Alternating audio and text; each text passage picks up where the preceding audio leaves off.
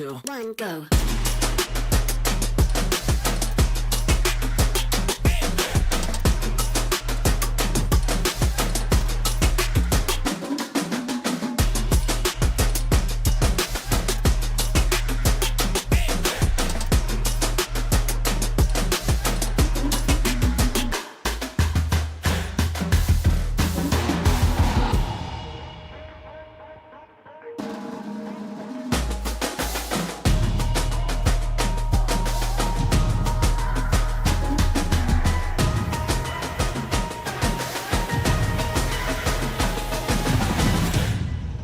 Three, two, one, go.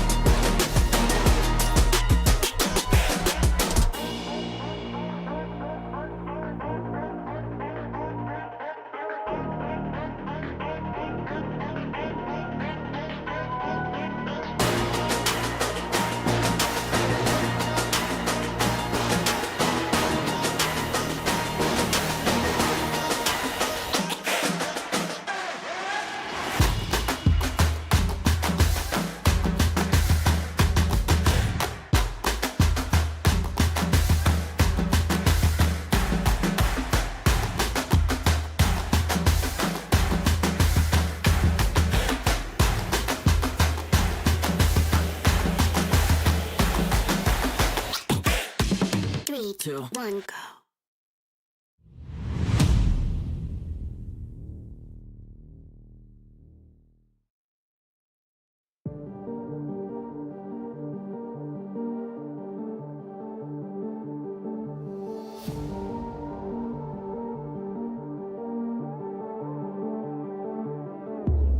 Come into my world if you wanna see some action.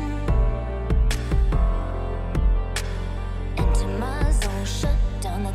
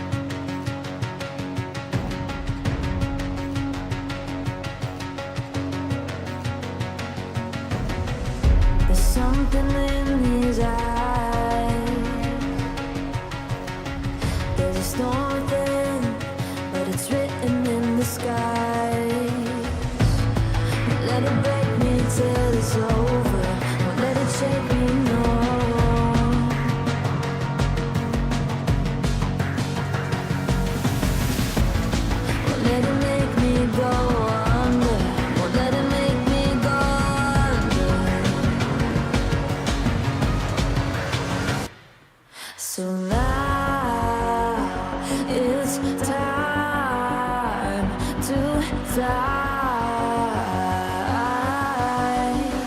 Nothing's gonna stop me now. Nothing's gonna stop me now. Nothing's gonna stop me now.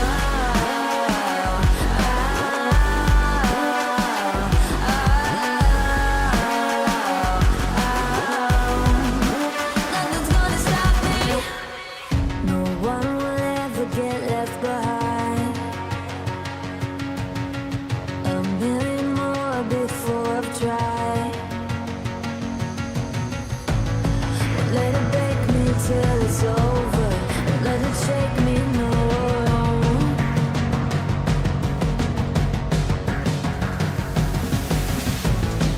Let it make me go under. Let it make me go under. So now it's time to fly. So now it's time to fly. Nothing's gonna stop me now. Nothing's gonna stop me now. Nothing's gonna stop me now. Nothing's gonna stop me now. Nothing's gonna stop me now.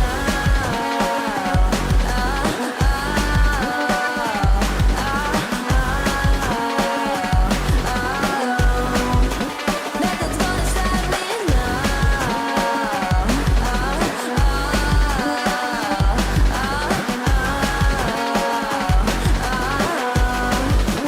Nothing's gonna stop me now.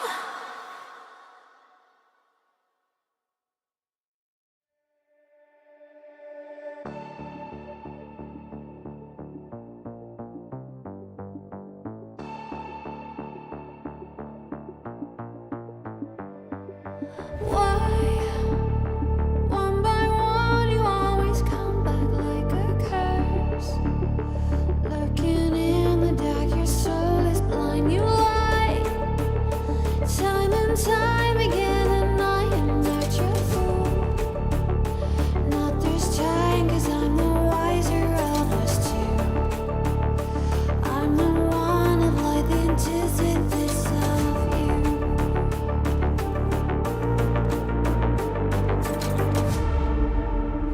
If you shoot, I'll take you. If you run, I'll chase you. If you scream, I'll whisper. La-di-da-di-da-da-da. This is all you ever wanted. Take it all, you deserve it. This is how you're gonna end it. La-di-da-di-da-da-da. Take it all, you deserve it.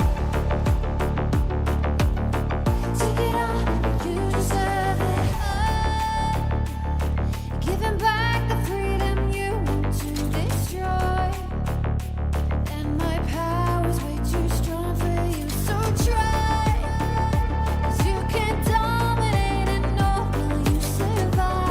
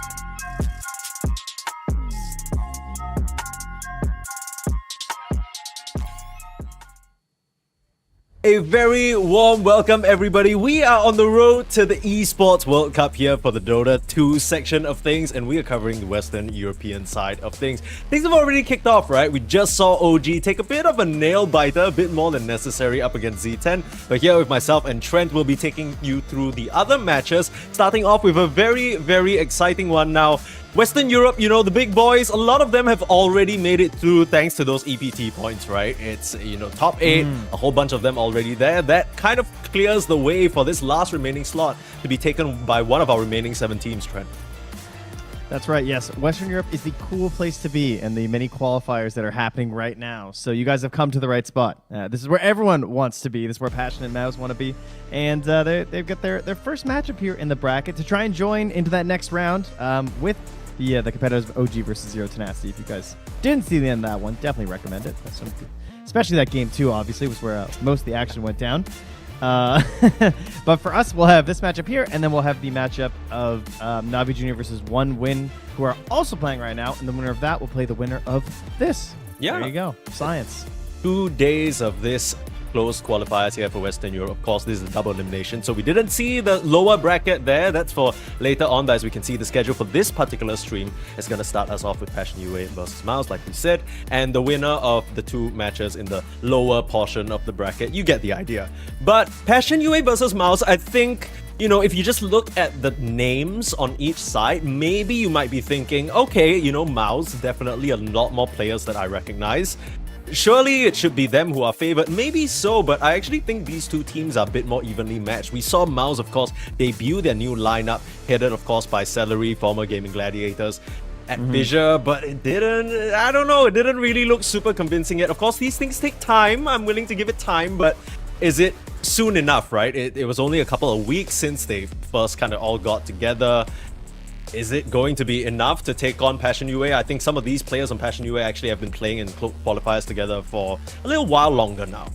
Yeah, that's kind of the dynamic we have coming into this, is that we've got the very well-known, as you said, players on Mouse, like a lot more recognizable to the vast majority of our audience, and but not a lot of practice together. Whereas Passion UA, they have been grinding. They're always playing these like tier 2 leagues, like EPL and stuff, playing tons and tons of games. So they've got a lot of reps in, and that's the best thing that they have going for them coming into this. Downside, obviously, we are into a relatively new patch. Still, like kind of like there's a lot of stuff still being sorted out here. There are some changes from what we had, and that is going to give an advantage to Mouse that maybe they wouldn't have had, because these guys are all very experienced, and they're also really good at breaking down the game. That's something that I definitely expect them to do a good job of. So Celery in particular, of course, is just you know, he's got that brain. Yeah. So, yeah. And he finally got into the lobby. So thank you, Celery. You know, don't worry, we weren't waiting or anything. Yeah, all good. But yeah, I think it should be an even matchup based on those 2 facts, though. Slight edge to Mouse in my books. Yeah, I do wonder exactly what the setup is for Mouse, because I know Celery has talked about at length. He's like, oh, you know, we're in the Mouse facility. It's so helpful, actually. But, you know, when it comes to breaking down the new patch, yes, these players are experienced, but as much as they're well known, I think through, you know, interviews and just talking to the teams and knowing a bit more about them in terms of dynamics, these guys don't really strike me as the most outspoken or leader types, right? Even Celery at his time in Gaming Gladiators, he definitely was one of the main pieces of that puzzle, but he never felt like that big vocal team leader. You know, they had CY, they had Ace, they had Quinn on that team. So I wonder how he's sort of taking that captain role in, because, you know, people like Dream, people like Eki, people like Zeal, they don't really seem like the most, oh, you know, we're gonna shot call, we have these many great ideas about the game. Yeah. I mean, hell, Abed took so many years just going like, okay, Bubba, you gonna pick me Storm again? Sure, why not, right? Like, so I wonder what that dynamic is really like. I don't suppose you'd have any insight into that. No, that's a really good question. I think that there is definitely an opportunity for someone to step up, whether that is Celery or I think Eki, from my interactions with him and a couple interviews, I feel like he is someone who could take up that mantle, and I think he'd do a good job of it.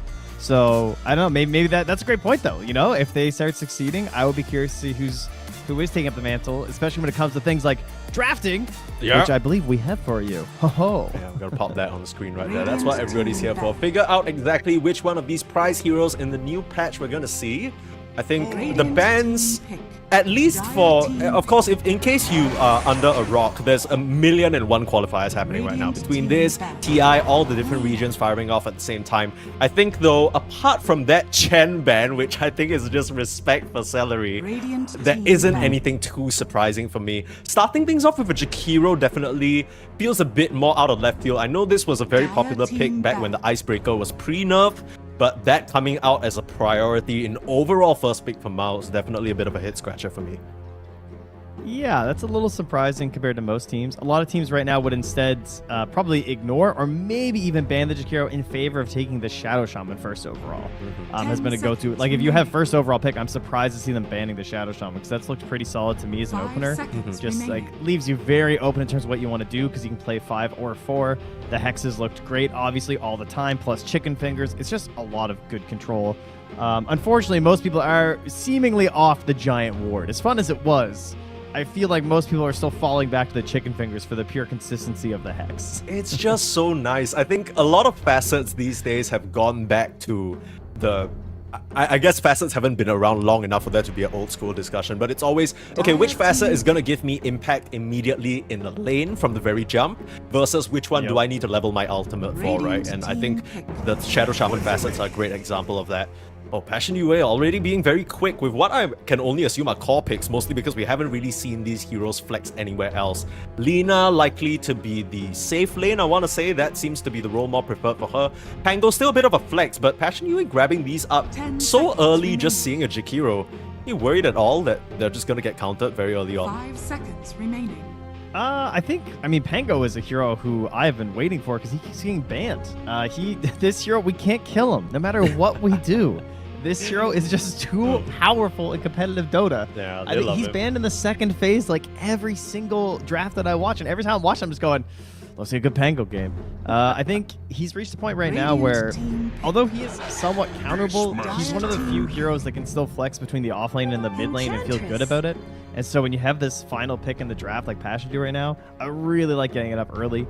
But there is a counter that, as you mentioned, like the Beastmaster straight up, that gives you some option during that Rolling Thunder to control him. And they might have banned his Chen. Celery's going to pick up the Enchantress, which, I mean, comparatively, Team Secret, who was playing in some of these qualifiers, that was the only time I was seeing Chen bans, was people trying to counter Puppy. And he did not go for the Ench. He opted to go elsewhere. She was not seen.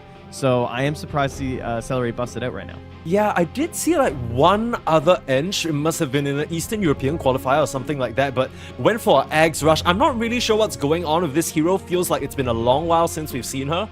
Also, the Beastmaster, I don't know if this is harsh, so you can tell me, Trent. I think you're a pretty good bar, but this feels like a bit of an older draft, right? This doesn't feel like, oh, 7.39B, we're fresh into the new patch, let's try and figure out the new stuff. This kind of feels like a bit of a callback to some of the older things as well. You think about Beastmaster, up until maybe 1 or 2 patches ago, it was always like, oh, he has so much flex potential because now you can be off lane, you can be mid, you can play for summons, you can play for Ags, but I think the new patch really killed that whole Ags build-up situation. Now he's just kind of an aura hero, right? So Mao's, what they're going for feels maybe a bit dated. Maybe there are some ideas that they still want to test out whether work in this current meta or not. But you look on the flip side, Passion UA, they've just secured themselves 3 very high-value cores. Yes, these are 3 of the most popular heroes right now. I mean, again, Pango gets banned a lot. To be fair, Kunkka also gets banned a ton right now, very often in that first phase. We've seen some very good position 1 Kunkka coming out from players like Kiritich, which has looked very annoying with the Radiance. And then, you know, you have the Lina, who has typically been a safe lane right now. But again, going into the last part of this draft, they have to respect a lot of possibilities in the mid lane right now for Passion. They can do off-lane Kunkka, they can do off-lane Pango, they can do mid Kunkka, they can do mid Lina, they can do safe lane Kunkka, they can do safe lane Lina. They can even, in theory, again, like you mentioned, flex that Lina to 4. She's still an okay 4. We don't see it a lot, but when I see an Ench, a Jakiro, like, this is definitely playable.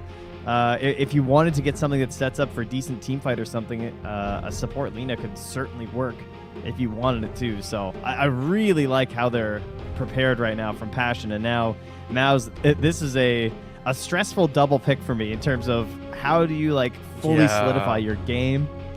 The biggest hero, I guess, in the pool right now probably is Terrorblade in terms of just like pure priority, but you know, Terrorblade's got his issues. I mean, I can see some stuff here that wouldn't make it exactly the funnest time, but I do think they need that kind of like oomph carry, and there's not a big carry pool right now.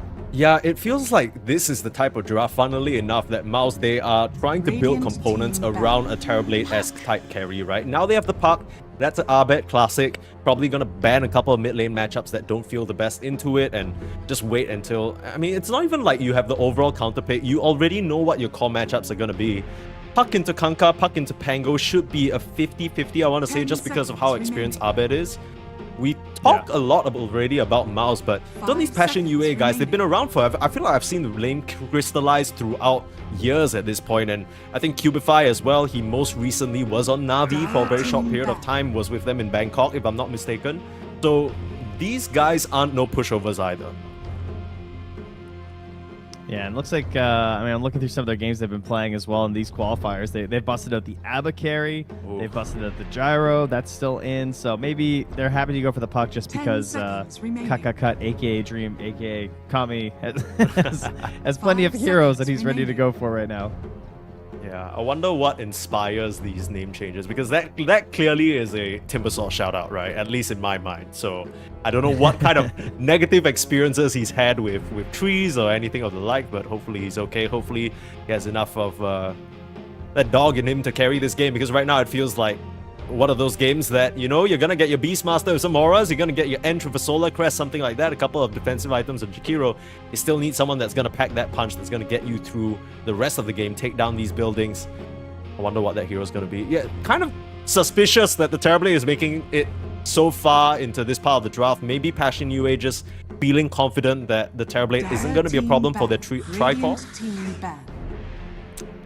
I mean, at least enough for that part, so they won't bother to ban it now, and that leaves pretty much the Morphling. Again, there's answers to it, but again, it's Morphling. I don't even know if there really is an answer to this hero in the end. It feels like a lot of it just comes down to skill expression and, you know, outplaying your opponent always feels possible on Morphling, which is one of the more frustrating aspects about that hero. I guess it would fit very nicely with the Ench if you bring it 5 as well, right? Because both of these, whether it's Shakiro or Ench, can help you secure the lane. You're not too fussed about a Pango or Kanka going into that off lane. You still will be able to get your items. And yeah, I mean, it's a dream classic. Don't see why they wouldn't pick it here. Not really sure what other options there are. I feel like a Medusa would be a bit too slow, especially into the Diffusal builder, Pango. Trying to think of what other carries you might even consider here. Not really sure what's still available in the pool. It's a very weird carry patch. It feels like we're getting these not carries, or a lot of ranged carries. Like we're seeing a lot of Drows and stuff come out, some Clinkses in the right situations. Bit of a weird setup, yeah. I think I heard someone else say it feels like we're looking at these ranged turret type carries, right? And Lina fits that bill perfectly, whether it's a Lina, whether it's a TA. The only exception to that is like the Ursa, just because there's so many big tanky offlaners. They're gonna end things up with a Monkey King. That's not really what I was expecting, but it allows Mouse to play pretty fast. I'm not opposed to this. This is actually a pretty nice way to round things out. Yeah, I like it because it's, you know, there is a lot of shift that's possible in terms of their draft, but they don't really have a good offlaner to go into a Monkey King. There's no way for them to pick some sort of like a ranged offlaner or something that's going to have an easier time. And like you just mentioned, this Jakiro and Enchantress are two very popular and powerful lane supports, so no matter who's locked with the Monkey King, the hero through the Twin Gate also looks pretty scary, so it will not be a fun offlane. Definitely feels like Pango's getting shafted, I think. Yeah. If I had to guess, I think you're swashbuckling for survival up there. Yeah, that's gonna be tough. I think the Twin Gates is a great shout as well, right? Because that Jakiro or Ench come through the Twin Gates is gonna be a party, and not gonna be one that Passion UA want to be a part of for sure.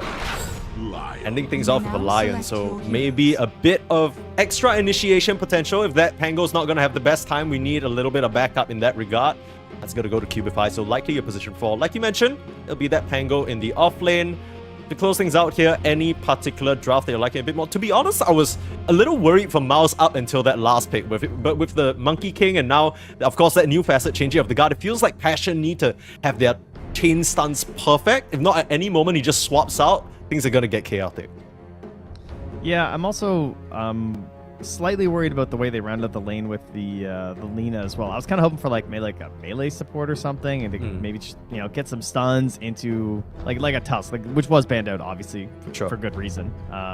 to try and actually bully this lane a little bit. I feel like you're going to have some power. Instead, I kind of feel like they're just going to be chilling a bit. I feel like Zeal will probably get his farm and be okay.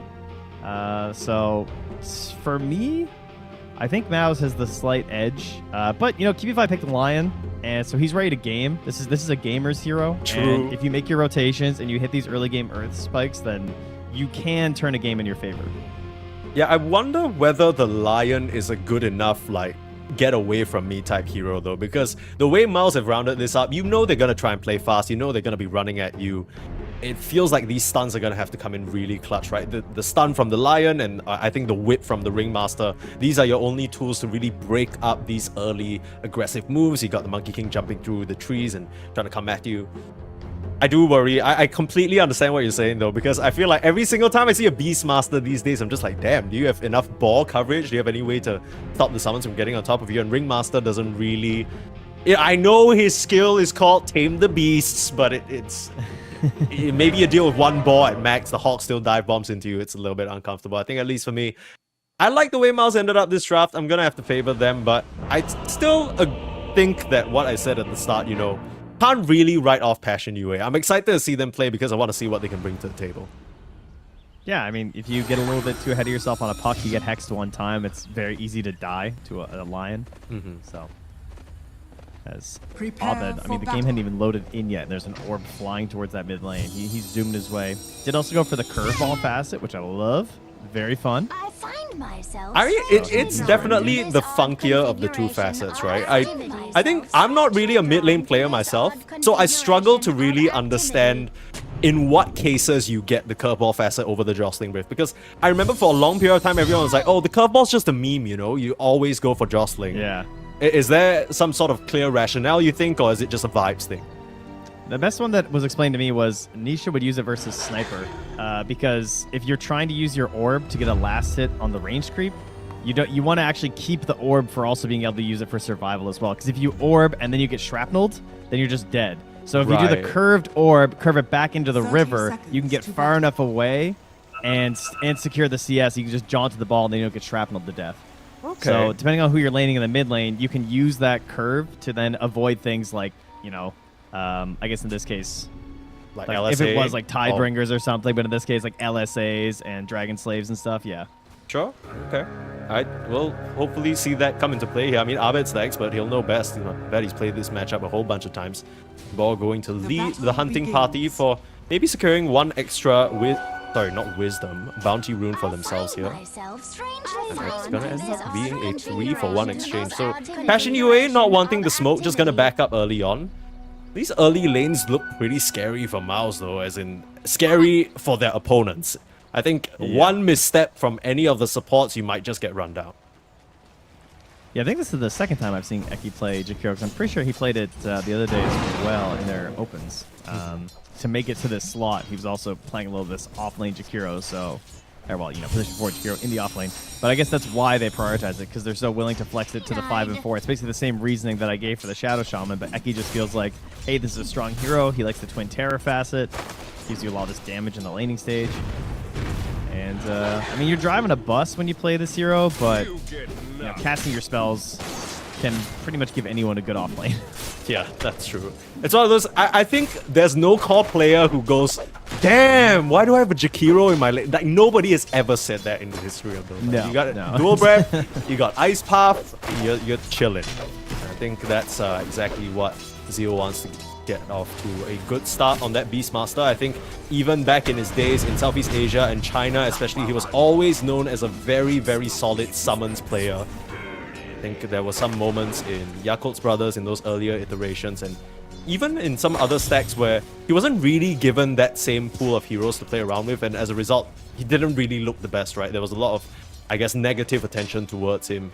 But yeah, I think this is definitely one of his best heroes other than like maybe Visage or something. Oh, man. Forgot about the Zero this one. Yeah, Zeo Bust is- that back out. Dead hero for now. He's so gone. know. He's so... I haven't never seen... We might get it back. You need like a enough. zoo patch or maybe buff Vladimir's offering again once or twice. Cool. Mid lane. Abed kind of getting a little spicy here. He's playing around with Niche a little bit, just dancing. That's the orb facet coming into play. Yeah, it's not really the easiest for niche. We saw even with that Dire's courier such has a been long killed. distance away, almost got clipped by it at this early stage before you're getting, I guess, a significant enough amount of move speed from Fiery Soul. Bottles on both sides should be able to secure the respective water runes and nothing too crazy. Yeah, level 3 is so interesting here because you get 2 points Orb and 2 points Dragon Slave, so we don't have a Silence, we don't have an LSA, so it's just raw, like, who's getting enough of their nukes out when every time they're going for a CS if you're spamming and tagging the other player. It's almost like a custom game mode, just throwing out like the one spell you have. You don't really have any other options. You just need to land that skill shot. Definitely a lot easier with the curveball factor like you mentioned. So far though, the Lina still kind of doing very well actually in terms of CS. 19 to 4. Yeah. Not really He's getting a stopped. lot of denies too. He's got 2 range creep denies in a row on some of these attempted orbs here from Abed, so the facet not working out fantastically well quite yet. But still no first blood. Yeah.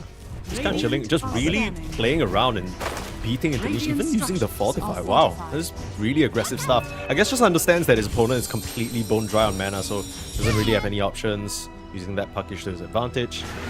Abed, some early morning warm-up here. Crystallize taking a fair bit of damage in this top lane, but Kanka, of course, very tanky. That Admiral's Rum does get popped though, so that's quite significant. I think when you have that down, you are a much easier kill. Yeah, that is it's a weird one to try and consider when you're trying to bully this guy in the lane. You have to like keep a mental clock of like, oh, has it been a minute yet? Like, can we do this again? Have we gone 2 waves right now? We want to try and bully this Kunkka once more. Yeah, slight nerf idea. Maybe instead of just adjusting the actual ability, if you kind of put a little tooltip or visual indicator that's down, maybe that will be enough. Because I find that to be one of the more tricky parts. Contesting on the rune here, Qualifier coming to the mid lane. Helps out in terms of eating a bit of the spells here, but might have eaten a bit too much. Abed able to jaunt away, playing around with the orb. Honestly, it's so hard to keep track of where he's going to go. It seemed like Passion UA had that very same struggle. Meanwhile, looks like the Kunkka did end up going down in the top lane with the rotation of Cracker down to the mid. So they they basically saw Lion was gone and they just immediately Liquid Frosted him. He just died. He just got walked into the tower and died from all the spells. Yeah, now Eki's here as well. Cracker going down. I mean, they are just playing around this mid lane very well. Abed really just dancing on them with this curveball.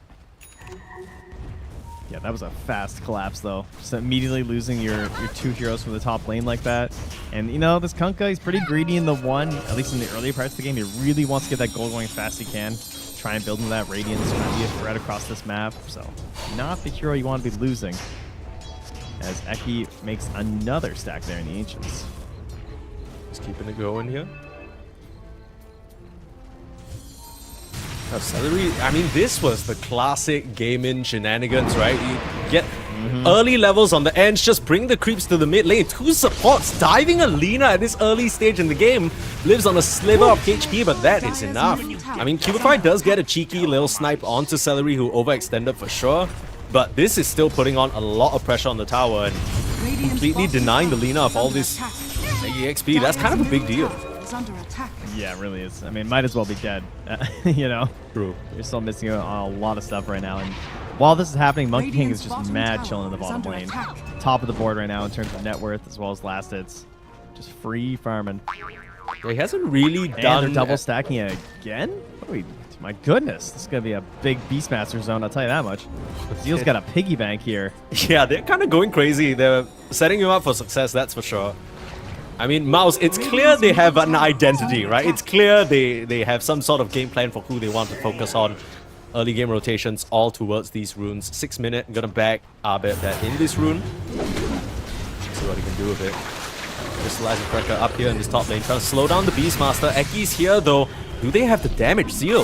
Looks like he might just be walking away from this. Lotus in the back pocket. Tidebringer off the mark and won't be able to find that finish. They're close to maybe getting this kill. He's thinking about it, but Celery's not close enough to the enchant. Oh, wait, it's looking close. Oh, he's got to cut in. Rum's wearing off. Uh-oh. Crystallize. This has to be the most clutch torrent of all time. Unfortunately, it hits absolutely nothing. It will just complete the dive. Qualifier coming in to perhaps clean up again, but the Wisps doing their job there. And still, with the Pinecone leading the charge, they're not worried about this tower at all. It's almost like it doesn't exist. All you can do is turn around, sap a bit of mana, but Celery with a double kill. This is vintage Celery right here, but also Very nice recognition from Cracker to try and sneak his way in here towards his Wisdom Shrine. Might be able to use the whip to scare Eki away from it though. Secures the EXP and the kill. That is definitely what you need from your Ringmaster, and Zeal a bit too late to it. Not able to stop that from happening. So as bad as that top dive went for them, still some pretty nice moves being pulled up by Passion Yue to salvage some of these moments. Yeah, that's a giant win. That's a big morale boost for the team right there. Being able to fall back and get that going. And with all this space given to Zeal, I'm kind of curious now because he went for the beast mode facet. Yeah. I mean, he's had this helm queued up for a while. Like, is he going to commit for the helm or all right, he's going to grab the helm. Because like with all these stacks and 3 points in axes, I wouldn't have been shocked if he went eggs. Yeah, it's like such a dead build now, but if there was a game for it, in terms of the start that he's having, I wouldn't really blame him for going a bit greedier, especially this game. Mouse, they are... You know, it feels like they're a lot more ahead than this 1k gold lead they currently have, even though it's very early on in the game. They've done a good job putting the pressure on this tower, and it's not stopping anytime soon. Celery with a Centaur. Looking for any stray support sticking around, but looks like they just have to give this space up. I mean, at this rate, the map's gonna close up real quick, Trent. Yeah, it kind of shows why Lena's a really good carry right now, and maybe not so much a mid laner, because if you don't dominate the lane like you're hoping to, like she came out ahead because she's jungling and stuff a lot, but you're not a very good hero in terms of rotations. Like you have this big fight coming up top, people are just diving under the tower, but you know you have no LSA, so you need to be fully set up for like your little kid learning T-ball or something. You're bringing the damage and that's it. So you don't have this ability to just like TP in and use coil like Puck's about to up top. Like they're just about to get a double kill here protecting Zeal. Zeal dropping low, but not low enough, and in comes the rest of the cavalry. Mouse ready to respond, punishing Crystallize. That is a dead Kunkka, and might just be another one if they can stop this TP Boundless right on the very edge there, and they still can't finish off Zeal. The 3 cores come up there and punish that aggressive move. Passion UA, they are losing a lot of ground. 3k gold lead now for Mouse. Is under attack. And they just keep dropping this Kunkka. 3 deaths now. And that puts him the lowest core. He's only 600 gold ahead of Celery. And this is your position 1 who's, you know, he's got dreams of a Radiance in his quickfire right now. And he has to watch this Beastmaster just farm through all these camps, losing control over his lane. Eki's still hitting the tower while he comes back. No respect from this Jakiro. It's not looking good right now, the side of this one. They really need to get this Lina online and try and find a play. Also, there's a Pango in this game, too. So we might need him to actually show up at some point. That's actually what I was going to say, because as much as this Kunkka has tears in his eyes and the Lina's not really looking too good, the Pango has had a very quietly okay game, which is not what we expected, right? We thought Bachu was going to get left to the absolute wolves. He's sneakily completed a defusal, so this timing could be something that Passion UA try and play around. Yeah, that's what they gotta hope for. It's definitely their like best looking thing right now, because you know this is Alina who's going for a Maelstrom first. It's not like a Booster Traveler or something. They don't have some cheeky combo plays they're gonna be setting up for. Niche is the position 1, so just treat the Lina as such and expect your Kunkka to be the one who's actually joining in on these fights. That'll be the big plan. But yeah, you hit X, you hit boat. Fight's looking good your way. The Rolling Thunder comes through. And their best hope will be essentially countering this big push that they can see prepping up top. They're well aware of all these heroes, and that's why we're coming through the Twin Gate. And there's our Pango, but look at this ward in behind the tower. Spotting everyone, rotating. They see the Pango now too. Like, they don't have to fight this at all. See you later. They just basically baited a TP to the top lane just because Monkey King was channeling that Twin Gate. That was the most high value cancelled Twin Gate I've seen ever. Now they can smoke up, maybe look for this Lina who they know is farming around this area, but too many heroes off the map for too long. And Mouse, you know, they haven't been shy about their intentions for the mid lane. They've been frothing at the mouth since the very beginning, so Lina will just back all the way up. At least he'll get a tower out of this. Bot lane not looking to be defended. Should be an easy one for Bashuk to grab. Well, finally, something positive going their way. Might be 2 minutes away from the Wisdom Shrine as well, which would be the next thing to try and defend on their side. What do you even do in these situations? I guess you really just have to do what Passion UA are doing and try and smoke or play around your Pango, because you got the defusal timing right. You need to relieve pressure from your Kunkka, from your Lina in some way. Smoke move to the mid lane might just do that, but... Yeah, they're trying to bait their Lina on this wave. hoping that Abed will commit for it while those lurking nearby. Can they get this Hex? Oh, good try. That was a good try. Yeah, that was really your only option, right? That's the closest thing you have to an instant disable at this game. Yeah, because you're not getting in range for a Hex, obviously. Abed will knock the top by that, so. It's double swat. Just have to give up Eki here. He's slowed by the little impalement. Nice silence. But they don't actually want to commit for this. Well, to keep the Pango in place. This isn't the defusal timing that you wanted, but you can still get the rolling off. No way of cancelling it. It looks like Eki, as per the initial guess, is going to be the one going down. Tries to get bumped to the low ground. Very cute. Hang on. Hold. Why is he alive? Can someone hit him? There we go. Okay, but Batyuk ends up going down to the curveball. So you still end up losing the Pango. That was... I thought that would be a lot easier for them. I'm not gonna lie, Passion UA, but it ends up being this elongated endeavor and they lose a Pango for Jakira. Eki's fine with that. Yeah, that's a tough one. Does not look great, but Zeal also taking over the tower right now. He's got a wave on top of it. Celery's here, so they're also going to lose that. All right, what do we got to look forward to here? Pango's back out on the board. Niche has the Maelstrom. I mean, you just kind of got to wait for that Rolling Thunder and try and punish, right? I think the closest thing they had was maybe baiting Niche on that wave. If Abed was maybe a bit more aggressive, they might have been able to catch him, but this very well prepared Mouse. They are taking the map very systematically, but a lot quicker than Passion UA are probably prepared for. Crystallize still needs... I mean, he's only halfway towards Sacred Relic. It's already 40 minutes, you know.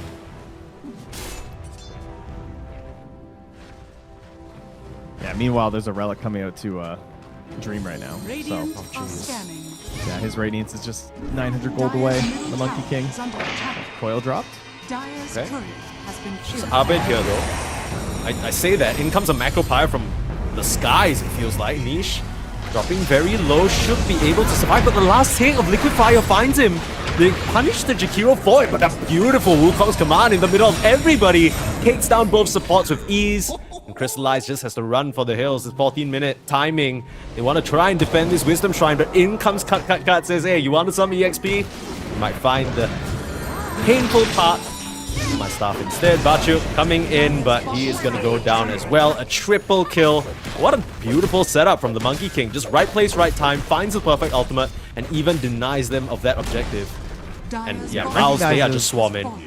Yeah, their whole team's ahead. Even before he had his Radiance, he knows that he can show up to these fights and not have to worry too much. Especially, obviously, once the Lina is the first target to be knocked down. It just takes away all the damage they have right now. So immediately onto the tower. That's all the tier 1s now knocked down. That puts us in towards 15 minutes, which has now become the new, like, start thinking about Roche time, since we don't have to worry about Tormentors, depending on what your lineup's like. So I could definitely see a, like, 18-minute Roche into 20-minute Tormentor kind of style here from Mouse. They definitely have the heroes for it if they want.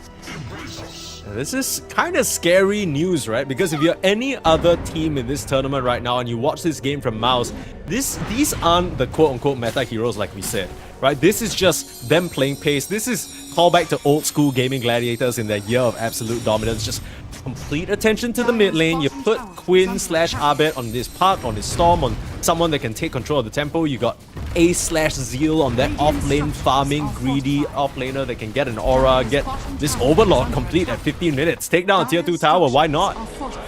And now, yikes. Well, he's done. Wait. Oh, he's gaming? He's gaming. He's trying to. It's a bit too much damage over time with the Radiance burn. Batyuk showed it the swash, but Abed doesn't really want to commit without any additional help. It's still on its way. But yeah, things have completely fallen out of control for Passion UA. They're gonna need, like you said, some sort of overextension. It almost feels like. Yeah, it's never a good feeling. I mean, Niche is doing the right thing, finding that farm down the bottom part of the map where the Radiant aren't at right now, so trying to choke out what's left of your part of the map. They're hunting for this Lina, maybe not exactly sure where she is. And Abed's circling now, being like, I think down there. Either up here or down there. And you can see they got 3 heroes separated, farming over the top part between Crystallized, Magic TP's home, QBFY is pushing the wave. Yeah, that's how you know it's a bad game. Become the thing. Yeah, this is painful. Then meanwhile, Mouse on the tier 3. at 16 minutes into the game. This Beastmaster gameplay at its finest, ladies and gents. And lose the Akon, but still, the fact that you have herded the supporting cast members of Passion UA back into their base at this early stage, they are not doing anything on the map right now. This, for me, is the biggest reason why the Ags build is so dead, is just this Dragon. Like, the Helm of the Overlord early into Dragon is just gross, because, like, the map is so big now that you can just hide this thing somewhere near the tier 3s off in the tree line, and it just, like, flies out, kills a wave, flies back, flies out, kills a wave, flies back, and then you can always just bring it in and do a crazy amount of damage, but it annihilates waves so easily as Abed just... Oh, hold on. That was pretty sweet. He almost got him there, almost broke the ankles on Abed, but not to be tricked. He's seen this movie before. Abed spots exactly where the Lina is. He was mapping that out a bit earlier, but kind of crosses out all the possibilities. This creep wave's just hitting bottom because the dragon just wiped the wave. No one's here, you know? A bit of a setup here in the top lane. Not sure what this is about. They're just trying to force some sort of reaction, but as soon as they start that initiation, they immediately back up. Stupid dragon, man. It's just cutting. It cuts bottom, cutting mid, cuts middle. Like, you can just go back bottom farm again. Eki in a little bit of trouble here, but the silence up onto the Pango means that there's no Rolling Thunder to come out. Nice Finger of Death though, at least gets a kill, but the Boundless finishes off the Lion, punishes him for his transgressions, and Cracker will be next to fall. More kills going the way of Mouse. It is looking very easy for them. Meanwhile, the Dragon still busting ass in the mid lane over here. Doing its job. Yeah. Put it to work. I mean, you spent a lot of money on that Helm of the Overlord, right? You sure hope it pays off. Yeah, you gotta get the money back somehow. Okay.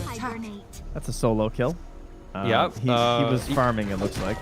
He didn't even need coil for that. He just came over, shot him a few times, and dropped the knob. That was it. Okay, well, Passion UA, this is starting to look like, you know, you need some throws on the high ground territory, I'll be honest. I'm not really sure what exactly the plan is, whether you're going to try and smoke out, whether there's any timing to necessarily look forward to. And the Radiance is complete. Here we go. This is okay, come on. They got one dragon. It's not the black one, but it's close. Thankfully, this one's worth a little more. Yeah. Is the black dragon tankier than the Chikiro right now? I think it is. I think actually. It is, yeah. Oh, in comes Zeal with the Raw. They use the box already on the Lion, which means Niche is in a bit of trouble. Will still come through with the Rum. Crystallize with the help, but a beautiful setup. Come on! This is just perfect for the side of Mouse. Crystallize. It might have just set up a nice kill on the Monkey King though. Oh! I thought they were going to miss out on that kill, but that's a monster kill streak going the way of the Pango. Not sure whether it's going to be enough to keep them at bay though. The Dragon still chasing in. Finally dies to the tier 4s after that extensive dive. Okay, well that certainly is something, right? A huge kill streak going the way of Passion UA. Maybe just a bit overzealous from Mouse. That's I mean, that's what you need, you know? A little bit of... it'd be nice if the Lina could live. That is really the dream. We need an overextension into Lina living, but I mean, she's getting roared and coiled, so it's kind of understandable that you're going to have a hard time keeping her alive. The Rum was a little late. I mean, he was getting silenced and stuff, but I think that was probably the main issue, is that we need this defensive Rum to maybe help out this Lina a bit with the boat. It just didn't quite get there in time to give Niche a chance at surviving. I think it's going to be hard to decide what to itemize next as well on Niche. Like, do you go for the bots? Because I don't know how much use you're going to get out of them, honestly. I feel like you might have to go for this, like, Hurricane Pike or something. Yeah, you just need to cosplay the tier 4 tower at this point. Trying to... knows that there's some sort of effort to repel him from this area, but didn't expect the full team of Passion UA to be smoked up there. Catch him off guard. I mean, they're not out of it just yet. It is painful, but you know, some of these big kill streaks going their way, they might just be able to put up a pretty solid high ground defense. Yeah, the next thing that every Dota game goes the exact same way. Once you're up by this much gold and you feel like, we have won this game. That's what your brain says. We have won this game. This game's already over. But then you overextend one time and the fight doesn't go as well as you hope. So what do you do immediately? You go and roach. This is every Dota player. So right now, if you're Passion UA, you need to get wards on Roche. See how it's being circled right now by Dream? Yeah. This is literally every Dota player that's ever existed. Because now we go, oh, we must do the objectives, for we have lost. We thought we were winning. So now you need to get wards on Roche's Passion UA, and then you need to use your Pango in the Roche fight. That's the Dream. Yeah, that's going to be a lot harder if Crystallize goes down first, though. He is caught off on the wrong side of the map. The run will come through, but I'm not sure how much of a difference it's going to make. Crystallize will get worked down. Very nice pick off there from Mouse. Now that should allow them to perhaps set up around the Roche. Meanwhile, another hunting party moving forward. Arbet there with the coil. Bachuk has the roll up though, and they don't have enough physical damage to stop him. In comes Zeal with the Raw. They're controlling up the puck though. They might be able to burst down Arbet. I say that. Who am I kidding? It's Arbet puck. He's just going to jaunt away. Bachuk gets killed. And that's going to be 4 members going down. Now, maybe you don't need the Roche anymore. Maybe you just go high ground. No, you definitely don't. Yeah, that's a painful catch to start with, getting the Kunkka out of the way. But you definitely need all hands on deck. And Captain has unfortunately fallen overboard, so Zeal and now his very large Triceratops. Actually, I guess it's not Triceratops. It's got 2 units. Will now start taking over your base. Yeah, this honestly felt like a matter of time. I think in the same way that you said like, oh, this is like every Dota player ever, Passion UA kind of showed us the flip side of that coin, right? You win one high ground defense, and then you have one lapse in discipline, and it just falls all the way back against you. Yeah. It's a little bit tough. Yeah, that's very accurate. Maybe, okay, no, Glimmer Cape, a bit too tanky. This is a dragon. This guy has a Dragon Lance on Jakiro. Yeah, man, this is the position for Eki. This is what he does. He just goes Hurricane Pike first item. That's hilarious. Yeah. And now I want to play some. This is like, I guess he's just transitioning to be like the siege for them, because realistically speaking, you don't really want to be hitting the tower with Monkey King or the Beastmaster in this game, right? It just kind of sets you up a little bit. Oh, this is an awkward angle. Nisha's all alone up here. I don't really know about this one.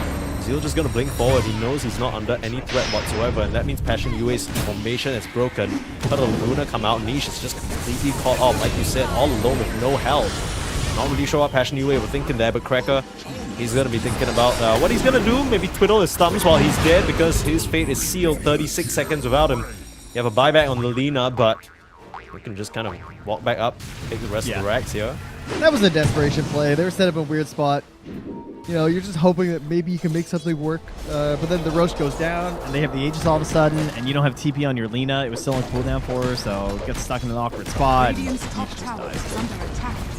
I'm gonna be real with you. Maybe at this point, now that we're watching the game play out, we might have said something like, oh, of course, it's Passion UA versus Mouse. Of course, these more experienced guys are gonna win. I didn't really think it was gonna be this one-sided, especially after the drafts, right? We were talking about how Passion UA had all these high-value heroes, but they're not really able to make them work, especially this overwhelming team fight. The gold lead, it's just way too high, 26k gold lead. Passion UA, they're still hanging on here, maybe discussing what they need to change up, because honestly, it is a mess down here. This Kunkka has no hope of survival. He's just gonna get finished off. They do Laguna down Celery, so that's a statement that they can make. But still, BKB'd up, cut, right in front of their fountain. Cubify is gonna go down. He's like dropping low on the Monkey King, but he still has that second life. This is nothing. Nothing is gonna happen here. What a game. Triple kill for Zeal. Yeah. He played GG's so well a this call. match. I love his build. I like how he just went Witchblade straight into the Lincolns. Just utilizing that instead so that he can just stay alive. He didn't worry about the blink or the initiations, because their initiation is just this pressure and tempo that they're setting with their Beastmaster and Enchantress and the Monkey King Radiance. Like, Puck doesn't need a blink to start a fight. The fight starts when they attack the objective, and it's this pressure on Passion to actually defend, and that creates the engagement. So instead, itemizes for the early defense, because the only way you lose this game is overextending and dying as the Puck, because you don't have Lincolns. So by that, easy game.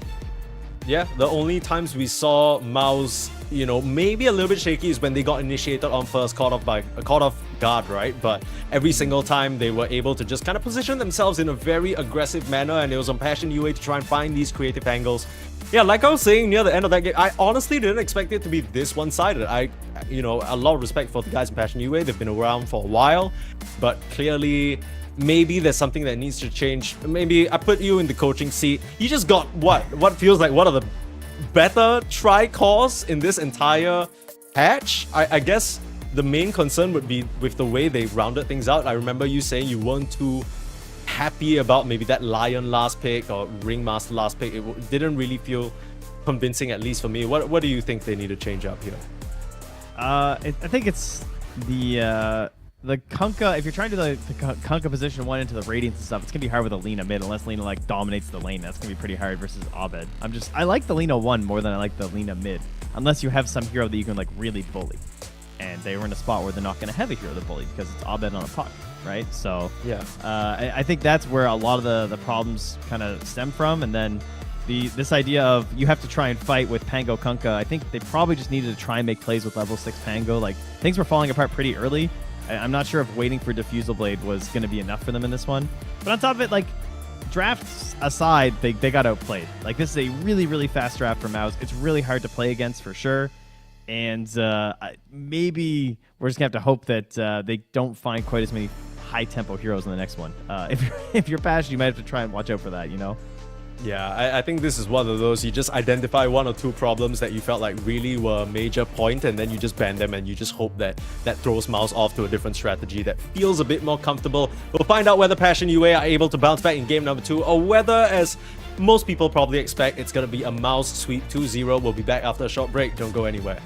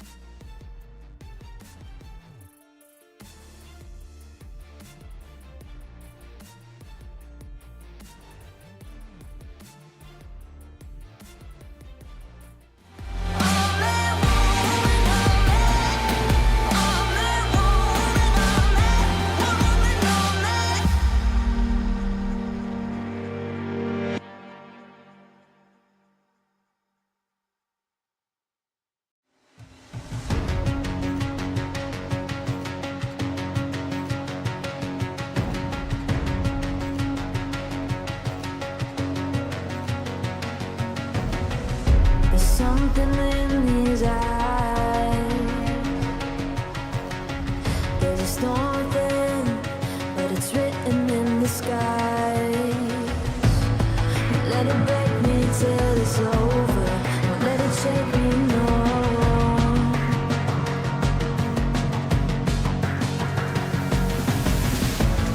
Won't let it make me go under. Won't let it make me go under. So now it's time to fly.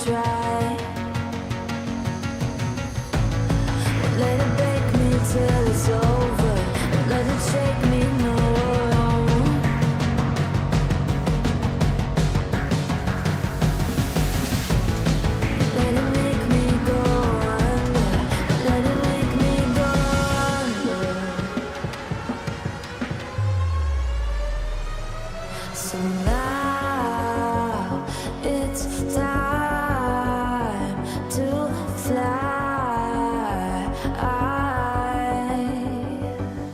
So now it's time to fly. Nothing's gonna stop me now.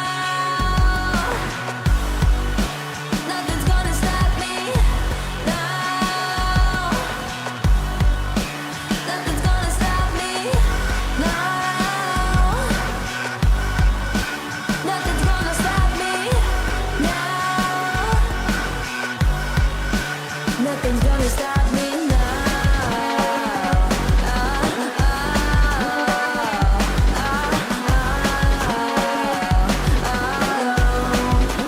Nothing's gonna stop me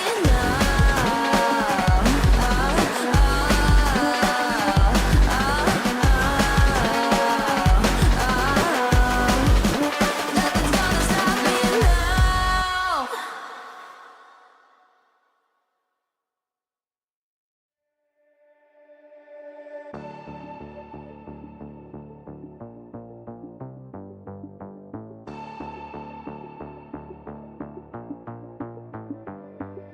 Why, one by one, you always come back like a curse?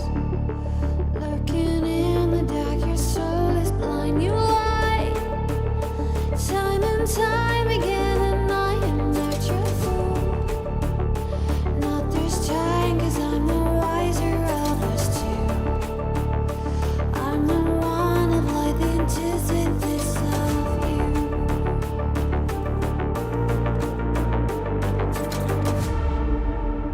If you shoot, I'll take you. If you run, I'll chase you.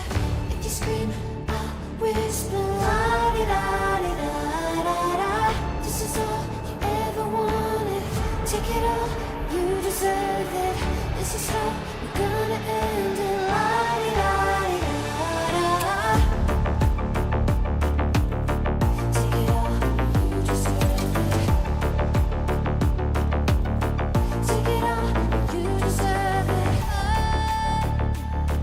Giving back the freedom you want to destroy. And my power's way too strong for you, so try.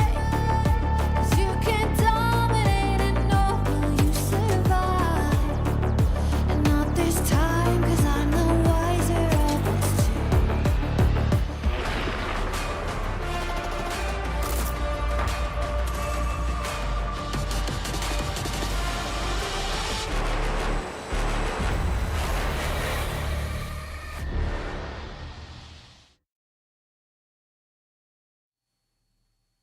Welcome back to the road to EWC here with Mouse versus Passion UA. Of course, the series best of 3 currently is at Mouse 1, Passion UA 0. Now, for those of you who follow Dota 2, you'll know that Mouse is comprised of some very notable names all coming together to form a promising stack, hoping to make a run for EWC, hoping to make a run for TI. But back here on this stream, you know, I think we were kind of hoping that Passion UA would put up a bit of a fight, right? These guys are, you know, qualifier connoisseurs, I want to say. Like, they've been around the block, they've made it through a lot of these opens, made it through some of these closed. You know, these guys are not pushovers, but unfortunately in that game number 1, it did look a bit pushover-esque, right? They just kind of got absolutely clobbered since the very start, since the lanes. Even though the draft, which we're going to have on our screens now for game number 2, it didn't really look that bad for them. No, it looked overall okay, especially like the actual tricore themselves. I think just trying to get those heroes online is what ended up being the problem. Is that, you know, Lineage takes a little bit of time. They did not get any time at all. It was very quick for Mouse.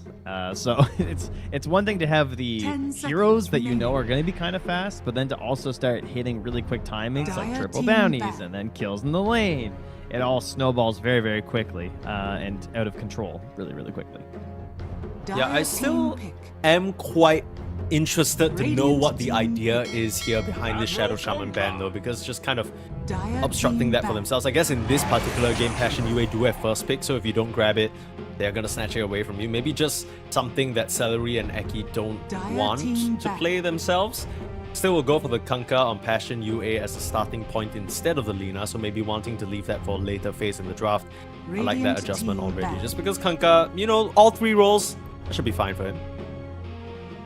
Yeah, and this actually would be a good Lina Tusk situation if they get left in, I think, for Passion UA, because when Jakiro was a non-stop 5, one of the tactics we saw used was a position 4 Tusk to just snowball every time he spammed his spells on you, and you could just dodge a bunch of the damage.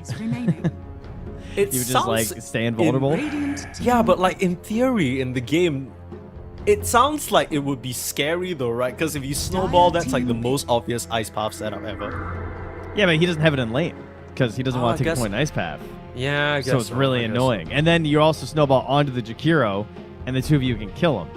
Right. But it doesn't work that well when you're playing position 4 because you don't want to get too aggressive under the tower. But in this case, if you had it as a 5 Tusk, it could actually be better. Like you could, in theory, like let's say you went Tusk Lina, you snowball on top with the Tusk, with the Lina, you get an LSA after. Of course, that would require putting points in LSA. Shocking, I know, but sometimes it's worth to take these skills. If it gives you kills, take the skills.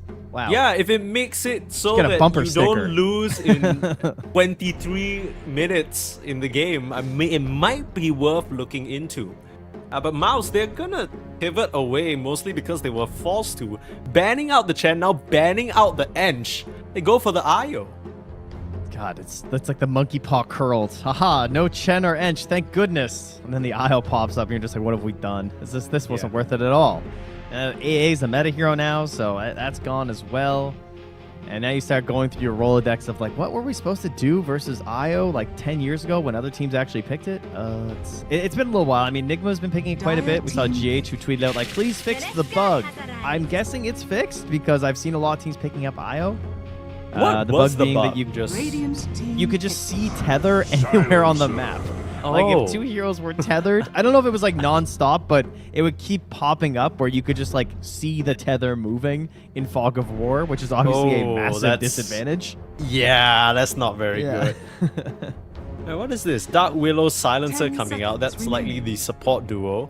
I know we were seeing quite a bit of Silencer when the patch just dropped just because the change up to the facets, and then you're playing it with that old Bloodseeker, although that combo seems to have fallen out of favor a little bit. They go Io Abba, so this is a classic setup. I think there were times where the Io was the core and Abba was the support, but either way it works the same. True, right? yeah. The shield. And yeah, you help with the shield, you get a nice little boost from mist coils and stuff like that. Just very scary overall. I mean, the last IO game for Mouse I was casting in the opens, Celery bought a rapier at the end. And it was like 40 minutes in and he bought a rapier, so he wasn't even level 25. He was just memeing, but that was the point they were at. So they've already had one very good IO game so far this run, and it's looking just fast again. 10 seconds remaining. Yeah, you still kind of have a very similar combination of the Beastmaster Jakiro. I think 2 heroes that can get Arcane Curse, but then they'll throw their spells out at you anyway and you will die if you're the Silencer. So as a result, I guess they don't really care. I wonder whether they're still going to try and run the Kunkka safe lane into this, because they've already experienced what it's like, right? It's not the most fun. You can't really stand your ground against them, especially if they're going to bring an Io Abba through the Twin Gates early on to get messy real quick. Dire team back. Passion UA. Blinks pick. So Okay. This is the counter to the boar. They're going to eat the boar. So this generally means the Beastmaster just tends to not skill boar. That's what we've seen before. It's just, all right, well, fine. I'll do something else. If you're just going to munch my creep, then I will just chuck axes and be focused more in terms of the stacks. And not wanting to repeat the same thing as last game, they will ban out the Ovid Puck. Yeah, I wonder what the idea is here with this Kling's hero, because I know that there are some players who really like this a lot. I just am not fully convinced by it, I'll be honest, as a position 1. I feel like it needs so much time to get to the stage where you can actually participate in fights without worrying about being run down. feel like he needs like a Mars. He needs a hero Radiant that team that back. holds people in place. So like big team fight heroes, because you basically just need space to stand and be the tower. It's like we were discussing earlier. These carries that like those situations. Like Mars or Tide, I feel like, are the two kind of heroes that tend to work pretty well to actually give you the space to play some Dota. 10 seconds But remaining. oftentimes we get these Klinkses that don't have those buffer heroes, and they just get jumped 5 on first, seconds and he's remaining. very squishy still. Yeah, I guess the closest thing you have to that right now, I guess you have one part of it ticked, right? Because you do have decent team fight. You got the Terrorize, you got the Boat, you got the Kanka spells and Global Silence to bail you out. A Tidehunter wouldn't be too bad here, although I wonder whether that would screw their lanes up a bit, right? Like the Dark Willow Tide versus, what, Io Abba? That doesn't sound the best. I guess you could do some lane swapping with like the Klinks Dire moving up team instead, back. but then that ruins your whole Beastmaster counter thing. Brewmaster would have been pretty nice. That'd be interesting. They'd have to, play around Brew Split and stuff, but the toss-up versus Io was always really annoying. I wonder what else they 10 seconds could possibly remaining. bring out here. Maybe something like 5 seconds I'm just thinking remaining. what can stop this mouse lineup from just running into you.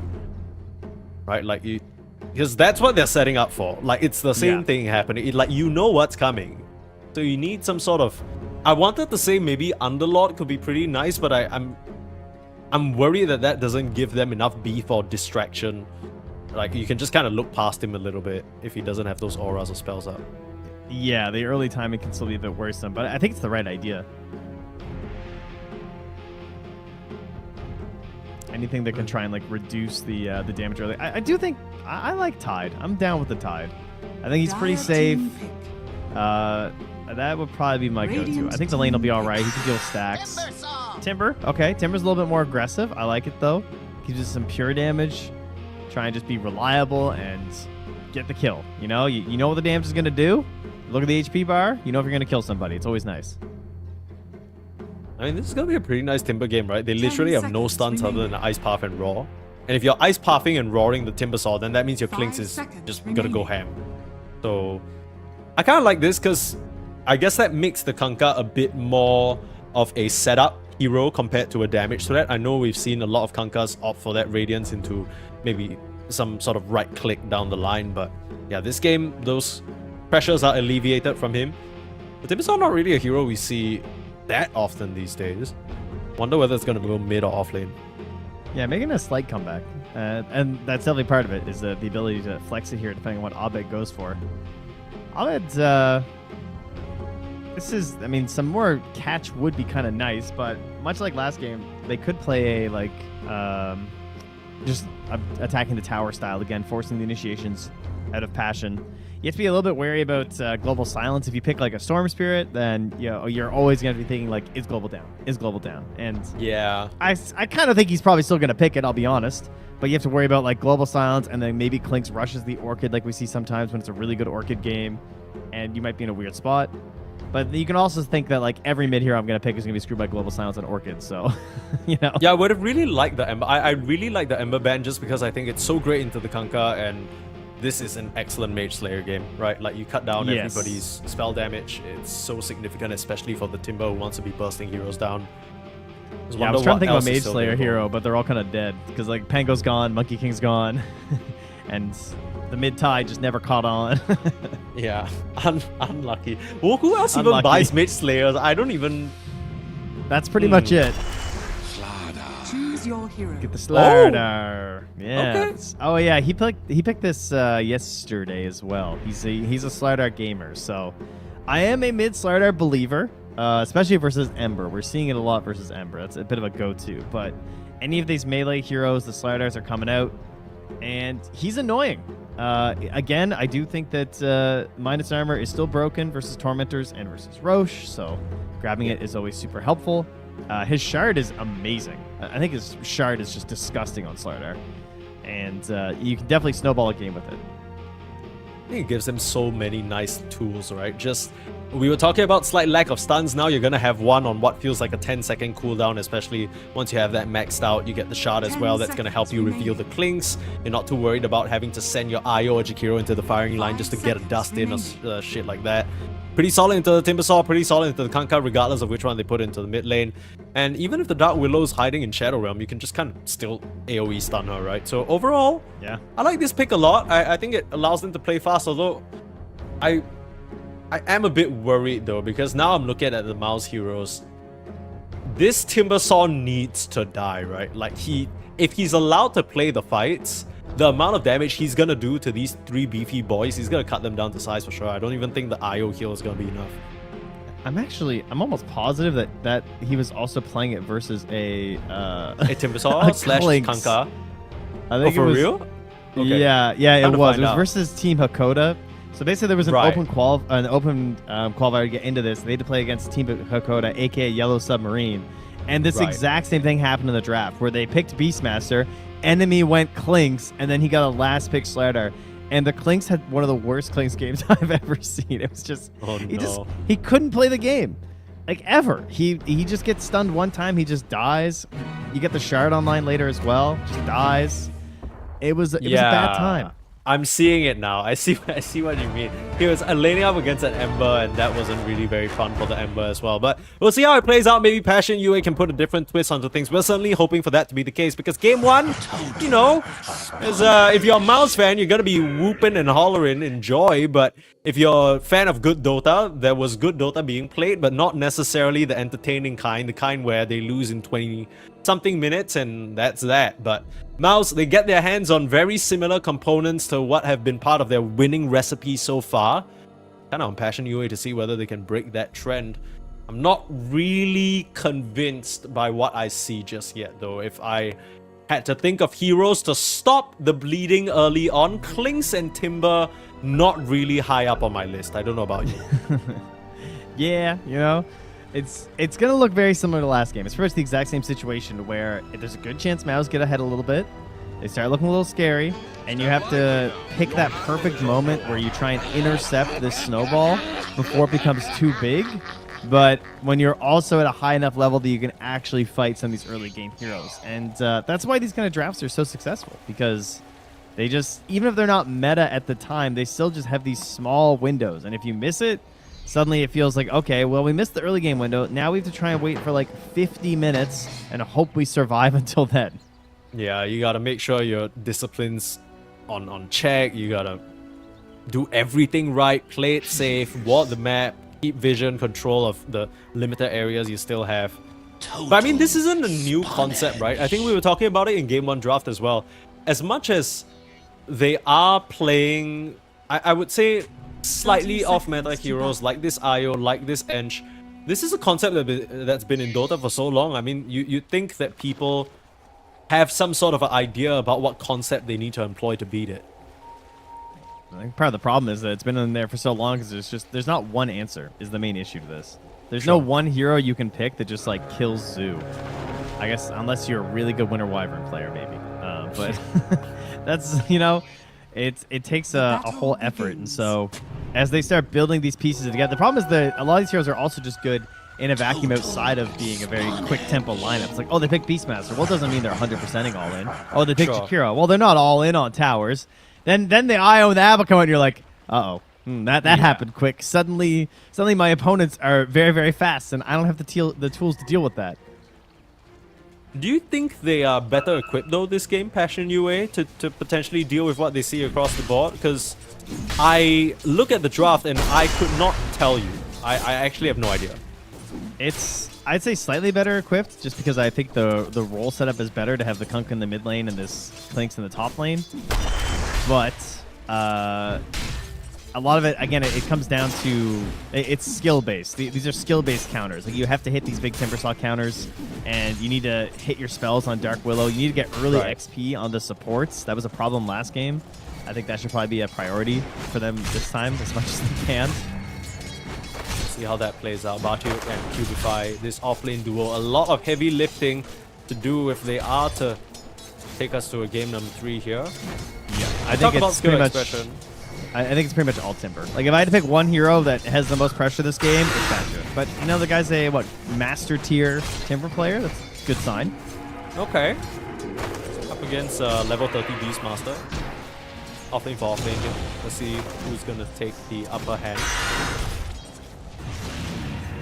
the one benefit that he has is, I guess, you can't really go on him in this lane, right? You need to be like basically full HP, but he can burst through a lot of this EHP, cut, and celery have, and already we're seeing it hitting that level 2 first, making an aggressive move, but the shield gonna come into play.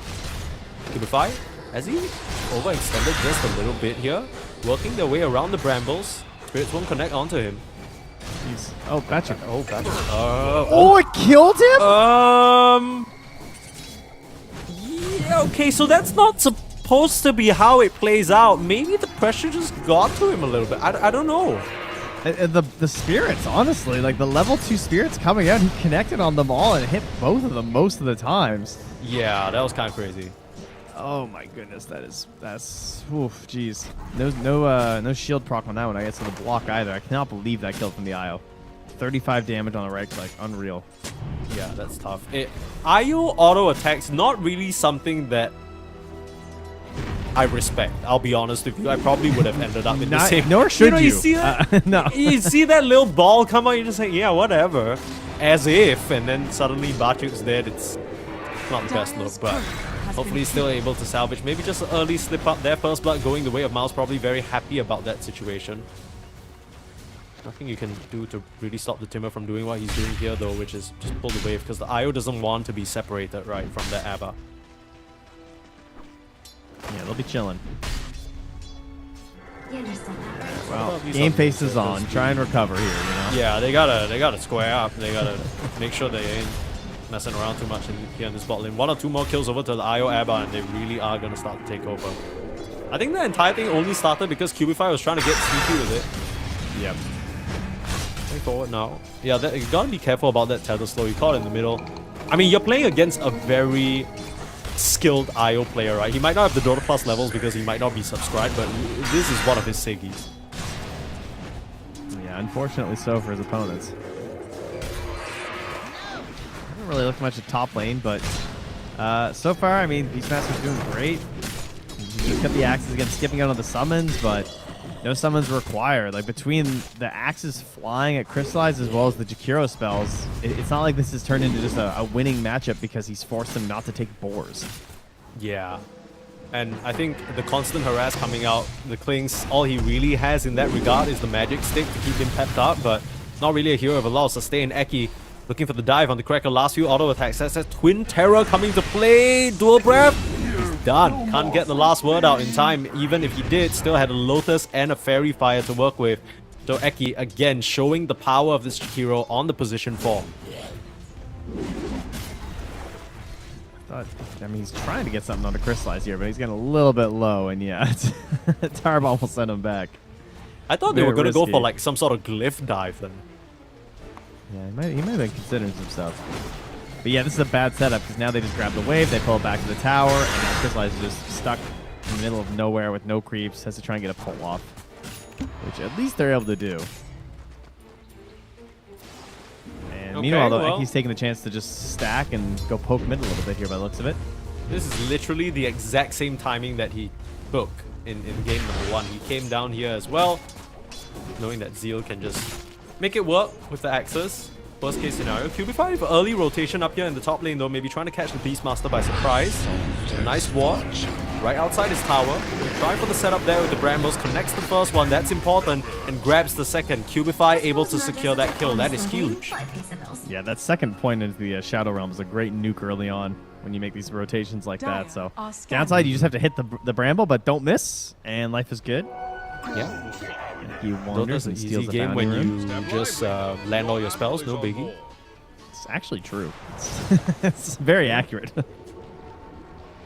That's about to be the... Here are my top tips and tricks for playing Dark Willow. First tip, land your spells. I mean, that's a YouTube video right there. Yeah, that's the end of the video though. It's one of those 10 second. Just a quick shot, you know. Gotta keep all you up with need. the times. Cool. I mean, hopefully it's enough to keep Passion UA kicking, because I think Miles is still set up to hit a really nice timing, but if they can stop this Beastmaster early, that would be very important. Already a first death, Zeal dropping low now with Niche coming through. It's going to be a second, and they might just be able to clean up onto Eki as well. Looking for that Torrent, even with the Arcane Rune, it's not low enough of a cooldown, unfortunately. Crystallize survives through it all. Nice rotations from Passion UA towards that top lane. Yeah, that Rum helping out there, so they couldn't commit for the kill. And see if they can just get Crystallize farming. Radiant's top tower Have a is good under time. Try and attack. catch up to Dream, who's now closing in on 3,600 gold. Wow. Has the Blight coming out. He's actually finished his Orb of Corrosion, I believe. So Radiant are yeah, scanning. he's feeling pretty good heading in towards the Radiance. And that's also going to be a nuisance for the Timbersaw to deal with. He has to just watch as they steal his Wisdom Shrine.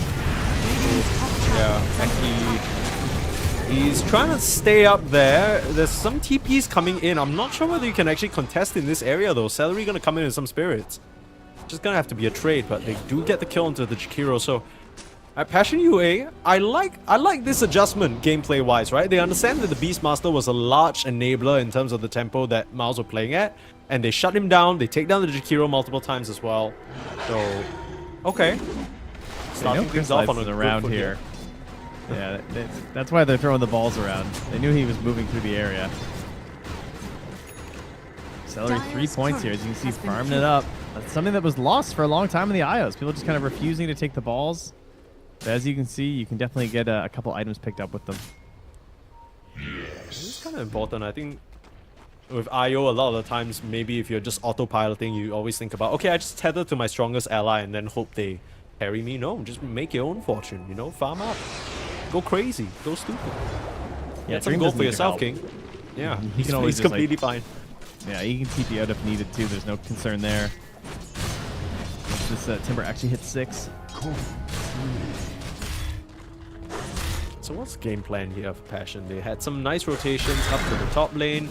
Crystallize, is he actually going for that Orchid? Doesn't seem like it. Meanwhile, looks like there was a bit of aggression in the mid lane towards Cubify, but he's able to get through that Shadow Realm and escape back to the safety of his tower. If I had to guess, he'll probably do the Chrysalis Deso build. Because, yeah, it doesn't look like a great Orchid build. Setting up onto Eki, nice Lotus there. That's the majority of Nisha's damage.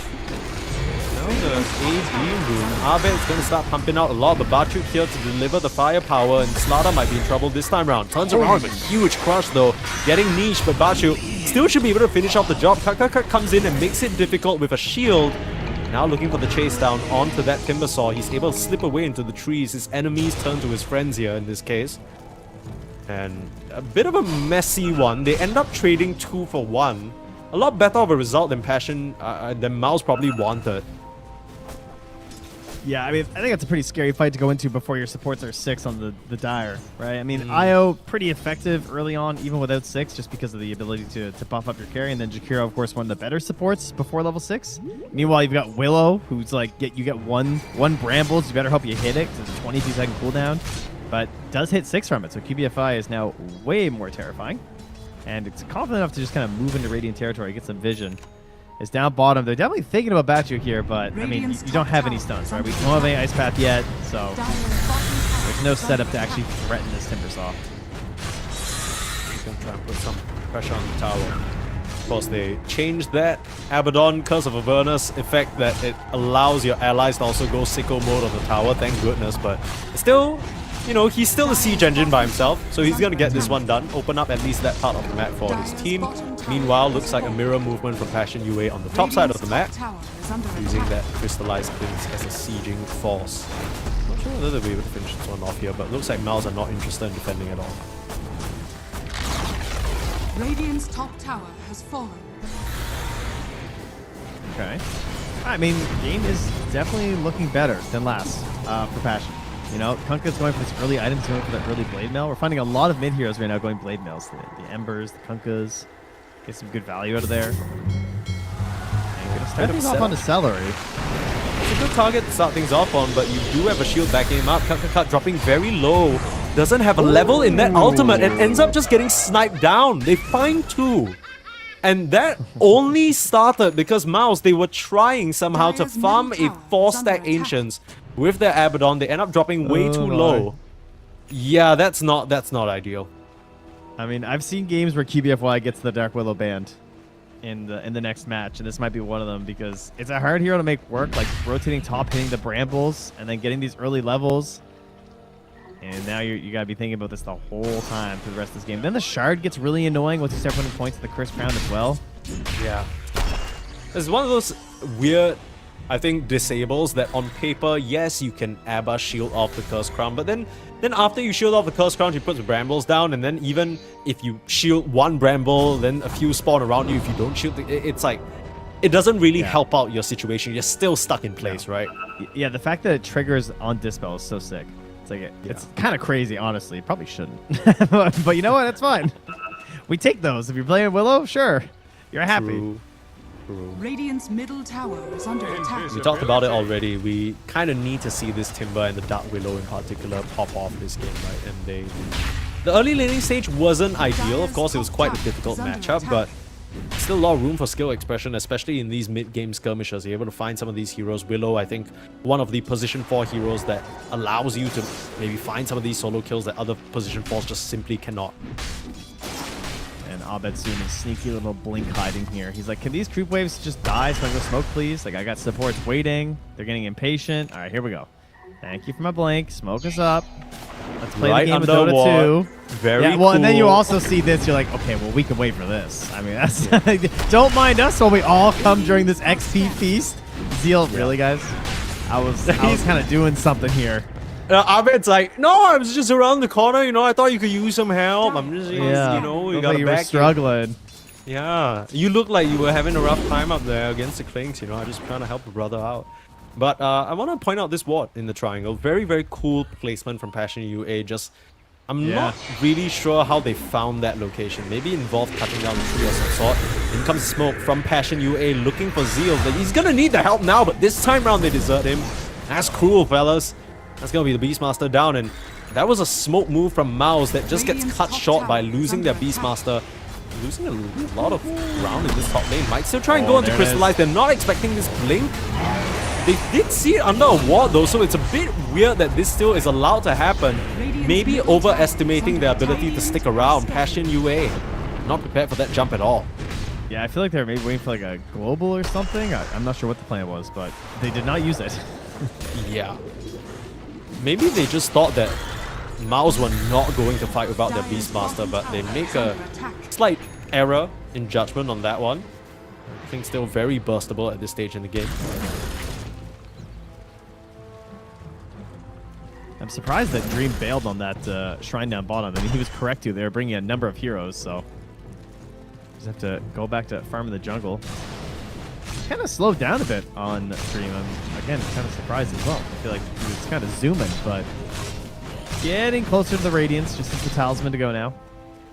Yeah, I guess the initial investment, funnily enough, into the Orb of Corrosion slowed him down. It's not a cheap item, right? Like, it feels like it's this small item, but now packed into the Band of Elven Skin, it's actually somewhat expensive. So, I mean, you don't have that, maybe already nearer to your Radiance, but yeah, game slowing down, good thing for Passion UA, right? They want to try and keep Mouse at bay. They want to make sure that they are scaling up on their heroes, and right now they're being given the time to do so.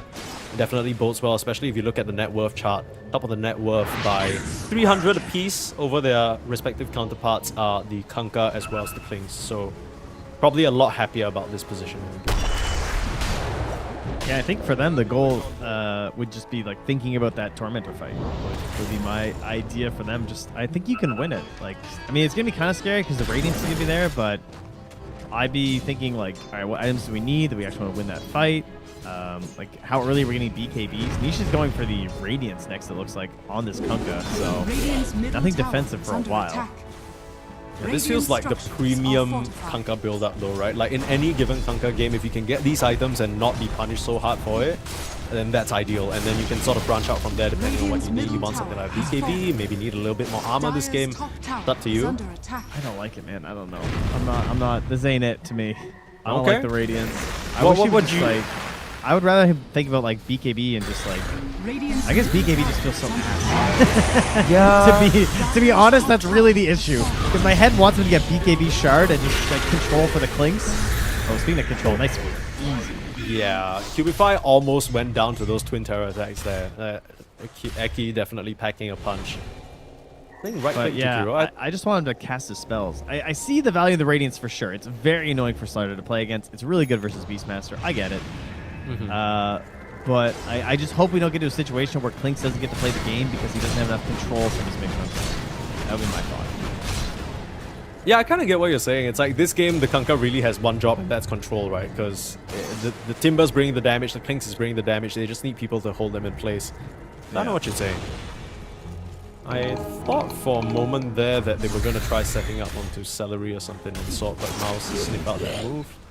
I think slowing down a little bit. Maybe it is just going to be this Tormentor fight that both teams are gearing up for, but now none of them particularly seem pressed about pushing any further advantage. Tier 1 towers taken down on both sides across the board, so I guess the only one that remains is the one in the bot lane for the Radiant side, but they don't seem too pressed. Here. I'd like to see him have a fight with Global Silence, so it's back up in front. I'll try and find something.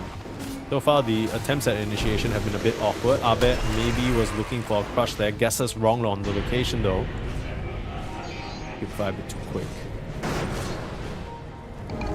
That was a lot of damage just tagged onto that Willow from a distance, though. To be fair, he also only has 1,000 HP. That is crazy. Yeah, didn't go That for is- any. That is stat items. wild, dude. I mean, he's basically 3 digits HP. That's so weird to see in Dota now. And now all these universal. I mean, for a while it was like bracer spam, right, on some supports just to buff them up a bit. And then you're getting all this. You know, people always complain about it. All this power creep with the neutral items, getting Oh, yeah, enchantments and stuff. with They're all giving you Brawny. like 20 strength or whatever. You know? Oh, Yeah. ice fast start. You're gonna need a lot more strength than 20 to survive this onslaught. Global Silence comes out, but cut. He does have that borrowed time, so Bachu not able to cut through him. Now he might be the one being sliced up instead. Couple of little skeleton archers holding them at bay, but the rest of Passion UA, they've already used some of their spells. Especially the Global Silence, that's a big one. Not sure whether they'll be able to hold on to this tower. In comes the onslaught. There goes the tower. Very nicely done from Dire's Mouse. middle tower has fallen. It's, these massive creepers are so strong, just holding the front line. Very hard to get through that. Big buffs he's Either of the giving them. supports can deal with, right? It's just... Okay, well, Instant. you can't really do much about this without the global or the Kunkka. They kind of killed the perfect hero to let this happen for themselves, so they don't even need to wait for the Tormentor. They're just going to get themselves such an early Roche. Abed with that Aegis Radiant's now. bottom tower They're ready is to keep under things attack. going. I like sticking on the Slardar just because it just lets you full send, just non-stop on this hero, you know? Get on in there. Radiant's That's one of the bottom weaknesses tower about this is hero, fallen. right? I think, especially at the pro level of play, it's very different when you see it in pubs, because in pubs it feels like you can just go in and not a care in the world, but I think the pro's a lot better at punishing that Slardar once he goes in, doesn't really have an option of coming out. So now you have that second life, you just jump in, kind of similar to the Abaddon. Even if they global silence you, even if they get you with a couple of timber spells, it's like whatever, you're coming right back anyway. Pop a couple of other corrosive hazes and fight Radiant's on. bottom tower I mean, we've is seen under plenty of attack. Yules. We've seen Blink Yule Slardars all over the place. That's the Yeah. point we're at with a pro-level Slardar, because they just know that they will get targeted down, Radiant's bottom and so tower they want to be is just a under little bit attack. extra slippery.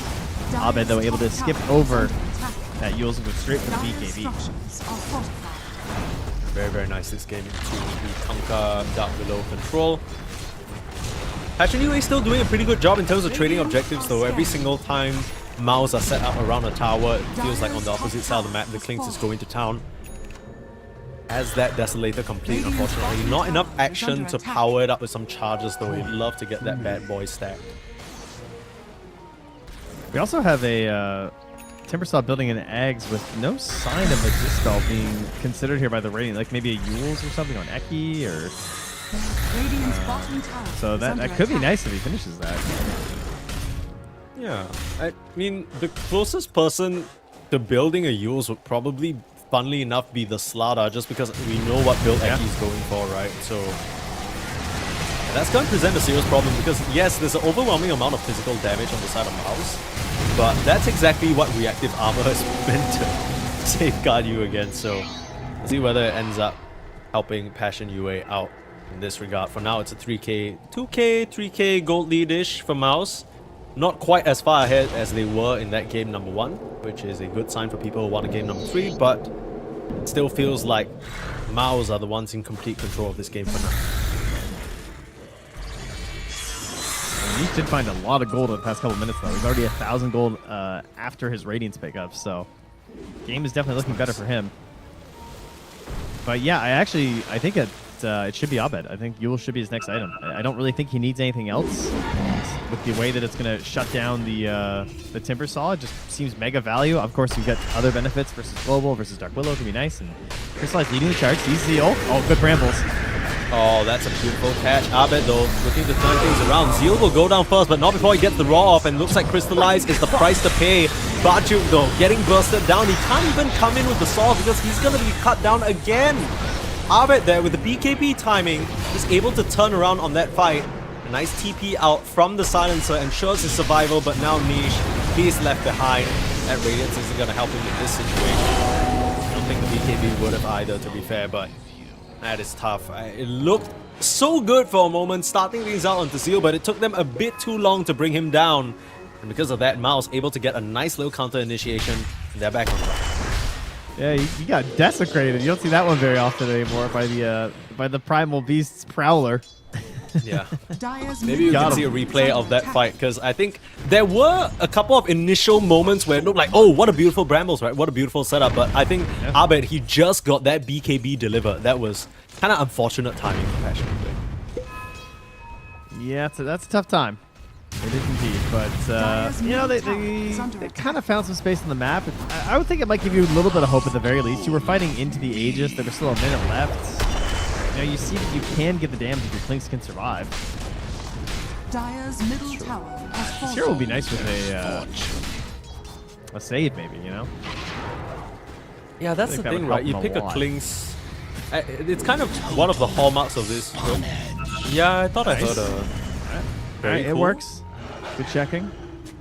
Dire's bottom tower is under attack. You gotta pop it at the 9 seconds so that you can be sure that it works for the rest of the time, right? Because if it works 9 seconds, you know it's gonna work for 8 seconds. Okay? Yeah, it just makes Dire's sense. bottom tower Yeah. has fallen. If you only check it later down the line, you don't know whether it's gonna give you the full 9 seconds. It's a little bit scary. I get it, you know, Zeal. Just make sure he doesn't have to send it back to the shop here, but Passion UA don't know that, and because of that, they are going to still go onto the high ground with the second life of Abed. The Aegis still intact. Hatat, of course, has that inbuilt borrowed time, so not really too concerned about Passion UA or their initiations. Bachuk does have that Aghanix complete though. That's pretty significant. I'll be looking to play a little bit more of that front line.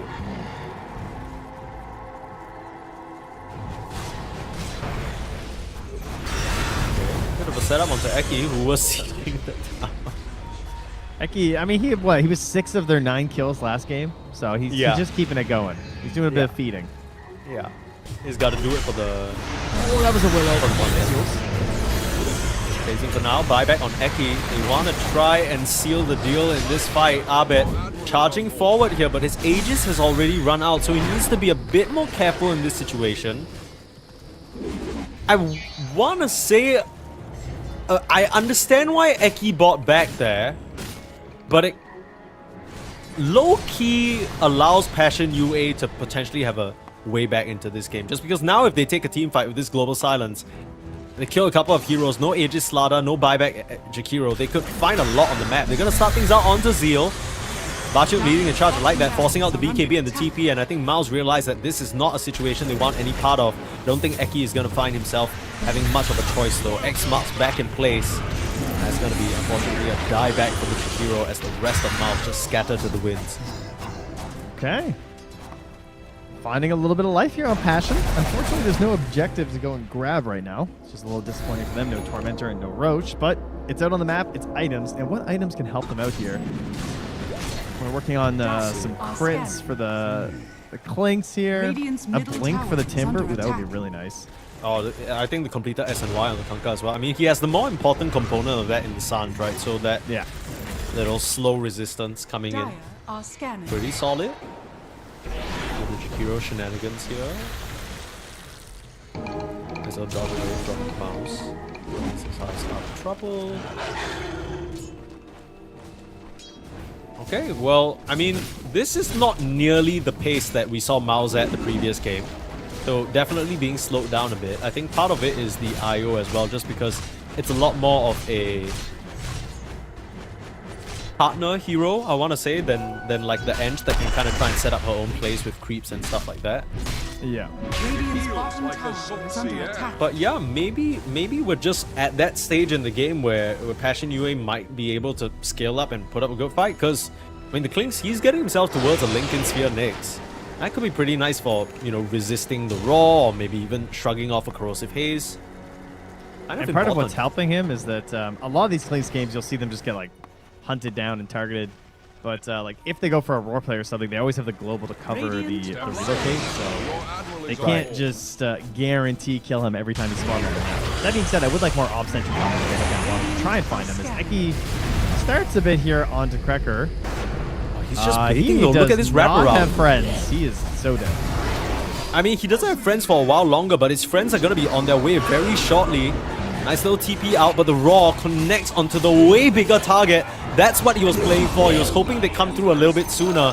But again, another situation where they're just trading Eki for Klings, and that's going to be worth it to him any day of the week. I mean, he's died for less. I think the way they're contemplating it is like, oh, well, I'll just global like for the relocate if it happens, but they're not relocating. They're just they're just running at you. So they're relocating with their legs, how old dare school they? style.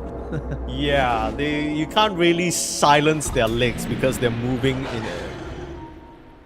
in very quietly and very quickly, a bit faster than you might expect. So yeah, maybe just a little bit of a misunderstanding of what's coming their way. They just kind of keep expecting these relocates. I don't even think I've seen a relocate this game. No, I don't think so either. Now they're in position to grab the shrine. The Roche could be up. Let's see. Where's my clock at? Oh, it's about to spawn, actually. Like 5 seconds away here. That's very nice timing for Mouse. I'm sure they want it sooner rather than later. I don't know whether Passion Yue can actually contest in this area just because they don't really have any vision. Now top lane, Sansa just goes down, gets caught. Abed will pop the BKB for this catch. Has a Gem of True Sight in his pocket, so he'll be able to hunt down Cubify throughout whatever Glimmer Capes or shenanigans they might have. Abed getting tipped here. That's going to open up Roche as if it wasn't open already. The lead was so small at this point that this is what you really needed, I think, as Passion. Was just prep for this. Don't give this up, because fighting this is just going to be awful. This is going to be such a nuisance to try and deal with.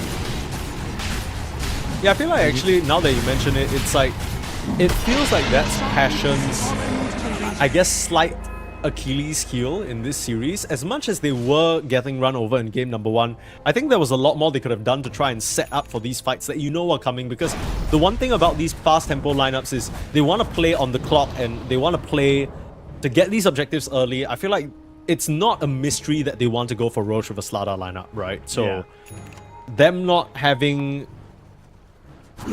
I'm sure maybe in the back of their heads they're considering it, so we don't want to discount any effort they might have put in. But at least from what we see, it doesn't seem like they're prepared for it at all. Yeah, it's kind of like a flowchart issue here. As Crystallize now going to found out. Oh, the global. Big global. He was mid-cast on the Corrosive Haze out of the gem. Still seeing him though. Oh, Is he actually going to get oh. out here? Oh, the ball hit. The ball hit. Gonna try and land a few more. Abed catches a glimpse. He's gonna keep running. Leg day, baby. He worked those muscles out. There's the Raw. Bam. Rest in peace, Crystal Lizzie. Good attempt. Made them run for it. Halfway across the map, but still not far enough. And now the line's being drawn. Time to push out these waves. No Klings for 1 minute. You never want to see those. With the big lines just straight down the middle lane. Yeah. Let's go, boys. Let's put an end to this one. This time around, they put the Aegis on the Abaddon. I wonder if it's needed, though. Are scanning. I mean, I think it's good for sieging. You just put them up front because they don't have any way to kill you without using a lot of burst. Like the slow kill is It's slow on the side of Mouse, or sorry, the side of Passion, because you have these heals coming up from the IO. Sure. They also have the nullifier for the Timber Saw too. So if that, if that Timber gets a little ahead of himself here, thinking, oh, I have Ags, he's in for a really bad time. He goes in first, and there it is, nullified. He doesn't even get the chance to pop it. Get held in place. He still finds his Timber Chain out though, and the Yules to keep them at bay. Nice little situation here. Cracker is going to be the mandatory sacrifice. Pop the borrowed time on Cut. Hasn't even lost the first life yet, and now they're able to disengage. Now Plinks is back in the fray though. Might be looking for a setup. I don't really know how they go in, especially when they're losing Cubify for free. There's buyback available on the Dark Widow. They are torrenting up Arbet, but Mouse, they're just doing such a good job at leapfrogging in with their cores, finding these pickoffs, nullifying the Timber, and the Cubify buyback can't come through in time. Cracker is now going to buy back. This feels like a final hold for Passion UA, and they will once again look to kill off Eki, find that last hit. Nice tidal wave, pushing back in Celery. If they can find the IO, that's pretty solid. They end up losing the Kunkka for it as well. Global Silence trying to save him. Niche able to slide away. This has turned into a pretty nice situation for Passion UA, especially if Crystallize just beating away at them. Not going to be enough to take down any of the cores though. Able to get out. Okay, I mean, could be worse. You know, it's a gold lead for the Radiant. Sure, they got 700 more than you, but you spent 2 buybacks, so you got to be a little bit happy in this. It did cost them the global had just come back up, so they don't have that for their hunt out here, but they will find the creep. So that's an easy 250. Any help is much appreciated here for Passion, I'm sure. Dire's top tower is under attack. 9k gold lead. Not the craziest gold lead in the world, but it's just, you're kind of at the peak of all of these Mouse heroes timings, right? This is where Abaddon, Perry, this is where the Slardar, this is where Beastmaster feels so strong, especially when you're going for these summons and auras. This is the timing that you want to hit in the game.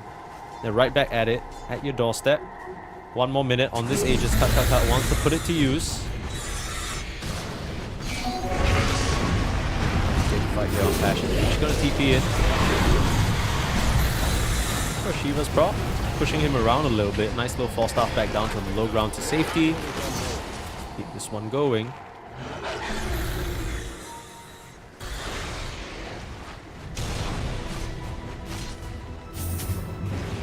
Gotta find a way to break this up right now, Passion. Right now it's gonna be Arbet who jumps in first, instantly used and trying to control, but Cubify kind of gets interrupted mid-combination, and there's the shield that saves Arbet from that situation. Eki, the one to get comboed this time by the boat. Beautiful little pushback, but Zeal jumps in with the raw looking for the clings. Do they have the follow-up damage? They need to get Crystallized out of here, but he's gonna have the Terrorize to help him get back to safety. Zeal now, the one in trouble, and the Beastmaster's gonna go down. You buy back on Eki again, you've lost Kakaka on the first life. The roof finds Arbet in the tree line, but they don't have to follow up, and there's a relocate, but they don't get Kakaka out. A little bit of a misplay there, maybe the wrong timing, but this Abaddon is in big trouble. He's looking for the blink out to safety, but gets pulled back into the fray, and a slight misexecution there from Celery cost him his carry's life. Passion UA, they might be down, but they're not out just yet. Actually, unbelievable. I think he looked like he got bumped by something near the end. I'm not sure what it was. I think the tether got separated. It might have been a pullback or something for the Kunkka. I think it was a distance issue. Yeah, I'm not too sure either, but That would be a good replay if we could get that. Yeah. That would be excellent. I'm very curious to see how that happened, because it just looked like there was like a slight disjoint there, and he lost the tether. yeah, he looked But like he what was a coming in for defense. the save too, right? To be honest, with the way that started, it didn't really look like Passion UA were going to be able to hold that off, but I think just a bit of a disconnect. When Zeal went in with the Raw, it felt like the rest of Mouse weren't ready to fully collapse on that Clings, and as a result, he gets out with his life. They're able to reset. You've kind of dived a bit too deep on Mouse, and now you're looking at a game state where as much as you were ahead for most of it, it's down to a 3k gold lead. Now Passion UA are going to take advantage of this space on the map to claim a tormentor for themselves, and it's starting to reach the point in the game, Mouse, where your heroes might slowly get outscaled by the Clinks and the Kunkka on the other side. I think that's their first objective in this series. Like between Yeah. the Roaches and the Tormentors, No, that's it's fair, the first yeah. time they've actually gotten one, so that's got to feel pretty good. I know, we got a lot of issues with Kunkka. The water park, it's gone. The new Ags is kind of whatever, but this Shard is just gross. When it comes to dealing with this sort of a strategy from Maus, the way that they're like clumping up on the high ground and trying to siege the towers and using the tether and everything, that's a good shard to have. Yeah, you combo that with the Dark Willow shenanigans all over the floor as well. It's just proving to be a bit too much of a mess. You need to try and play on that Slada BKB timing as well as the Beastmaster, but second those are down, it's honestly pretty hard for Zeal to navigate these fights. The rest is just being burst down. Up top. To Abed, okay. Just for that burst potential. Actually, we were looking in the mid lane there. Yeah, kind of maybe Slide eyeing away. something up. We are almost at next Roche. Potential to spawn in 40 seconds. Time is flying in the later half of this game. And ooh, that's a Titanic Giants Maul right now. That is huge. That is a lot. 10% base attack damage and 10% status resistance. My favorite, status resistance. Who doesn't love it? Yeah, wonderful little aspect added to this game. Abed has a Giant's Maul too. And this is just the, I guess, 16% lifesteal, spell lifesteal, and bonus night vision. Very, very nice. Very for him. cool. Oh, we got a Maul's Pyrrhic just- Cloak on the IO as well. Okay, we got to keep an eye on that. That's a classic. Okay. Sometimes that Okay, goes a you little know, wild. after that little bump back from the initial sort of failed relocate, he's like, screw that, that's never happening to me again. Tough enchantment, 40% knockback resistance. Screw you. Yeah, yeah, that's good. Just get the little move click onto whoever you're tethering, just sitting right on top of them the whole time. That's true. Line yourself up for double chakram, eat that as well, just for the Radiant solidarity. are scanning. That's right. Okay, what are we thinking here from Miles? Still swooping I around the think they're map. gonna kill Are you Clanks. serious? That was a hero, by the way. That wasn't an illusion. In case you guys were Yeah, wondering. like and they find Craig. Okay, well, yeah, I think both of these games have kind of, as much as Passion UA have put up some pretty solid defenses, then something like this happens and you're just like, well, okay, if you're just gonna die on your pause 1 randomly without buyback, then they can just end the game and maybe just take the series, right? Like, I actually can't believe how much damage he took there. That was crazy. That was, in the span of 1 second, he took 3,078 damage. Yeah, he got like 3 shot by the Kanka and the Abaddon, right? Like, with Yeah, the second you got that minus armor off, it's like done. In 1 second, he took 1,000 damage from the Abaddon. Yeah, that was 2 Giants Maul, like, smacking his brain in. And Cubify is just, I thought he died there, but he ends up dropping to that Macro Pyre and a little bit of lingering damage from the Beastmaster. They are just losing heroes. Passion UA losing buildings. Might just be losing this series. All they have left is a Kanka and Bachuk standing there. As much as that little tidal wave is solid, it's not gonna stem this bleeding. Bachuk on the front lines, able to pop his BKB and his Aghanims, acting as a defensive measure, but can he even get out? He's gonna get rawed up. And the Kanka can't do anything to save him other than a last-ditch tidal wave. The Timber Chain can't come through in time.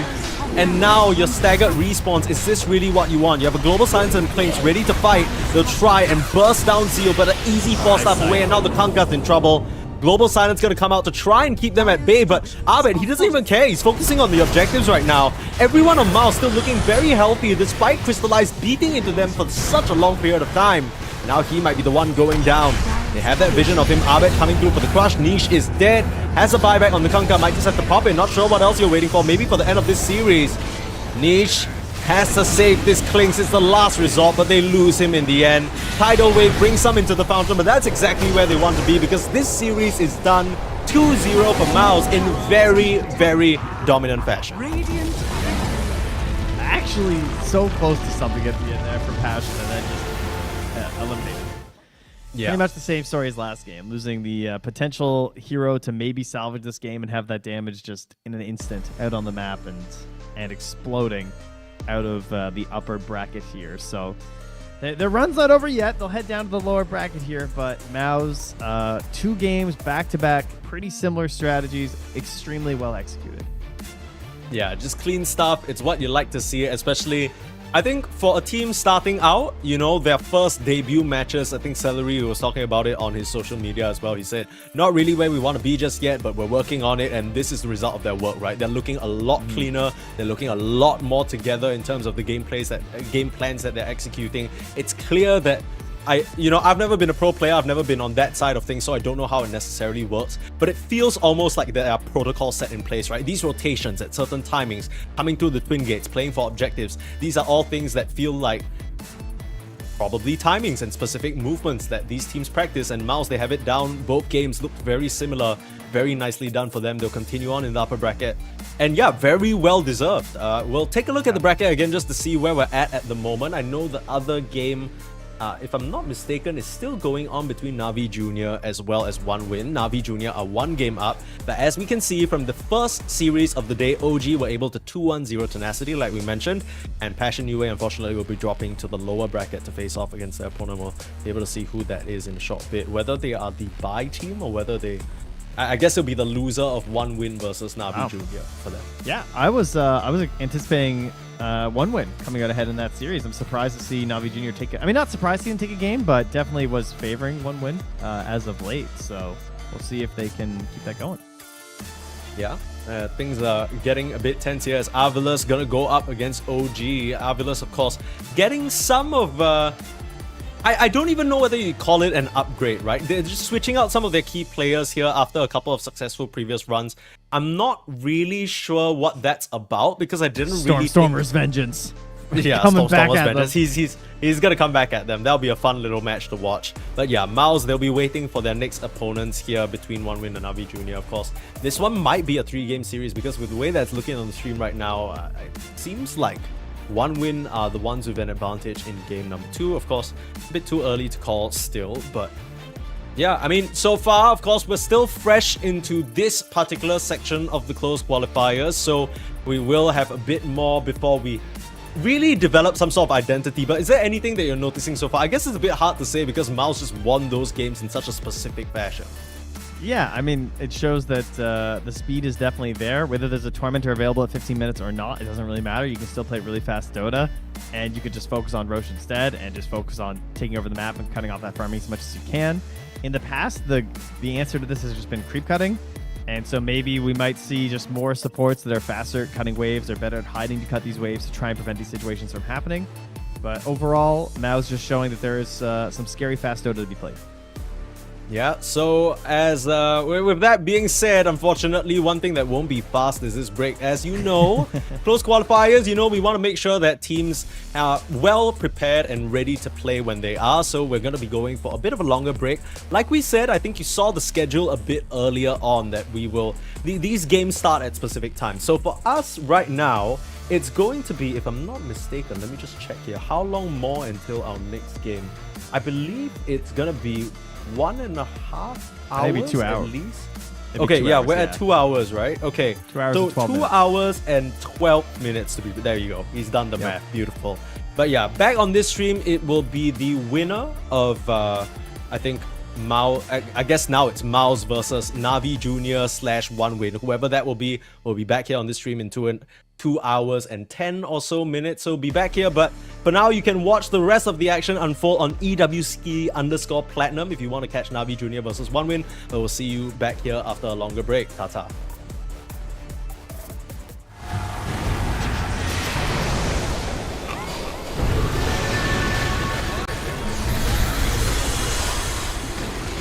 Radiant's top tower is under attack.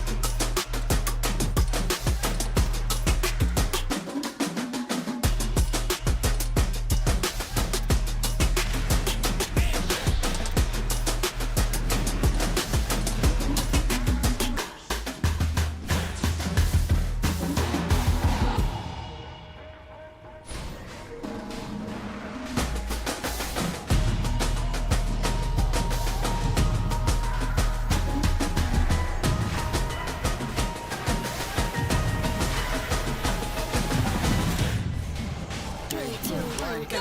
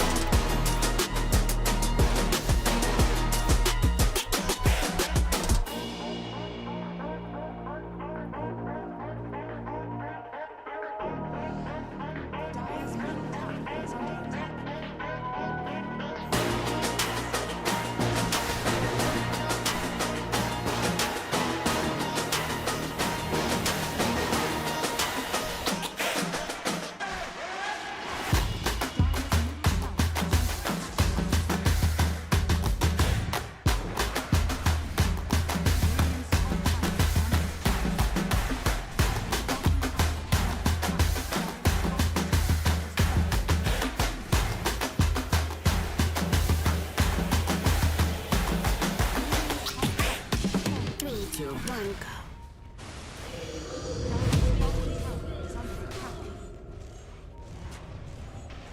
Radiant's top tower is under attack. Dire's bottom tower has fallen.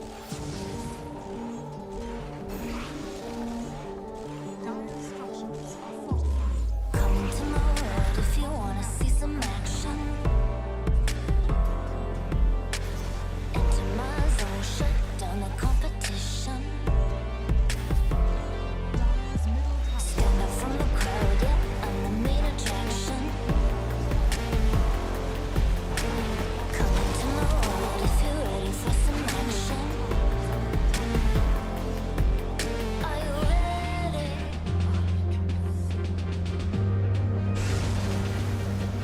Are you ready?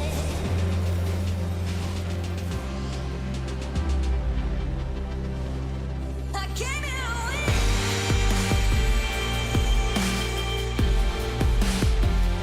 I'll never give in.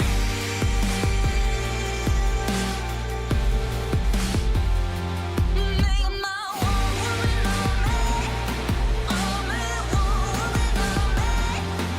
Only one woman on me. Only one woman on me. One woman on me.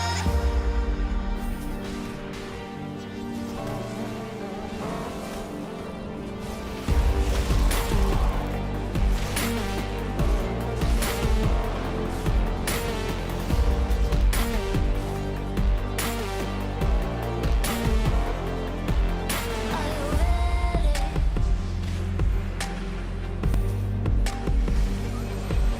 Are you ready?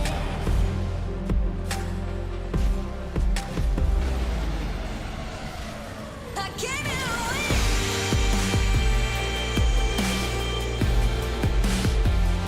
I'll never give in.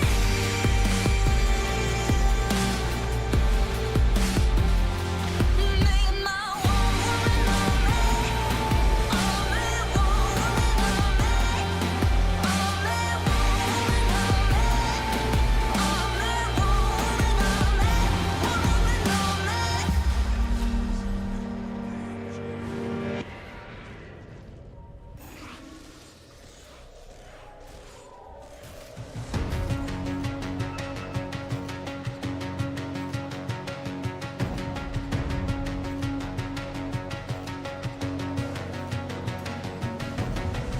There's something in his eyes.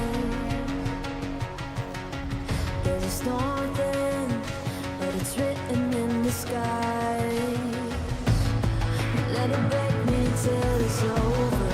Won't let it shake me no.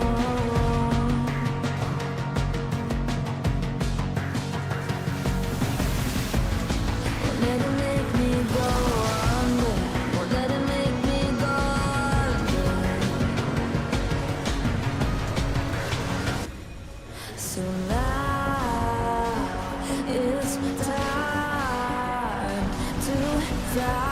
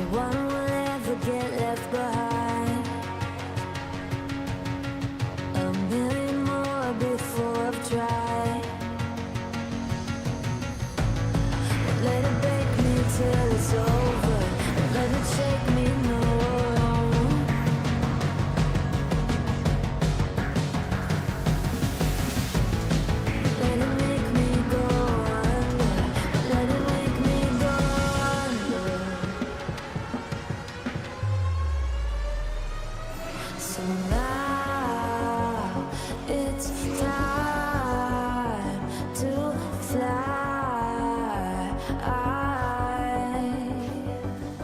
So now it's time to fly. Nothing's gonna stop me now. Nothing's gonna stop me now.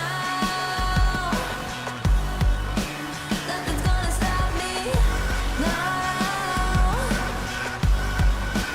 Nothing's gonna stop me now.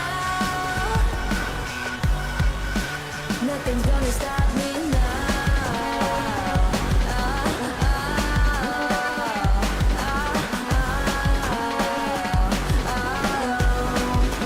Nothing's gonna stop me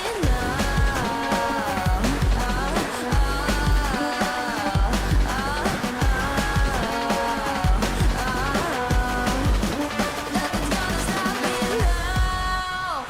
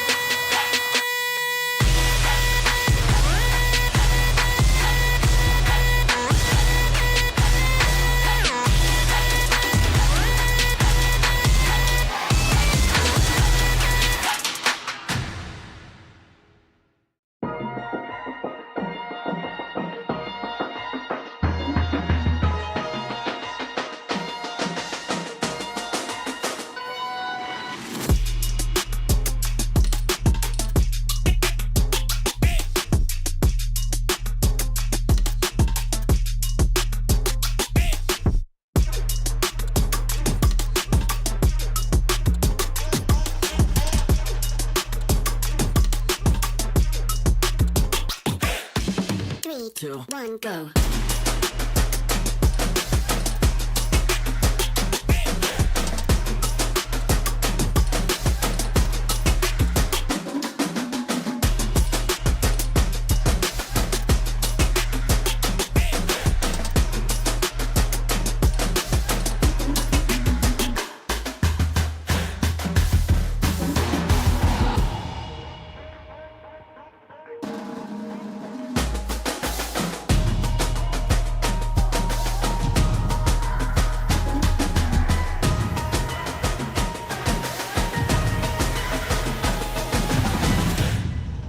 3, 2, 1, go.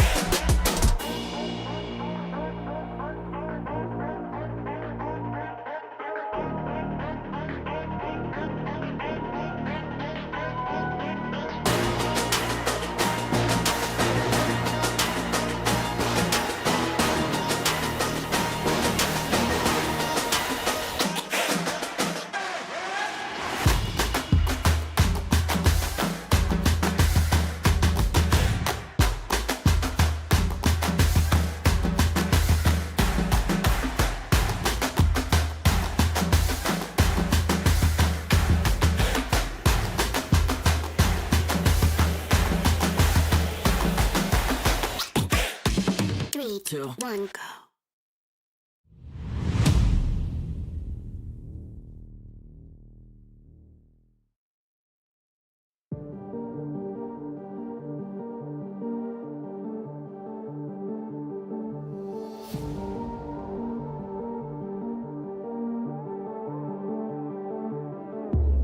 Come into my world if you wanna see some action. Enter my zone, shut down the competition. Stand out from the crowd, yeah, I'm the main attraction. Come into my world if you're ready for some action. Are you ready?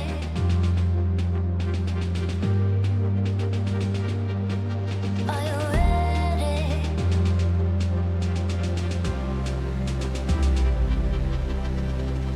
I came here to win.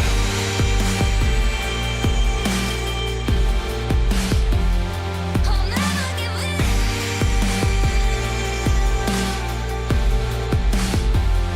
Make my one woman on me. Only one woman on me. Only one woman on me. Only one woman on me. One woman on me.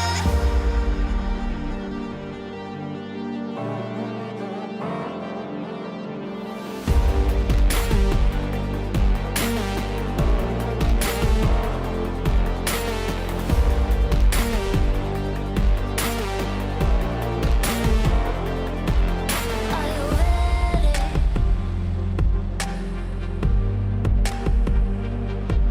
Are you ready?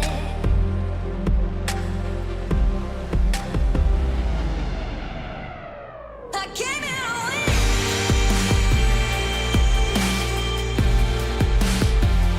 I'll never give in.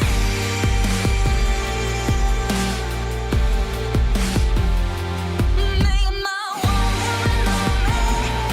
Only one woman on me. Only one woman on me. Only one woman on me. One woman on me.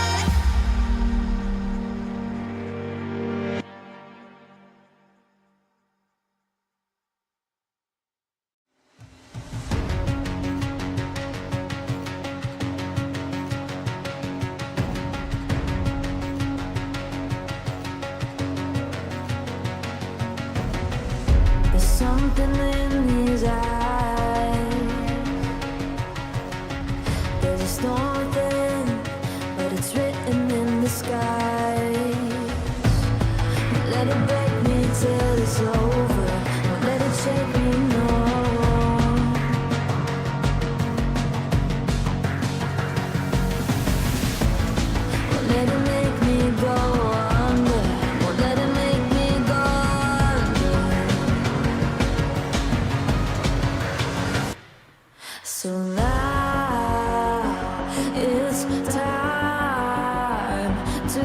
die.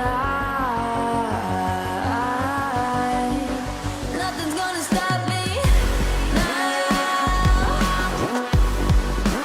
Nothing's gonna stop me now. Nothing's gonna stop me now.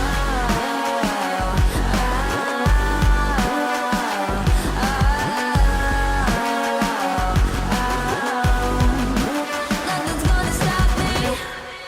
No one will ever get left behind. A million more before I've tried. Won't let it break me till it's over. Won't let it shake me, no.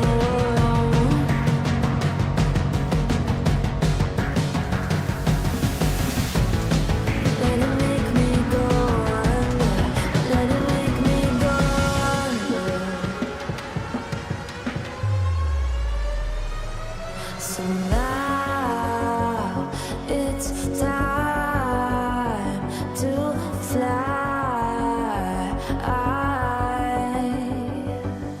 So now it's time to fly.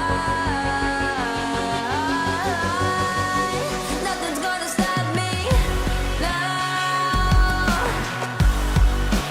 Nothing's gonna stop me now.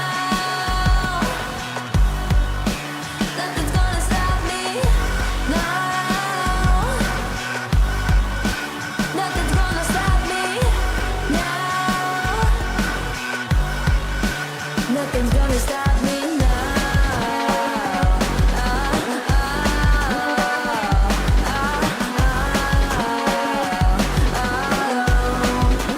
Nothing's gonna stop me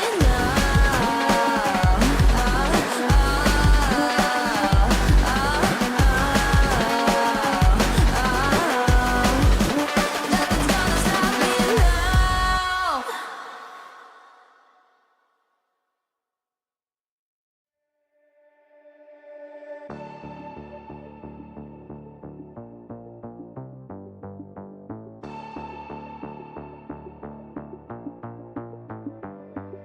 Why, one by one, you always come back like a curse? Lurking in the dark, your soul is blind. You lie, time and time again, and I am not your fool. Not this time, 'cause I'm the wiser of us two. I'm the one of light, the antithesis of you.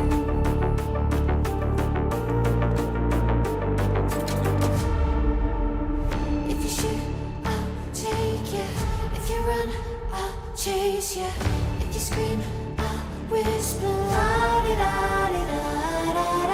This is all you ever wanted. Take it all, you deserve it.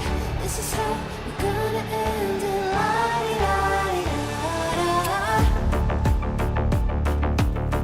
Take it all, you deserve it. Take it all, you deserve it. Giving back the freedom you want to destroy. And my power's way too strong for you, so try. 'Cause you can't dominate and nor will you survive.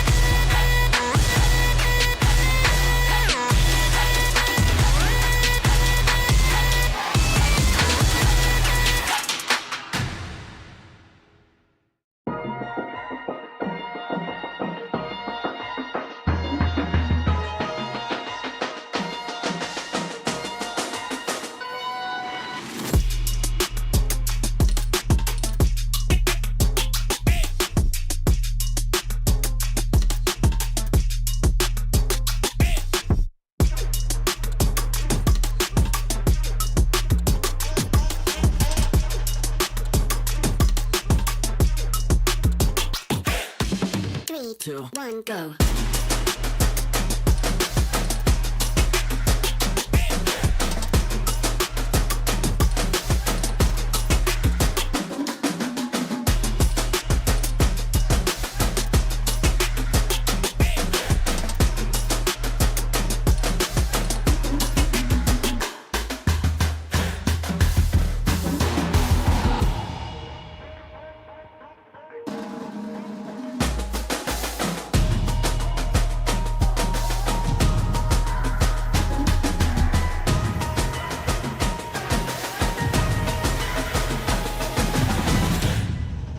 3, 2, 1, go.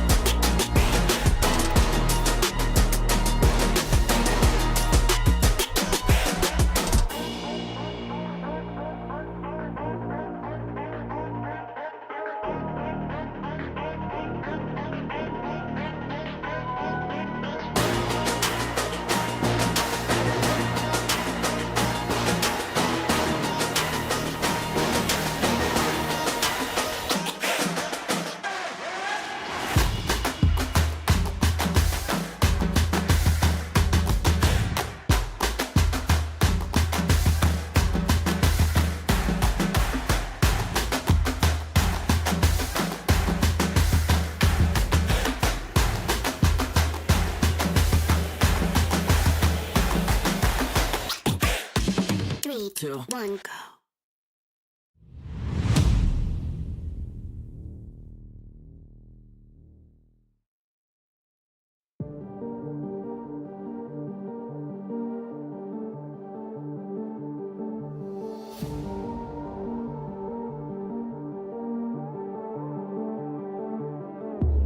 Come into my world if you wanna see some action. Enter my zone, shut down the competition. Stand out from the crowd, yeah, I'm the main attraction. Come into my world if you're ready for some action. Are you ready?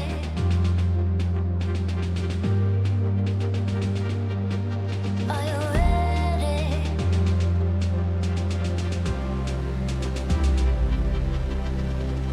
I came here to win.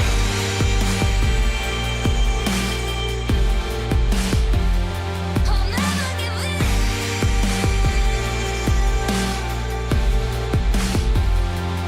Make my one woman on me.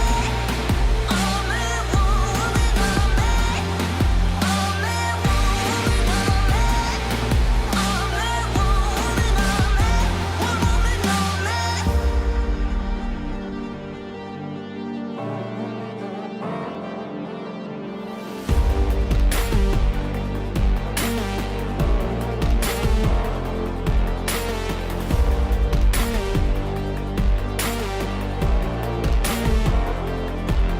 Are you ready?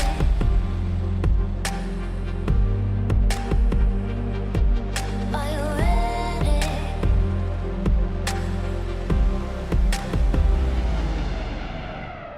I came here to win.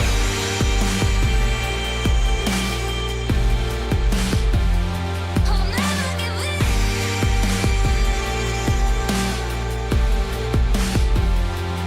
Make my one woman on me. Only one woman on me. Only one woman on me. Only one woman on me. One woman on me.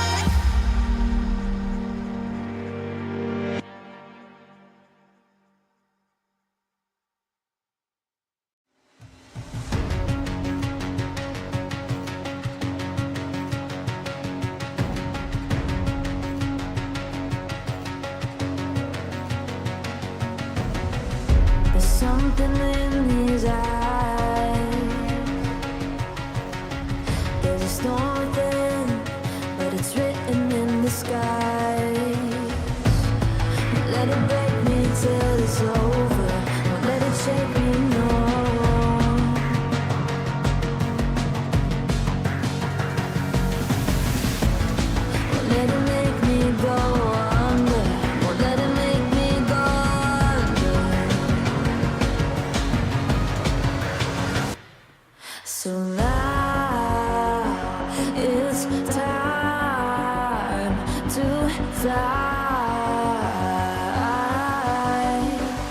Nothing's gonna stop me now.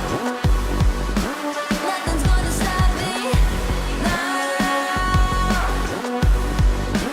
Nothing's gonna stop me now.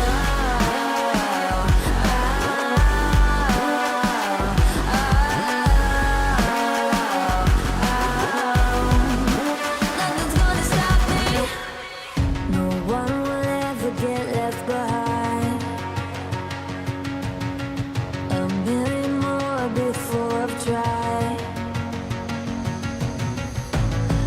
Let it break me till it's over. Let it shake me, no.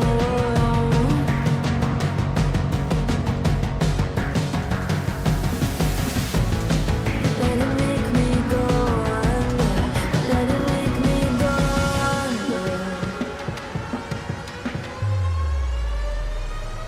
So now it's time to fly.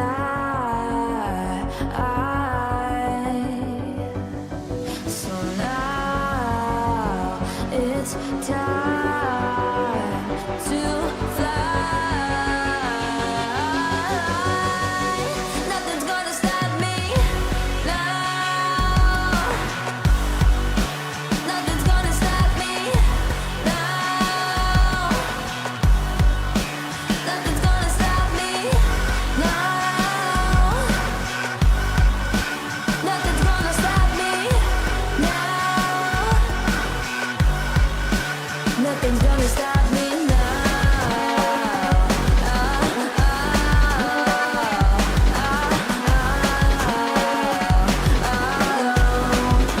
Nothing's gonna stop me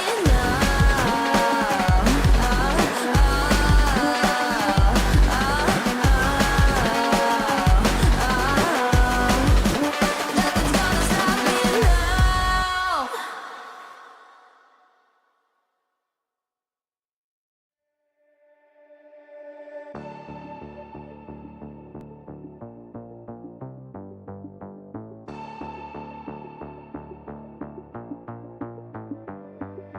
Why, one by one, you always come back like a curse? Lurking in the dark, your soul is blind. You lie, time and time again, and I am not your fool. Not this time, 'cause I'm the wiser of us two. I'm the one of light, the antithesis of you.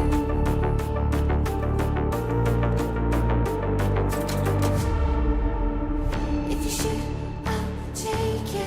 If you run, I'll chase you. If you scream, I'll whisper. La-di-da-di-da-da-da. This is all you ever wanted. Take it all, you deserve it. This is how we're gonna end it. La-di-da-di-da-da-da. Take it all, you deserve it. Take it all, you deserve it.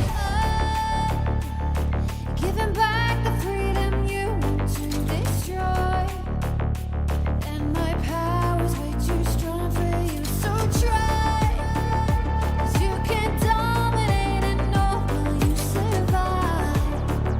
And not this time, 'cause I'm the wiser of us two. I'm the one of life, antithesis of you. The fire in my heart will only grow. If you shut the gates, I'll burn them down. I am 1,000 steps ahead of you. You'll see soon.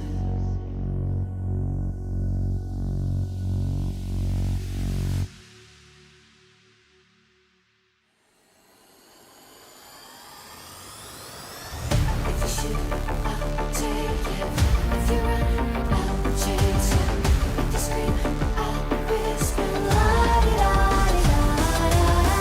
This is all you ever wanted. Take it all, you deserve it. This is how we're gonna end it. La-di-da-di-da-da-da. If you shoot, I'll take you. If you run, I'll chase you. If you scream,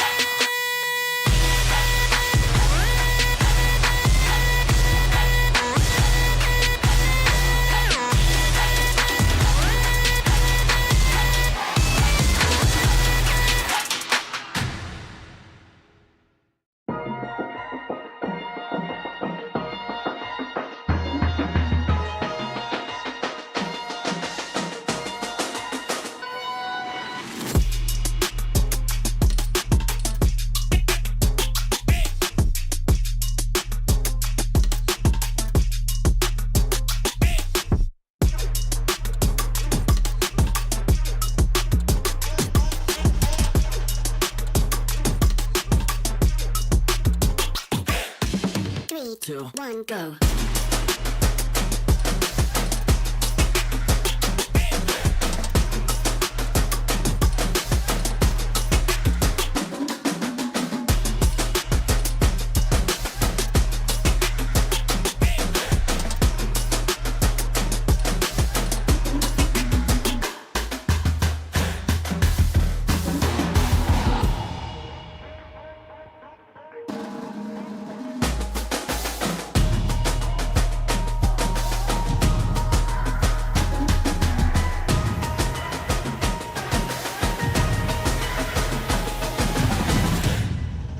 3, 2, 1, go.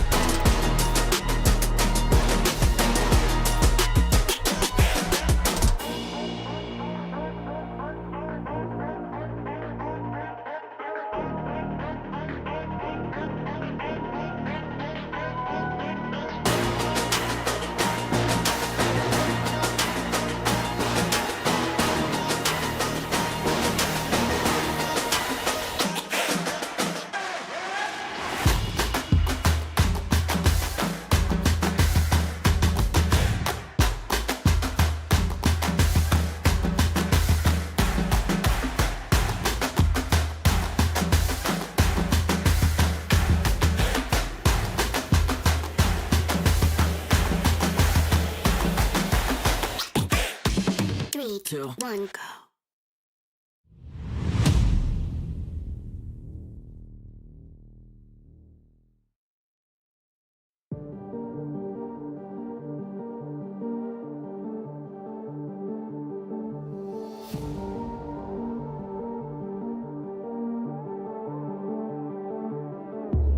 Come into my world if you wanna see some action.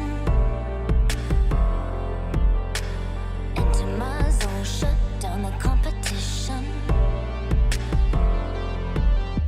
Stand out from the crowd, yeah, I'm the main attraction. Come into my world if you're ready for some action. Are you ready?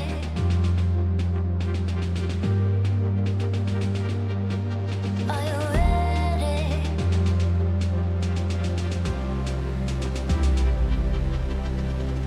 I came here to win.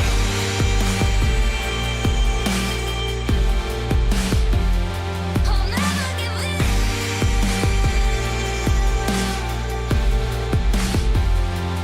Make my one woman on me. Only one woman on me. Only one woman on me. Only one woman on me. One woman on me.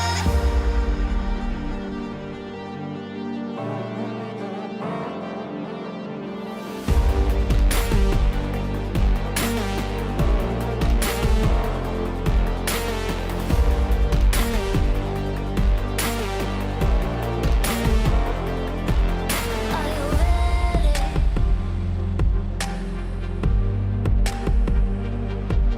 Are you ready?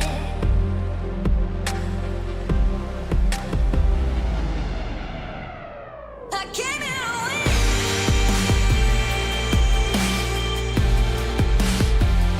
I'll never give in.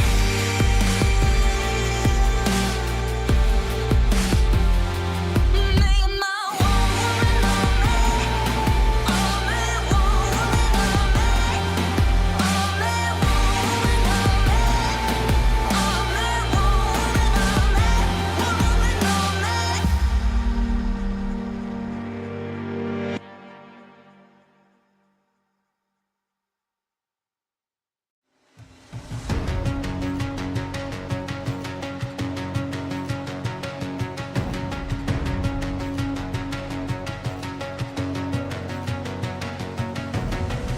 There's something in his eyes.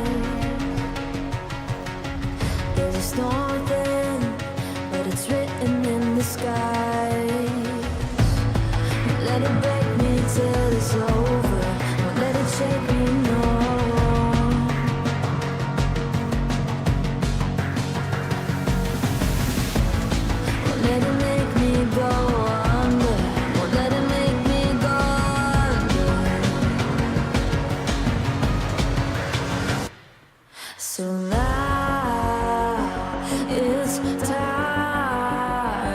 to fly. Nothing's gonna stop me now. Nothing's gonna stop me now. Nothing's gonna stop me now.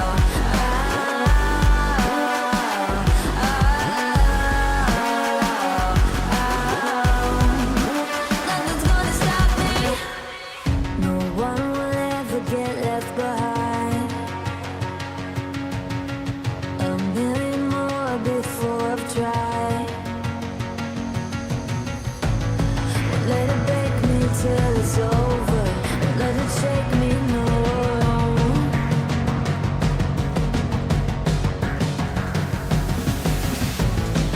Let it make me go under.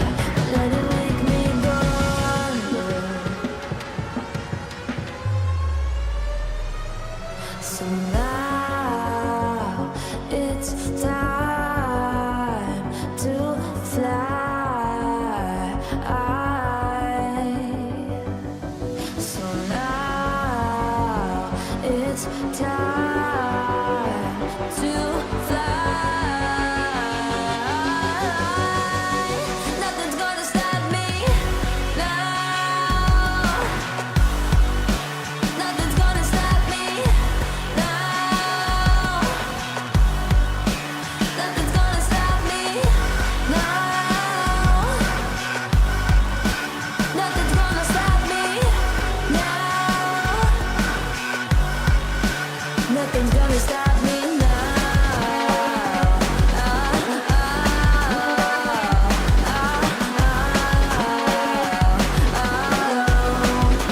Nothing's gonna stop me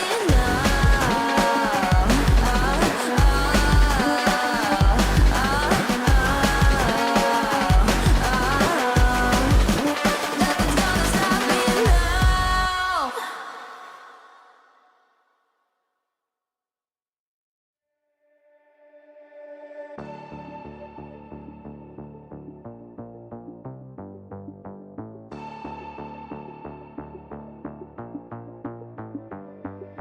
Why, one by one, you always come back like a curse? Lurking in the dark, your soul is blind. You lie, time and time again, and I am not your fool. Not this time, 'cause I'm the wiser of us two. I'm the one of light, the antithesis of you.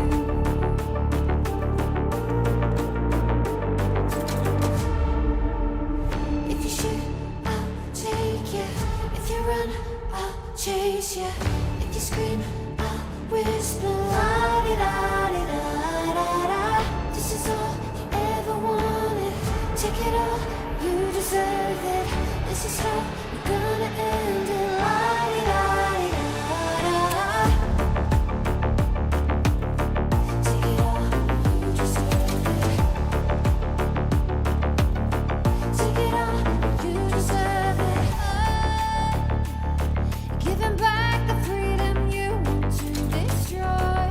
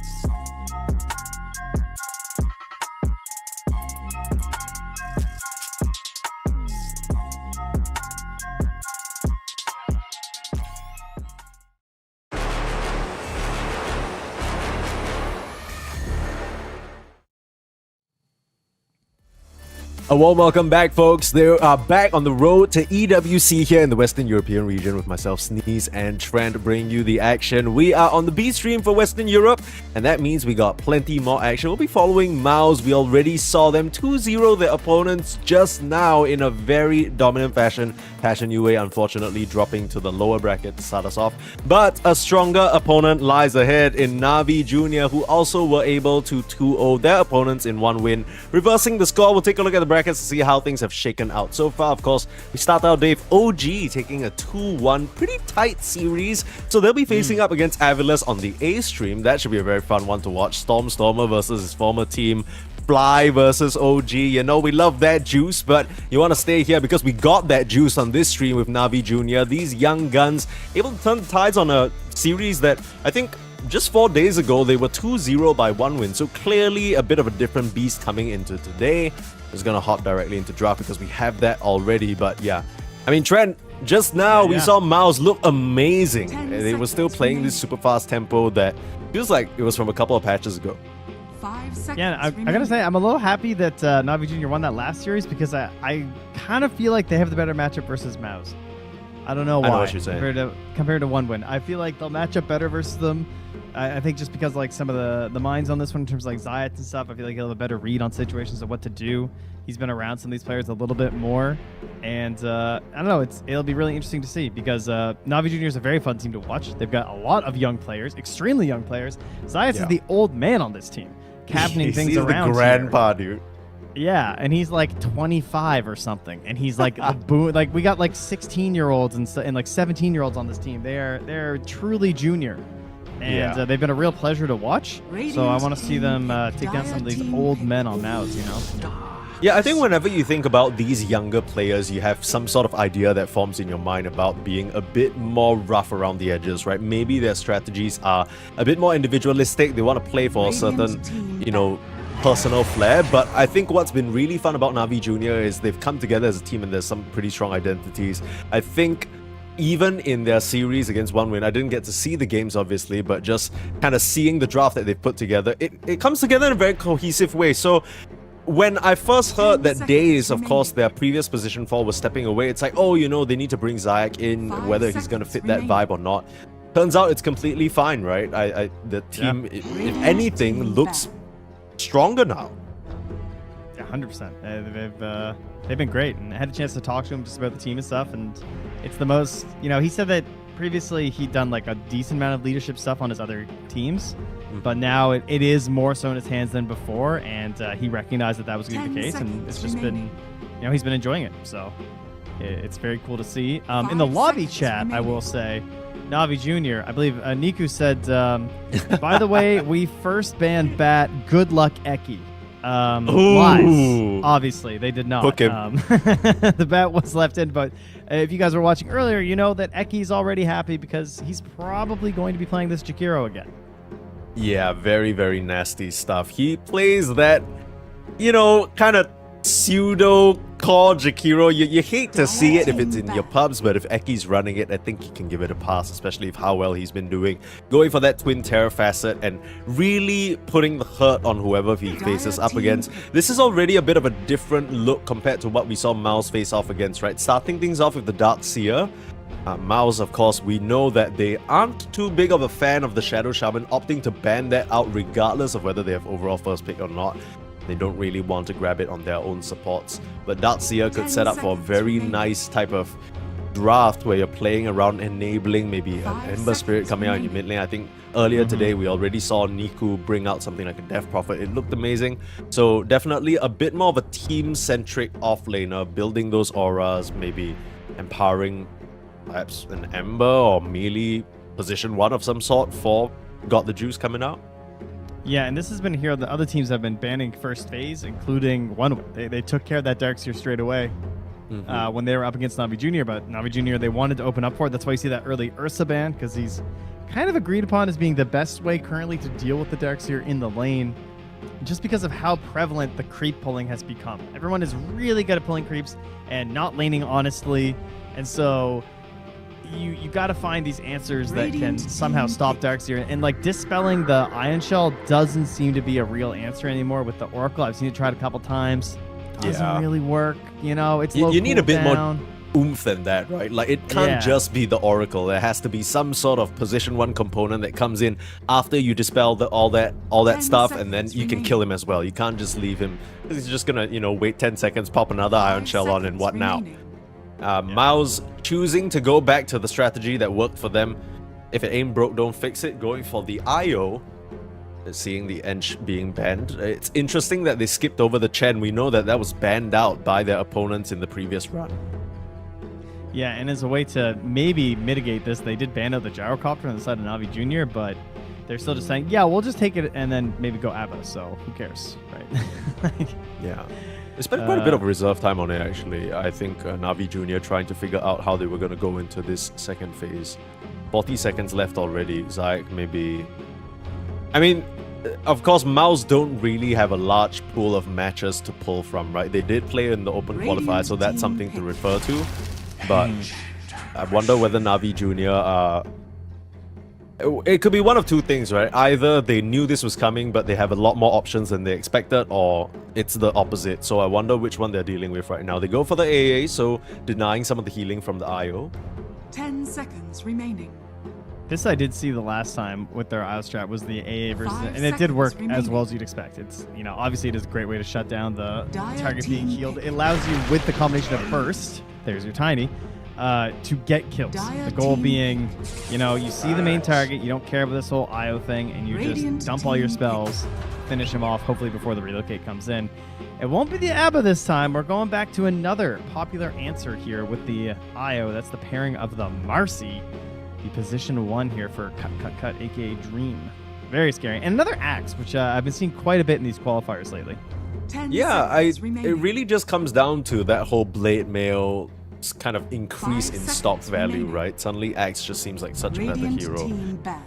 The Marcy IO always scares me a little bit because it feels like one of those combinations that if it doesn't get off to a good start can fall flat on its face. But Mouse, they're putting all their eggs in the early game run at you, we roll over you basket, and I mean the Axe kind of falls into 10 that territory as seconds well. remaining. Seems like it's going to have a pretty solid lane with the team Jakiro backing it up into the Sven Dire team AA. back. Should still mostly be able to cut creeps, bully that poor Ancient Apparition and some Battle Hungers, and yeah, Mouse side lanes once again set up for success here. Although I will say that the Sven hero is one that has really impressed me. I think it feels like there's nothing a Sven can't cut through, especially if he has some space. Yeah, and they 10 just won seconds back-to-back games with Sven remaining. DP, I think, Back. right? That was their go-to strat. They're not going to respect it, though, inside of Mouse. They're going to ban out the Magnus and the Tusk instead, just assuming that it's Niku Tiny, which he does have a great Tiny, but I don't know. Again, this mantra of if it ain't broke, don't fix it. There might be some merit to considering that 10 DP here. seconds remaining. Maybe just feeling like, hey, we got Axe, we got Culling Blade. These are decent tools versus that hero. 5 seconds remaining. Surely they'll put something else there in the mid. Yeah, I kind of thought that this might be a 4 Tiny instead, just because it's pretty nice with the... you get that avalanche stun to break up the Marcy IO jumping on you. I think that's going to be very useful for the Darkseer, because the Darkseer, he wants to play the long game, right? He wants to slowly burn you out of resources. It's not as viable up against the IO because of the sustain. But you basically, as the Darkseer, you don't want to be full committed upon. You want to be the one slowly setting your opponents up for being full committed on. So I thought Tiny would be a good enabler of that to put a stop to some of the action. But we'll see what Navi Jr. choose to go for. Overall, 10 last pick does seconds go to remaining. Mouse anyway, which is... I think it's pretty interesting that 5 Abed seconds just remaining. alternates between either being picked first in every Dire draft, team. depending on what team he's on, to, I guess in Mouse's case, being last picked. So he's going to have that priority. Yeah. We got another Dark Willow. We were treated to the QBFY Dark Willow earlier, which did very well. But this time we'll be rocking it on the side of Navi Jr., and that will give Niku the Tiny. Probably because the last 2 games it was 10 Kunkka first seconds overall, remaining. so they immediately countered with the Death Prophet. Probably just happy with that lane and not 5 too worried about seconds things. remaining. And now, not knowing the matchup, they stay super safe with the Tiny. But overall, I like what they have here. A Dark Willow versus Io pairings I always like. Big AoE terrorize can really save a lot of people. The Brambles can be mega annoying to deal with. I think that they've got this a really is well-rounded the- squad. It's the ultimate, hey, don't touch me, hero, right? You better get BKBs before you think about fighting, right? And that's going to be something that I feel like Axe can farm pretty well. But then Brambles just feels so annoying to play into if you're trying to play a fight as Axe. Like, you can get your BKB, sure, eventually, but it's like, then you want the Vanguard, you want like a Blade Mail, you want a Blink, and then you want like 1 or 2 other items before that. Never feels that good. Mouse, though, how are they going to round things out? It's Abed Hero on the table. Puck still in the pool. We saw that a bit earlier, although I'm not sure how well that matches up into Tiny. I think puck players are over it. They don't care anymore. Yeah. That's been my experience, at least. They're just like, whatever. If it's still a good puck game, they'll often still just pick puck.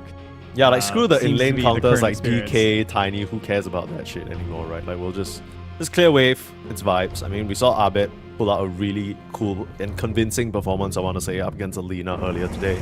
I go for the Pango. Now Classic. select Okay. your heroes. Oh, easy. Still left in the pool. That's pretty surprising. We talked earlier about how he's banned like every game, and yeah, makes it all the way through. He's got a stun versus Dark Willow, which is helpful. He can help break up big Darkseer moments.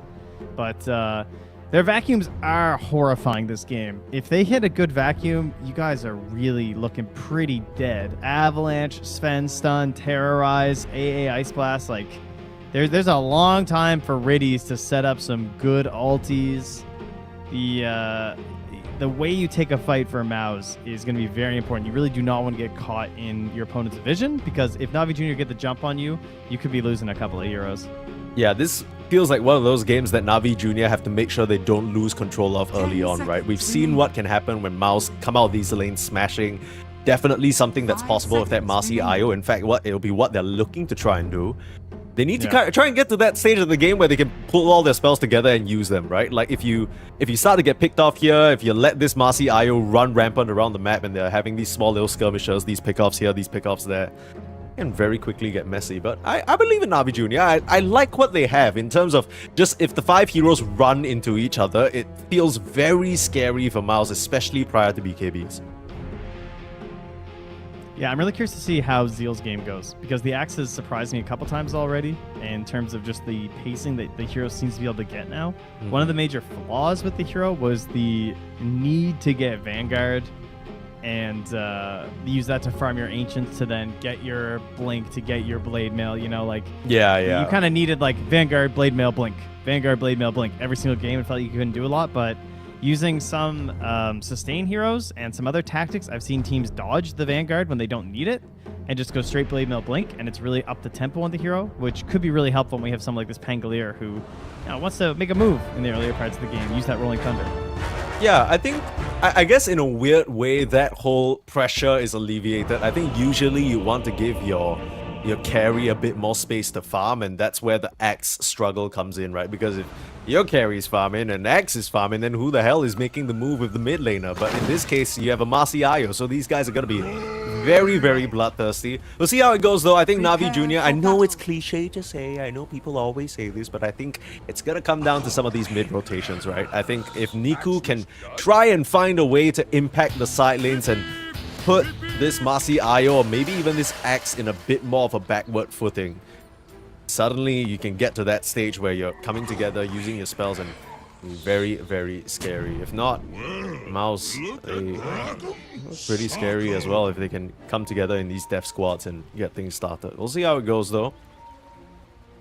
I think wards on stacks from like the 5 to 12 minute mark will be very interesting. If people can ward up the Ancients and take a look on who's stacking up for who, like how many do we have set up for the Sven, how many are we getting set up for the Axe, there could definitely be some big invasions. Some nice early vision already being 30 set out. seconds to battle. That ward from Niku, I'm not sure whether it was spotted, no pings or anything like that, but... Got the Juice was really close to running into an Axe and a Jakiro. Might still. Ooh. Yeah, he's in a bit of a spooky position here, but just out of vision, so... He's just kind of tucked around the corner in case someone comes around, right? So if smoke breaks, he knows they've just sort of come up that cliff to the right. The battle begins. I think even if they run up into him, he probably survives there, but will just be a 2 for 2, I believe, yeah. 2 for 2 on the bounties, nothing crazy. Both teams not wanting to start off with any chaos. And Any what are we lanes doing in this group, right? Well, particular? body blocking. Okay, there we go. Niku. Yeah. I mean, important lanes to watch out for. See if Darkseer gets killed level 1. Seems pretty unlikely with an IO Marcy, but that's generally something that teams like to try and do if they can. And then bottom lane, what kind of pressure can you put out with this Axe and this Sven? Sorry, this Axe and this Jakiro, because it looks really annoying. Like, hey, he's got this chilling touch and stuff, but we've been watching Eki on this 4 Jakiro. It's just constant. Just spam, spam, spam, burning you down. Then once you get low, suddenly you're blood grenaded. You can't get back under your tower and you die. Yeah. That was the experience for 2 games earlier. Yeah, I think every player has the experience now of getting their ass busted a little bit by a Jakiro. It just is oodles and oodles of damage. One of the most difficult supports, I think, in a one-on-one situation to trade into. Very few other position 5s that can stand up into it. And position 4s, really. I think that was one of the hero's major strengths. The ability to just bully back a duo, honestly. If you're able to get two-man dual breath, they literally can't touch you. And then presumably our mid lane will probably be pretty quiet. You know, we do have Thunderbolt on Abed, so this will not be another one of our double impact heroes. He's looking to make some big double stun plays throughout this one and drive around like a crazy dude with his rolling thunder. So sometimes that leads to some issues in the laning stage, lacking the more powerful shield crash. Yeah. Although, it kind of feels like the type of lane that you'd have to really step out of position for the Tiny to be able to punish you. In fact, he's going 2 levels in the toss. PMA does go down in the top lane, so trading out for cut. It's the Darkseer who goes down first, though, so a bit more EXP for Zayak and a bit less for the Darkseer. Not ideal, killing him before that level 3. That's the main sort of power spike for this hero in the laning stage. Bit unfortunate there. It looks like they either they were already, or they're definitely dead, or he was trying to go for the kill first since he would seal up the vacuum, but either way. Oh no. Back under the tower. Nice. Squeeze the realm. They'll jump in on the realm form, but no additional damage. I've been really... I know this sounds obvious to say, but I think Celery skilling these spirits has really given the lanes that he's in more damage than I think people are used to. Right, he's coming in with level 2 spirits at level 3, and it's actually doing quite a number on his opponents and switching the tides up of some of these trades that he's going for. Yeah, I mean, look at that. That's a big trade. It's a ton of damage onto a Willow. And we even witnessed last time it was catching on multiple a couple times too, just getting a lot of additional harass. And now that's leading into the Lotus, which obviously a IO combo always wants to get the Lotus Orb, but you definitely have some good area denial as a Dark Willow plus Vacuum. You know that you can wind up in the brambles. Nice try there from Cut to wind up some sort of damage, but again, 2 levels in the Shadow Realm means that the nuke damage coming out is pretty significant. I think Cut might have been dead if he wasn't constantly being sustained by that IO tango after tango after tango. Bot lane here, quite a bit of pressure coming out, got the juice and riddies. I mean, it's just an act to battle hunger, right? It's one of those things that you just kind of grit your teeth and have to fight through. You're gonna get harassed, you know how it is. Top lane though, action does not end here, and it results in a Dark Willow going down.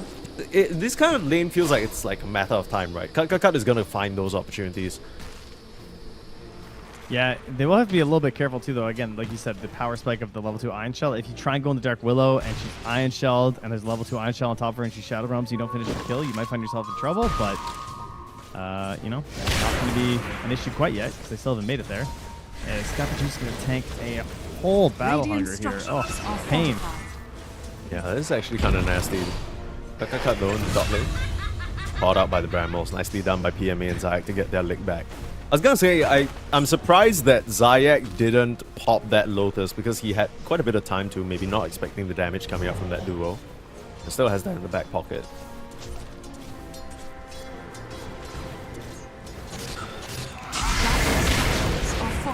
Be careful now. Oh, is he dead? Yeah, there. he's there, Darkseer, bot lane, or mid lane, dropping very, very low on the Tiny, getting really pressured by Abed. My goodness. I saw his HP drop really quickly and I got scared for a moment. I think part of it was the Soul Ring, but still just being zoned away from the wave like that, not a good look. The early laning stage, against what I expected, going very nicely the way of Mouse. Yeah, PMA just kind of getting a little too greedy there on the Darkseer, sticking near the tower, not respecting the potential respawn TP in there from Cut and simply jumped on and died. This really what it came down to. I think the big thing that I'm realizing about these mouse lanes is you just, Na'Vi Jr., you gotta respect it. You know what I mean? You can't just be positioned out even for a moment. Abed Is under attack. has a lot of damage onto Niku. Has to turn around Soul Ring and throw out some rocks, but that leaves him on a sliver of HP. 4 more seconds until the swashbuckle. Abed might just make this chase happen. Has a nice ward spotting out the Tiny, knows exactly where he is and will just cut him down. Now pings out that there's vision, but that's a bit too late. Level 6 for Abed. He's looking very nice. Yeah, this is not an easy lane to come back into either. Like, if he gets a rotation in mid, could be a problem. Now, that being said, there is no bottom lane right now, so the AA is coming mid because he's got nothing else to do. He's got the juice, he's got 2 points in the cleave, only level 3 and off to the jungle. This is not a Terrorblade, this is not a happy guy. This is Zayat's getting saved by Niku. Ooh, nice little toss-up. Abed still with the haste rune, looking for trouble, looking for that finish on the kill, but with the bottle the coming bottle! in, dodging away from the swashbuckle, managing to survive somehow, and now Abed's the one in trouble. Riddies with nothing to do in the bot lane will find himself a huge kill, and the tips come back the other way. Abed getting punished there. Very, very nice jukes in the tree line from Zayak, breaking those ankles. Dude, Niku giving him the bottle drink for the save. That was nice. Yeah, that that was was a beautiful save. You don't see that very often. Great play to save his poor Dark Willow there. And yeah, Abed, I mean, I think that's the right play. I would want to be pushing the tempo as well as this Pango. I know I'm crushing this lane, but he made a mistake. You know, he overextended a bit. And he's trying to do a whole lot, and that help is coming mid because they know the bottom lane's a disaster, so they want to make sure that things are going better somewhere else. Yeah, I'm he's kind of got the juice surprised in the bad that they time. didn't sort of TP on the Jakiro and thing, but these are some big stacks being stolen away right now. Yeah, they block up the camp and they're farming these through. These are meant to be Teammates for will TMA. come back and be very disappointed. Level 6 already on the IO. My goodness, how often do you see this? Out-leveling his position 1. Yeah, This that guy comes from his core dying twice and him living through everything. Oh, but there we go. Ripper's Lash into the Jakiro. Value neutral item. 2 Yeah, attacks. love that. The Axe going for an earn first. I really like that choice. I think that just further amps up the pressure he can put out, and might see Zeal join in on some of these early engagements. Not just kind of... Yeah, it's interesting. I don't know. Yeah, I wonder Like what it it's slows for. down your blade mill, it slows down your blink. Radiant's top It's an tower interesting is idea, under though. attack. It feels weird to get without finishing the Spirit Vessel. Zayat's still stuck at level 4, just gets blown up right now. Support's struggling on that Radiant side. Yeah, this is tough. These lanes have not really gone the way that Na'Vi Jr. were hoping for, and that's led to Mouse now congregating around the mid tower, looking to use his Rolling Thunder and moving quick with that Thunderbolt. Riddies, like you mentioned, the supports desperately trying to make their way up to those level 6s, but can't get there, being completely collapsed upon. Alright, more earn usages for Zeal. Kinda pretty nice as well with the IO, right? Like there's double value Radiant coming in here, structures are fortified. I guess. What is this? Why is he just standing looking at Nico? He's like, wait, he's yeah, exerting we're taking dominance, your you know what I mean? tower. Yeah, what are you gonna do about it? You know? I think, did he like pump fake the battle hunger like yeah, once he or did. twice or something? Yeah. Okay, well, Earn comes out, toss comes through. They at least get the Jakiro for their troubles there. Niku able to get a little bit of a snipe. But this entire triangle area has been commandeered, right? All these stacks that they had prepared for the Darkseer going into Zeal's hands, that is painful stuff. And got the juices getting chased out of his own Radiant jungle right now by Dream. Now TP down on Abed's here. Yikes. Not a enough, little bit though. of a miss on the jump, though. I don't think he had enough range on that, unfortunately. But still, they are just being pushed away from their own side of the map. Where are you going to go? It's a total disaster down here. PMA doesn't have anything to farm right now. He's the lowest core in terms of net worth because the stacks are all just stolen. They also still have more stacks stashed up on the Dire side. Eki's making a few more for them at the moment, so they can go back for those if they want. Cool. You don't have the move speed to get out of this. Spot's finally finding that level 6. The Ice Blast is going to be huge onto Zeal. Can't freeze him in place. He's able to escape, but the Rolling Thunder keeping them at bay. Niku dropping very low, and Eki will find the last touch. The axe does tick out though, but ends up being a trade for the opponent mid laner. I guess that's not too bad considering how far behind Na'Vi Jr. are, but that's Niku slowed down even more. Yeah, it's like kind of good to get a trade, but yeah, it is your Tiny. He's kind of the guy who's supposed to be the engine to try and drive this back into a decent state of game for you, because unfortunately your Sven is just farming for 1,000 years. Pretty much. I like how it's on his quick buy. The Sven it just says plus 17. You can see down there, because he has his whole life planned out. This is like when you decide that you're going to be an astronaut at the age of 5. Yeah. You got the school, you got everywhere you got to go. Life's already sorted out for you. That's how he's playing Sven this game. Yeah, and I think it's understandable, right? You just kind of don't see a world where you're participating in the near future. So gear yourself up, take all those preliminary math classes as early as kindergarten. You want to make sure your sense of balance is good. Can't afford to lose any vision. Scramble perfectly placed. Very nicely done. I will say that as much as Riddy's had a bit of a tough early start, I'm surprised he managed to get level 6 there and kill the axe. So starting to get his team a little bit of space, I guess. Just the pressure of these Ice Blasts. These are not super tanky heroes at this stage, and it nullifies the IO's healing capabilities, right? So something that Mouse definitely have to keep an eye out for. Dire's top tower is under attack. Yeah, I think the only regret they might have is if they can't get any more catches and start fights because of the way they've itemized Zeal on his stats. Like going Vanguard and Urn and now Blade Mail. He's still really far away from having a blink despite being at 6,200 net worth right now. And there's a situation exactly I'm talking about. You try and relocate in, you try and make a play, but there's a terrorize because you don't have any solid lockdown. Nothing yeah, very nice real. Positioning from Zayak just to be parked behind his core, right? I think most of the time when you're in a losing position, it's easy to autopilot, maybe go hit some jungle camps or just be running around the map looking for a kill, but he understands that Niku's playing pretty far up. You know, this is the man who's probably under the most amount of threat, so make sure you're defensively positioned. Immediate smoke up, though Mouse undeterred, want to look for more, want to continue the pressure. That Rolling Thunder, I want to use it. Sweep back behind the tier 1 tower through the triangle. I did notice that, well, I guess I'll wait a second here, because this might break into something, but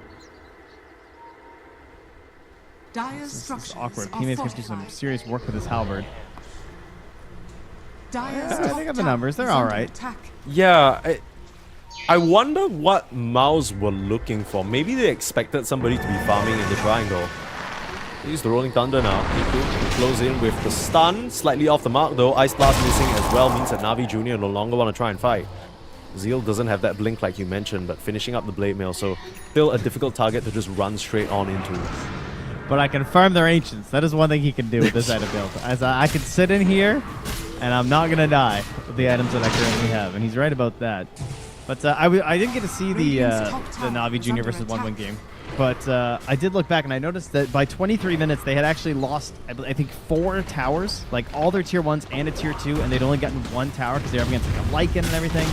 Yeah. And they're kind of getting closed in, but they did a really good job of the bounce back after that. And this is a similar situation. So they found their moment in their last game. You know that they're ready for a situation like this. See if they can do it again. Gonna fight for the Wisdom Shrine now. Kind of important for your supports, especially Zayak going to get the hands laid upon him. Can't get the Shadow Realm, I say that, but still surviving for a bit too far longer. And now with a huge vacuum, Zeal ticking low. Riddy's, the Ice Blast can't come through in time. Beautiful relocate. Celery bringing his ally out of the fray, and in comes Got the Juice. He knows that he needs to take part in this, but Abed still has that regen rune running. Will pop it now and should be able to escape a swashbuckle. The relocate might just come back through. Zeal ready to participate again. Got the Juice. He's able to get the kill onto Abed. They finished off the Marcy as well, and they slice down Eki. This is the moment that you talked about. Na'Vi Jr. were ready for it, and they're not done just yet. They want more. PMA being tossed forward with that crash landing. Niku with the setup, and Zeal looks like he'll be another one claimed. PMA finds that last hit, and the last one to survive is Celery. How did they pull that off? Imagine, despite not getting the Ice Blast, they still managed to win that fight. That Ice Blast could have been like an ultra kill. It was it potentially, but Abed had the foresight to just get onto Riddy's instantaneously. such a difficult place to defend as well. Their shrine early on, but they manage it. And that's Niku's Blink Dagger, and now 800 gold on top of that as well. And they only lost the Willow, I believe.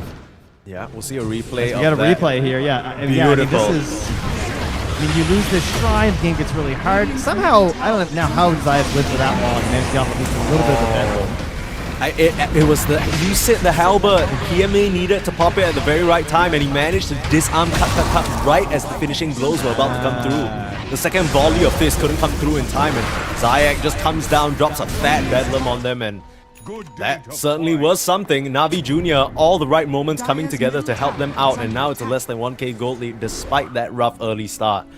Very nicely done. And you have a much easier to use item in the mech now in terms of just like trying to win these team fights. True. Way more reliable than getting off these clutch halberds.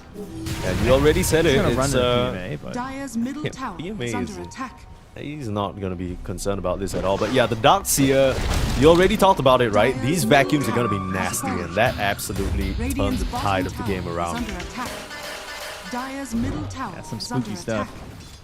And got the juices the top of the board now by a solid margin right now. So this is Sven gaming 3 games in a row.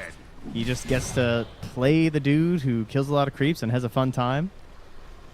And look at his quick buy. He's gone away from despair mode. I need to plan out my entire life to like. I can just look ahead to what's immediately in front of me. He's not that serious. We're winning. Yeah. Yeah. Oh shit, we're winning. Okay, unqueue a bunch of stuff. I got options. It's fine.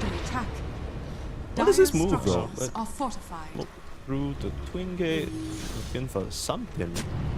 Not like they have vision down here, so I'm not sure if they somehow sussed out they the were. presence. I think they thought they might try a tower trade based on what they'd seen on the map, and they thought that they weren't coming to defend top, and maybe they were pressuring through bottom, so they were trying to like wrap around behind someone, maybe either pressuring their 2-2 bottom or farming that safety zone down bottom. Someone trying to be a little bit greedy. Right. But Mao's, we're keeping it closer to the river instead. Oh, that's an essence ring on the IO. Huge one. That's a big deal. That's a lot of additional HP for anyone who's tethered to. Hey, he's finished up that mech as well. So very nice timing on it. A large part of it due to the early game that he had. So I think it's rare that you see an IO, one of the sort of front runners in terms of the net worth support race. But yeah, he's done a good job. I think really just utilizing those spirits, right? Eki as well, a bit more farm focus on this Chikiro. I think has a 4-star flying out to him already. Now, they do have to be aware that there is a blink on an axe now, though, so that your life has begun a little bit here for Mouse. If they do get some good wards down, which they honestly they have, but they're going to be dissipating Dire's soon, middle tower especially is that under top one attack. near the Sven. They are ready for some good jumps. I was so confused as to where Eki's net worth went. I realized he literally bought himself the shard over a 4-star. Huh. Okay. Gotta help out the squad, you know? Make those tormentors better for everybody else, maybe. Yeah, I guess so. It's a funny. Dire's middle tower is under I attack. guess. I don't know. Is the IO think it's shard good. really? Yeah, I know it helps his farm. I just, that over a 4-star. I mean, it is a really good force F game, it's true. Really help you out against these vacuums. Set up here. May. In comes Niku, straight onto Celery. There's the mech. Beautiful call. Dio finds 2, and the Rolling Thunder follow-up. It's more than enough. Niku, he's in trouble now. The Ice Blast going completely wide, and they lose 2. Navi Jr. overestimating their burst there, and that's that mech coming into play from Io. It's that, and it's on top of the fact that you think that when you see the IO pairing, you assume that they're playing away from the team. And you think like, oh, okay, they're trying to set up somewhere else. The pairing's going to relocate in. Let's gank the pairing. It's like how you treat a Dawnbreaker, but instead, everyone was already there, ready to back up. It was more of a bait of the IO +1 instead. And potentially have it play mid here as well. Oh, Save as well another from killer Zeal. call. He just doesn't stop. Zeal finds 1. Zeal finds 2. Twice in a row now where Zeal is in the right place at the right time to put a stop to Navi Jr.'s aggression. That looked like a very dead Arbet, but bailed out by the axe. Such sharp So he play. took 2,037 damage from Blade Mail. Radiant's That's bottom tower is under attack. that's a bit of a problem for the old Sven. That'll get you. Sven's got a whole bunch of damage, but that just means even more that he can reflect to his opponents there, so... Honestly, Zeal, that was picture perfect, right? We're gonna see the replay of this again. He's exactly at the right place to call both and set up for that rolling thunder. It's perfect. And then take a look at that mid-fight again. I'm not sure whether we'll have a replay for that, but just very nice axe plays. This is what we were waiting for, right? This is why you were not really liking that urn, but he gets to this timing anyway and makes such a huge difference in these smaller skirmishes. Yeah, and of course, BKB is there now. It's good to go, but will hopefully be used at the right time now. You might have to test it out. You know, it didn't really impact the end of the game that much, but yeah. While we were watching that replay, of course, Mouse were able to sneak up there, grab that Tormentor, so the IO has a shot. Heather damaging enemies touching it, and IO is healed for 50% of the damage done. I'm gonna be real with you. That sounds useful, but I'm not sure how good it is. I mean, it's alright. You know, it doesn't sound like something that would be, oh, we really gotta get this IO shot. It's not like a Wind Ranger Gale Force. You know what I'm saying? I think it's anything that helps keep you alive as IO is value. I'd rather Sure. have a Glimmer. You know, I wouldn't buy it for sure, but it doesn't hurt. Yeah. Yeah. I mean, who's gonna turn down a free shot, right? Yeah.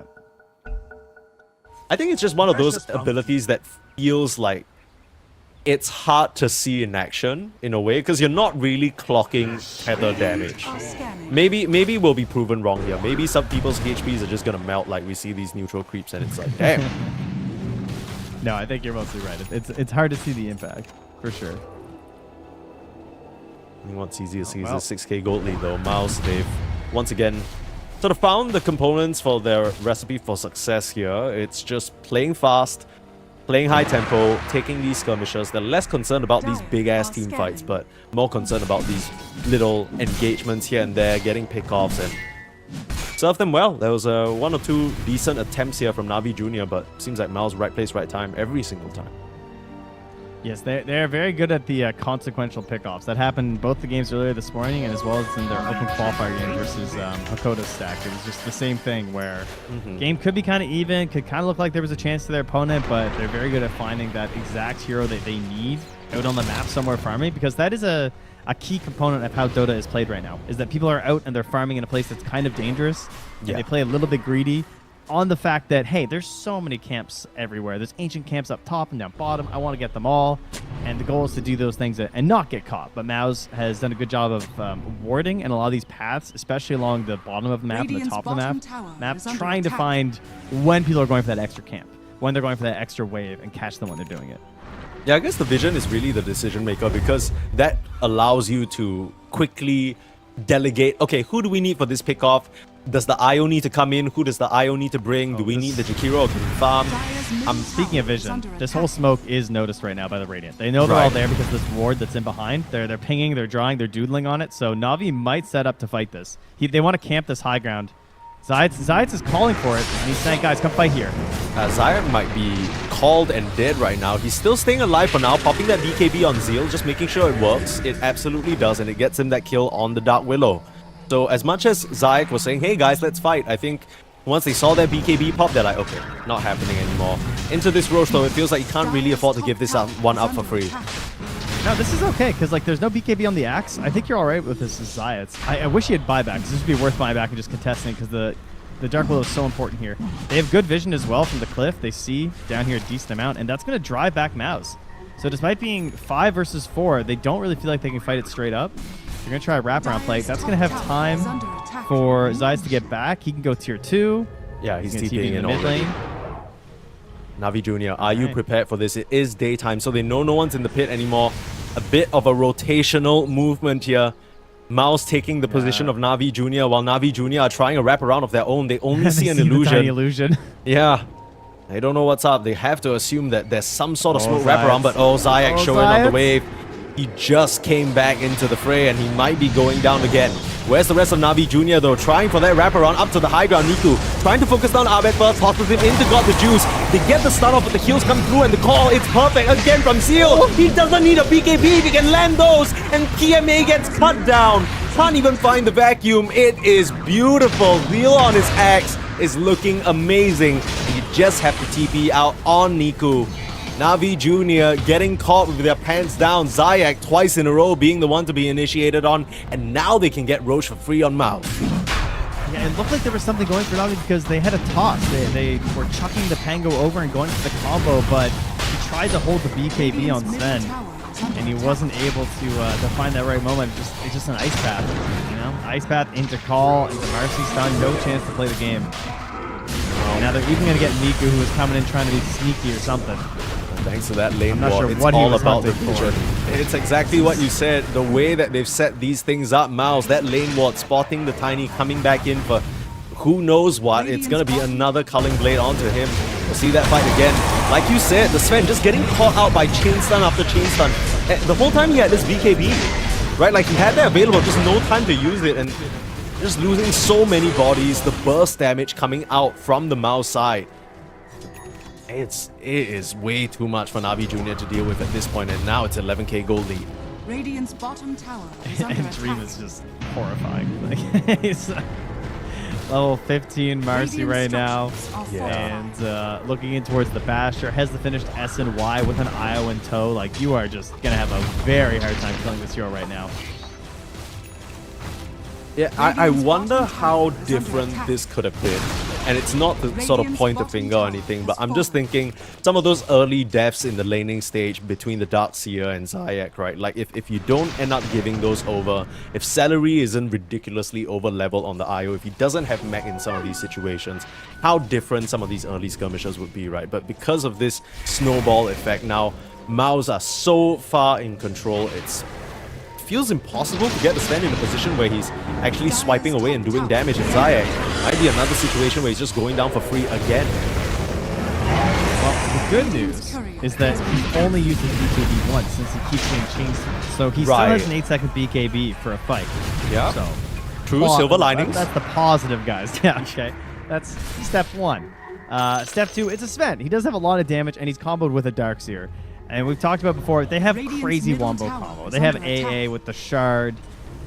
If there was a lineup of heroes that can be really annoying to go high ground against, this is definitely one of them. Terrorize, Sure. Ice Blast, Vacuum, Toss Plays. They just need to try and stop this bleeding so it's not like 20k. Yeah. I think it's been a few engagements in a row already where you can tell Zayak is trying to call for something, but it just ends up with a unfortunate start because he's slightly out of position, or maybe he's trying to body for the team, but he can't survive quite as long as he would like. I think the only positive example of this was that Wisdom Rune fight at 14, right, where he was miraculously able to survive thanks to the Darkseer, and then suddenly that will turn around. Na'Vi Jr. just feel like they're missing that initial set piece to kick things off the way they want. Now they are relegated to farming the corner of the map, while Maus are just cleaning up on all the tier 2s. Every single one eliminated at this point in the game. Checking off all their boxes here. Just making sure the stuff is clean and easy, and really not offering up those those easy opportunities for pickoff. I mean, they're trying right now. Na'Vi Jr. They're kind of roaming around as a crew here, hoping to find some stray hero. And maybe, oh, this could be it. Yeah. Get the Aegis, perhaps. I mean, the rest of the team can't connect very easily. Got the juice, gonna run straight into cut. Celery has to look for some sort of relocate play on the second life. They'll lose the first very quickly.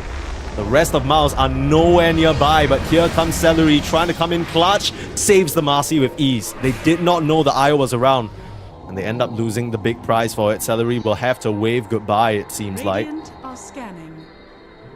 Yeah, unfortunately not able to find some sort of vision play there. I thought they might be able to get a scout, but I mean, he was really far hidden in the trees, so. Yeah, I think Good play. I mean, they pick off the Aegis, though. Yeah, that's something. You're not going to complain about getting something like that. I think also what it seemed like was that Na'Vi Jr. was scared to just kind of search forward fully because they weren't sure where the rest of Maus was, right? It could be another sort of blink call coming in, ruining their day. Zeal now has that boots of travel. I like that choice a lot. Well, a ward here on got the juice against team farming for his camp. Oh dear. Okay. Well, he manages to slide away. Zeal was playing it cool there, you know. He was just kind of hitting the creep wave, pretending like he didn't see him, but now the TP away. Yeah, check the Ancients first, but if he's not there, I figure he's probably getting out. If he gets Daedalus, I'll be I'll give him like plus 10% chance to win. You know, that is definitely the item that brings you back into a game as a Sven. You just need these big crits. You need to come out, pop that IO right open, give him no chance of a relocate save, and try and take the fight that way. Cause Damn, Dota Plus is not a believer, by the way. It's still giving Navi Junior a 47% chance. That's great. It's just the wombo, right? Hatred. It's the wombo. It's like these three cores can't hit towers. Axe, Pango, Marcy. I mean, Marcy kind of can, but I mean, you're not wrong in terms of the Pango and the Axe, though. They are not tower hitters. Oh, that's what Rolling Thunder. Initiation onto Got the Juice. They get the call out as well. Ice Blast turns around onto them, but Got the Juice is in major trouble. He's trying to survive. He's life stealing up and he wins somehow. How did that happen? I thought Kakaka was fine, but I guess Celery couldn't come in with the save. They didn't finish him off like you said, and they are going to pay the price for it. Nice ice path, but Eki still spotted out by Riddies trying to TP out. Do they have a way of stopping this? There's the toss. And again, it feels like it's a game of margins here, trying to save his ally. A bit of save your buddy syndrome. Now Celery might be paying the price again. Eki is not going to get out of this one, and with that cursed crown... work.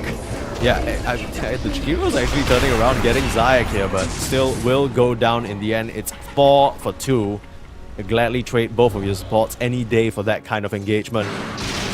Never doubt Dota Plus. It knows. It believes. It's like, yeah, at some point, they won't kill the Sven all the way. At Dude, you were just shit-talking it too. He's like, let me show you what I'm about, okay? Yeah, exactly. What the hell are you talking about? You don't know shit. I like to set up Dota Plus and help it out a bit, you know? Yeah. You kind of, that was the layup, right? You just kind of got the dunk off of your assist there. Okay, what exactly... Was it just they thought the Sven was dead when he wasn't? Because I don't really know what saved him. It must have just been the huge hits off from the lifesteal, right? Yeah, it was just massive lifesteal. That's really all it is. Like, he's just mascubaticing, he's gunpowdering, and he's just smacking. And he lived. Miraculously. Probably the Greaves as well, I'm sure. Like, the aura was probably coming in from PMA and stuff. A slight miscalculation there from Mouse. Nothing too crazy. It's painful to lose a fight like that, especially when things line up so perfectly and you get a catch on what feels like the biggest target, but it doesn't really affect the game. I want to say, I feel like as Navi Junior, you need maybe 2 or 3 more fights that go that way before you feeling like the game's back to even, contrary to what Dota Plus might say. I do like the timing with the Nullifier. I think that's a really good moment here for Mouse. Finish the Nullifier on the Marcy, jump on your target. But they are at the point now where the damage is catching up with the side of Na'Vi. I mean, it's not just the Sven. You know, like Niku he's got the brooch. He'll be moving in towards the God Bless the Aghanim Scepter. I will be shocked if he does it. I've been covering a lot of tiny games for the past couple months on my channel. Just like, you know, watching like open qualifiers, replays. And every game, you know, the idea of the tiny eggs has come to me. It's like, couldn't this be the game? Isn't this actually worth it? And he's going all in on the Wombo combo. He's like, if we hit that vacuum, it is a gross amount of damage. It's probably the most damage in terms of a spell that just gets completely ignored in this game these days. But, I mean, it's expensive, and Tiny has a lot of options. It's not super reliable. I don't think it's without merit that it gets ignored a lot, but I do want to see it. Yeah, it's just one of those things. I mean, we've even seen Tinies go for that Octarine Yule's like survivability utility build, right? But since that's been nerfed a little bit, it just feels like you need that raw firepower to explode some of these heroes. I just want to point out that Navi Junior, they were kind of on the right path towards the opponent triangle, maybe to intercept one target or two, but they saw an Axe courier that had a weird flight pattern. It flew all the way to the mid lane, started to make an angle towards top, and then went back towards its base. So I think that confused them a little bit because they immediately started running upwards, which is where none of Mao's are. So that smoke move is not going to connect at all. I've seen some players doing random courier moves lately. I think people are aware of the courier, like the wards and how they go. I've seen people smoke and just send their courier on the offside map doing literally nothing. That's kind of badass. I'm not going to lie. That's kind of... It's a good... I think people should steal it. Like, actually, it works. I'm positive it works. Because the thing is, people are getting real creative with these wards, right? I really like... That's kind of one of the major changes in 7.38 that I like the most. They reduce the reliance on these very typical high ground ward spots. Abed forced to Rolling Thunder because of the first crown, just playing it safe there. Not sure whether he was going to get collapsed upon by his Sven. Understandable. I mean, it's Plus, who cares? It's a, what, 40-second cooldown? Like, whatever. yeah, true. He'll have that up in no time. Just need to chill for a bit. But yeah, I mean, with all these wards just kind of scattered on random low ground places, you never know when your courier is going to get caught out by some random vision, right? And that could foil your entire plan. So, makes a lot of sense. Definitely something I'll be keeping my eye out for the rest of these qualifiers and moving forward. If that's the new tech. Can you imagine explaining this to a Dota player even 5 years ago? That's insane concepts. Never dreamed about before. Man, Niku is still eyeing that eggs. The more I think about it, the more he's committing. All right, he bought 3. He got the items. I was thinking Shadow Blade looks kind of good this game. They don't have any invis. It could actually be a really good Shadow Blade game for him, but no, he's just gonna YOLO for the max damage here. And after a tough time in this early game and being as behind as I think like 14k, they managed to grab themselves an Aegis.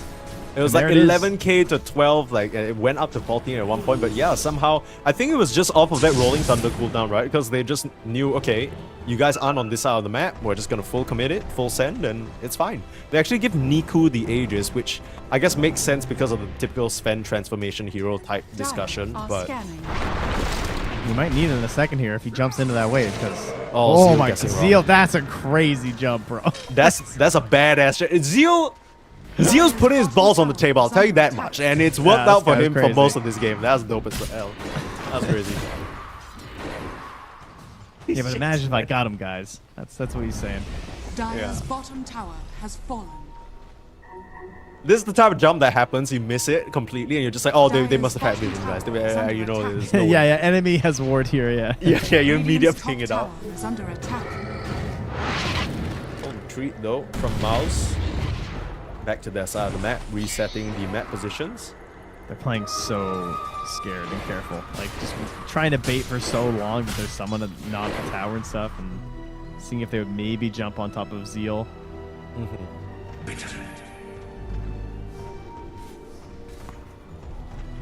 I'm not sure when the Tormentor timer is. Yeah, let me... Dire's middle tower I don't is remember under when the attack. last time they took it. Yeah,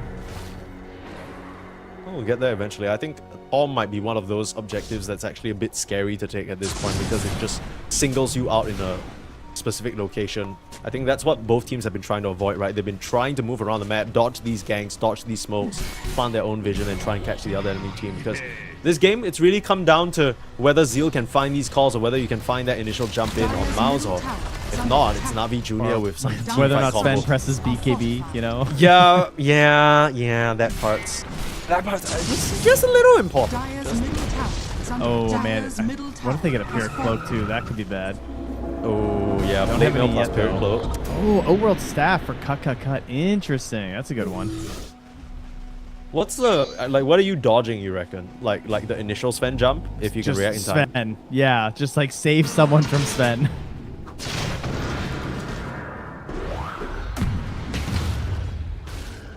Wouldn't this item be so busted if you could cast it on allies? I'm so glad that's not the case. Yes, that's true. That's ridiculous. I guess because like what, you get stunned, like if your ally gets What's the gone point on, of that's this like a item? auto save, right? Like, oh, Pyrrhic yeah, Cloak no, if made you from- could just like, Radiant are if you could just like pass it over. You know what I've been really liking? Like that Dazun Blood, right? Like low key is kind of like hype. Like for the axe as well, with the increased area and the call. It needed the nerf. The nerf was much needed. Yeah, I agree. That thing was crazy. Like the health cost on it was such a whatever drawback. Like literally, who cares? You're just calling like half the screen or some shit.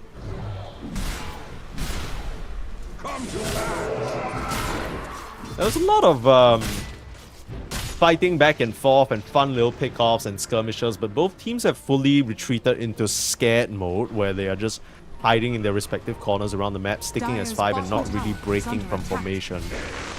I'm not really sure who this playstyle favors, just because it's the Navi Junior Aegis timing, so I guess they would have wanted to find some action, but kind of being dodged out completely by Mouse. Dumb question. Does Desmond Bloodright increase the AoE of your Rolling Thunder? There's no Like, way. are you a bigger collision ball? I don't know. It's like I could see it both ways. You know what I mean? You might be onto something. Because now they're telling me I mean, that it's only 12%. yeah, the so- radius now is 168, which is a weird-ass radius to be at a base. Okay, gotta have to Yeah, I test think that it out. does then. That'd be kind of funny. Like, just a bigger ball at the cost of some blood. Be fine. Dire's bottom tower Leading this is high under ground. Yeah, the radius is usually 150, Radiant's so top yeah, it tower does Okay. buff is it. under All right, attack. cool. Neat. You're a slightly bigger ball that bounces around.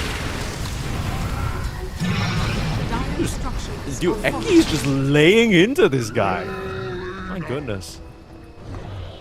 That has been the main story of this Jakiro is the low commitment and kind of insane amount of damage. You have to take a look at his hero damage at the end of this game because it has been rather absurd, especially when he was in the middle of Dire's 3 bottom heroes barracks are and then under eventually 4 radiant heroes and somehow scan. killed 2 of them. He's just kind of standing his ground and right-clicking, right? And I think you're not really respecting the damage that comes out until you're like 20 HP and you're like, what the hell just happened? Because there's that percentage HP coming out from the Liquid Frost as well. Yeah.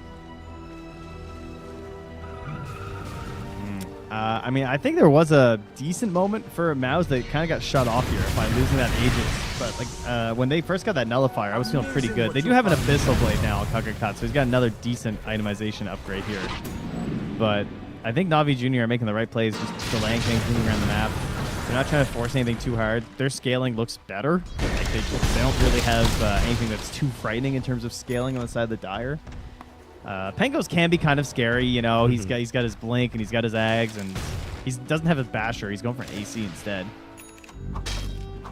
which will be helpful if they ever get high ground again. I guess that makes more sense than the Basher, just because what's really deciding these fights right now is his damage coming out, right? Like if you get burst down without being able to press the spells, then it's curtains regardless of whether you get a stun or 2 off. Yeah, now they have a Shivas to try and help too. Stacking armor against Sven, not really a bad idea. I just wonder is it really just gonna be another play for the next Roche? Are both teams just a bit too scared to try and find something? I was under the impression that, you know, even though you said Maus had a pretty good timing right now with their draft, Na'Vi Jr. looked really Dire's strong as top well. It's just tower about is under finding attack. a target, right? Both teams have just completely dodged each other. They're also holding hands a lot on Na'Vi Jr., which takes away the main way that Maus would want to help things out here is by like trying to get an axe pick off into a relocate or something. But if he tries to go for an axe pick off into relocate and there's 5 heroes there, Dire's then top tower there's is not under going to be much attack. from the relocate into. Radiant's bottom tower Tormentor's just is going to under die attack. instantly, and there it goes. As they're on their way, they're going to try and cut. They're making the call here. Eki says, go follow up the bridge. Oh, you might have to just got TP the out juice. here. Got the juice. Got the juice. Got the juice. He's They got know no where TP. you are. He's got 20 Oh, seconds no no, TP. he's gonna get found. That is the worst possible outcome. Pops the BKB, the rest of the team might be coming in. He's turning around with a lot of damage onto Abed though. Ice Blast slightly off the mark. Thought for a moment there that Abed would go down. Zyx here trying to contest the Wisdom Shrine. That Ethereal Form's not gonna help him, but a nice little vacuum wall. It's not enough damage because your Sven's already down. And where's Niku? He hasn't tossed a single tree in this engagement. No one is under any threat on the side of Maus, and PMA lucky to be able to get himself back to base. Meanwhile, Riddy's found out here, hauled by the Axe, trying to get down to the low ground. Will look for a TP out. In comes the relocate. Oh, not in time. Damn.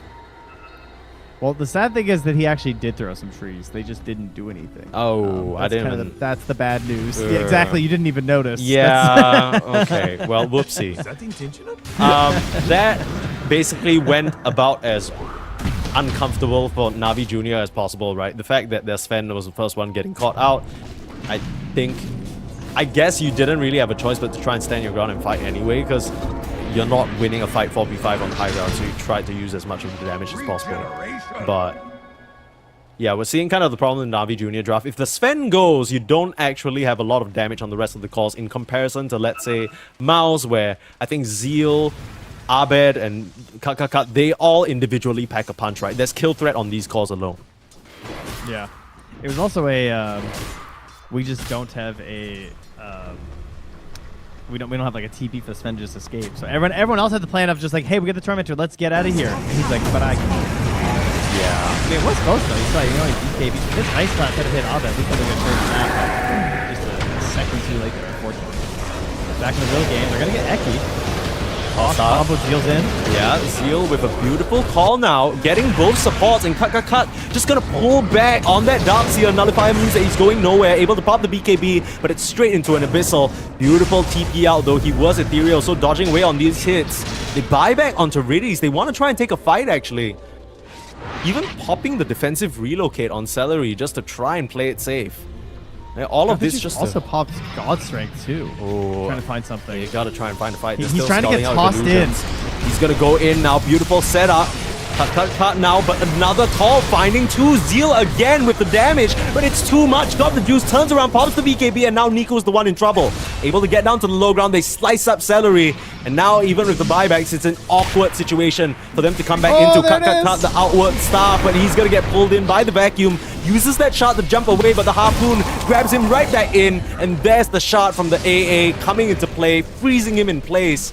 And the buyback pays off. I thought for sure that Miles were going to be able to get a clean escape with how early that buyback was, but they weren't expecting the chase potential from Na'Vi Jr. to catch up to them. He really is all of the damage though, and it's not really close. Yeah. He did 11,000 damage in that last fight. Everyone else's bar is just itty bitty. And got the Nico juice. came through with like a toss stun, and then he threw some trees, but that like barely tickled them, and then got the juice, comes in and 2 hits the IO or some shit. Yeah, he needs a blink though. I mean, he can't rely on Nico to make those plays again like that. Like he's got to be able to just have a blink instead. Yeah. I think we got to open up an item slot here. Get rid of these treads. Decisions have to be made, but right now the call will be to head into Roche. Just like that, the dominance and the advantage that has been in Miles' favor this entire time breaks apart. That is the Sven effect after all. That's what Dota Plus was warning us about, right? Once you get these crazy team fights going, let's see a quick replay of that cut on that high ground. Despite a beautiful call from the Axe, that's where the BKB comes into play. You can't really reflect that damage because the Sven, he's just standing through it and powering through it all. Abed forced the TP out. The fight gets scattered. A couple of heroes actually on the side of Na'Vi Jr. get pretty low, but just nobody there to finish the job, especially cut on the retreat. And there's that Ice Blast just holding in place, but really a lot of the damage and heavy lifting done by the Sven. Again, Aegis will go in the hands of Niku over the Sven. Yeah, now his blink is out. It's on the way, but they have one goal, and that is just make sure Got the Juice gets to fight. Yeah. No Sven, no win. It's really that simple, for sure. I'm sure that's the plan for most of Na'Vi Jr. Maybe not Niku though, because Fella has a divine rapier queued up for himself at this point. Hey, He's I mean, trying to when be you the buy Sven right eggs- now. He's trying to be the Sven. Yeah. You know, high armor team, you can do the toggle, you know? True, true. Okay, well, we'll see how it goes here. But yeah, Miles definitely... Approach would have been way cooler in this situation, unfortunately. Yeah. Isn't it just one of those situations where you, as Mao, suddenly your margins shrink, right? You need to be the one to get the jump, because at this point, the Axe, even if he's getting a call, if he's into a BKB Sven, he will die. And he's not killing anybody. They don't have a nullifier, right? And they probably aren't getting one on the Radiant, so any Wind Wakers? Someone just buy a Wind Waker. It's that simple, right? True. I do think that would be helpful, but you know, it's kind of tough to get there, unfortunately. Yeah, an expensive item, just like 6k gold or some shit like that. But if you can taunt the Sven during his BKB, especially when it's down to like 6 seconds, if you have a Wind Waker, then that goes from being disaster to ideal play. Yeah, that's like You the know. BKB piercing disabled, then you wait that out and suddenly there's so much control coming down, ice paths, everything. The punches. And Kakakat has the same issue where, you know, if he loses his BKB, he's kind of ass in the fights. Like, him and Sven share this. Like, they really just want to be fighting with these BKBs as much as possible. You try and get the physical burst damage out as soon as possible. That's the entire idea behind both of these carries, actually. It's funny how similar they are. Oh, there it is, though. There it is, the big dog. Okay. All right, let's throw some trees. Let me see some clear cutting action. All right, Nova Scotia in here. Lots of clear cutting in the forests around me. I've seen some good forestry work. Yeah. I'm ready to see some of my Dota game, yeah. Yeah, we got the best judge here on the broadcast. That's right. Exactly I'll what's let you going know. on. For now, he's doing quite a number on these towers, not really clearing the trees, more like clearing the structure, so at least paving the way for new forests to be set up. We love a conscientious That's right. logger. He's reclaiming the earth from the trees. They left some brambles in their place. Yeah, no. That's some low growth here to promote biodiversity. True, true. It's great. You get a bit of ice on that as well with Riyadh's Ice Vortex, so that's going to obviously just kind of go into water and keep those plants hydrated. Very important. Yep. Very smart. And you know Jakiro's there, and he's probably going to burn some stuff. Well, that's just ashes. That's good fertilizer. Yeah. They got a defensive Ob Sentry combo up on the high ground here from Mao's, trying to keep an eye on what's on the outside. Niku taking out his protractor here, doing some calculations. Yeah. He's drawn out the plans, you know. Good landscaping takes time, okay? You guys can't rush this shit. He needs to make sure he's planting them like separately and making sure there's enough adequate space. How's it going? It's not just about what's immediately in your future, it's what it looks like in 20 years from now, right? When the trees are fully mature and everything. It's a real applicable story to Na'Vi Jr., right? Is that how long we're going? I don't know. I hope not. I mean, I kind of feel like this is the type of game that has the potential to end in like half a second, right? Like, you just think about this 100%. team fight, how the team fights have been so far. They've been so explosive. It's been so fun to watch.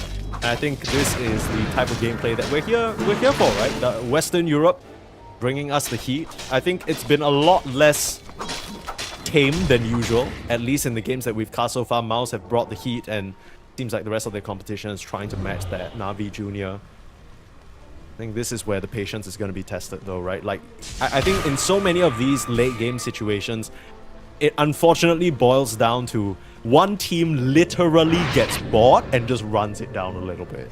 So hopefully that's not how this game ends. That's very accurate, actually. I mean, you can see where Kakakat is right now. This is some spicy stuff, right? Like, this far out on Marcy pushing a wave, that's pretty scary. It has the TP back. I wish that there was, like, bots or something for Eki or someone who could actually be applying pressure bottom lane, because right now there's nothing stopping Na'Vi from just staying up here. Yeah. They're just kind of creating a big funnel, right, towards the top lane. So it's like, they know exactly where Miles are going to be.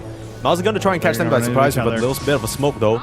Niku getting spotted out. That is huge. That's a Divine Rapier holder. He doesn't have the Aegis. It just expired. Is there a save? It doesn't matter. He turns around, blows up the axe. He does go down, though. Has a buyback available, but not a good way of rejoining the fight. Marcy's still going to get chopped down. Got the juice. It's way too strong. Abed trying to clean up on the back line, but with that Terrorize holding him in place, he just can't get out. He'll get out on Celery, but still getting sliced up. Ultra kill. Rampage got the juice, comes back in and slices them apart. It doesn't matter that the Tiny's gone down. The real carry is here. And my goodness, does he deliver. Heavy lifting is an understatement here as he destroys everybody. Yeah, you guys do whatever you want. Sven he's in the fight and he's swinging. I don't care what else is happening. Yeah, I don't need a rapier. I'm Sven. Don't worry about it. And then, he just comes back, just picks his rapier right back up where he left it. Sword in the stone. No one else could touch it. Only King Niku himself. So he gets to return to the siege now with an 11k lead for their team, and buybacks are coming out. They're going to buy back on Riddies. Rejoin this siege. They understand that this could be the moment where they end the game. 25 seconds without your axe. He's used that buyback already, but... Wait, did he just buy a refresher and he has 5,200 gold? Oh, okay. Yeah, okay. Right, so he got a lot of gold. Yeah. Yeah, okay. Yeah. I didn't realize he got that much gold. He's got stacks, yeah. He's got... Holy. Forestry is a lucrative business, I heard. That is true, Burn the present, That's fine. Yeah, sell the future. Oh, yeah, exactly. All right, they're passing around the cheese right now. Can't decide who gets it. Very modest individuals. Up to the high ground, Eki, oh, beautiful little vacuum, pull them back in, cut, held in place, doesn't stand a chance. The Sven is just king, and good game well played will be called. What an explosive finish, and got the juice really coming in huge for his team, showing us exactly why he picked that Sven 2 games in a row, and why they've won of it twice so far. It's just... at a certain point in the game, how do you stand up to that damage? Even though Axe had such a great early start, Mouse were off to a hot streak, right? It just... the Wombo combo. Dota Plus told you so, Trent. I don't know what to tell you. Yeah, I tell you, it knows everything. It knows all. And Na'Vi Jr., they know how to play from positions that seem disadvantageous. Like, this is now the second game in a row, at least, where Towers are falling, your map is shrinking, but they wait for that perfect moment. They find it with the better team fighting, and that's what brought them back a couple times where things were looking a little bit scary. I mean, they just kept growing this lead, but at a certain point, you have to be like, you know, the lead isn't real if it can't go high ground, and I think Maus were feeling that a little bit here. Pango, Axe, and Mercy try high ground is very difficult to set up for, especially when it's such a formidable defense on the high ground. Like, these are terrifying heroes to go high ground against. Yeah, I think we just got to the point in the game, apart from that, where you look at the lockdown available for Sven. Within that BKB period, he was getting way too much done, right? Every single time he pops BKB, he pops 3 heads off, and then by the time it expires, you don't have enough lockdown. The Ice Path isn't doing it. The Call sentencing the Axe to his own grave, you know, you don't have that Basher perhaps coming out from Marcy in time, because she gets close to the Sven, she dies as well. So, in a weird way, the Sven ended up not being addressed, and I don't know, God the Juice just kind of went to town on them, like you said, in the later stage of the game. He really did. Bought a full refresher, still got 5k in the bank. This man was loaded up. We have a fun new feature in the scoreboard now where you can go to the graphs and there's a player hero damage graph now. Oh, yeah. And so from 50 minutes to 53 minutes, Sven went from 25,000 hero damage to 45,000 hero damage, basically in like 2 fights. So, yeah, big guy. Big dog was in town. Everyone else's numbers just didn't change, and his just skyrocketed. He's like, yeah, I did it all. I got this. Yeah, Don't worry about it. I wish we could show you this graph because it's actually hilarious and like such a perfect, I guess, demonstration of what this new feature can show you, right? Like how much impact this Sven ended up having at the end stage of the game. It's funny that Niku was on his whole little Divine Rapier Aghanim side quest that literally did not matter at all. He did 4,000 damage total with Tree Volley. Not great for an Ags, I'll say. That's like 1 swing from Got the Juice. The other fun damage stat is that not once this entire game did Got the Juice hit Dream with the Mercy a single time with Cleave. He only ever directly attacked the Mercy. If you look, he did 0 damage with Cleave to Mercy, but about 5,000 each to Io and Pango. So he was laser locked in on this Mercy to ensure that they were going to get this one. No, he's just like, okay, you wanna come lay hands on me? I'll take the smoke. I'll take the smoke. I got it. He was ready to fight for sure. But yeah, I mean, what a first game performance from Na'Vi Jr. I think with the way that Maus were looking, especially earlier on, it looked like they were just gonna steamroll and keep that tempo going, but that's a bit of a stopper towards them. Probably a bit of discussion needed as we head into game number 2 after a short break between Maus and Na'Vi Jr. Don't go anywhere.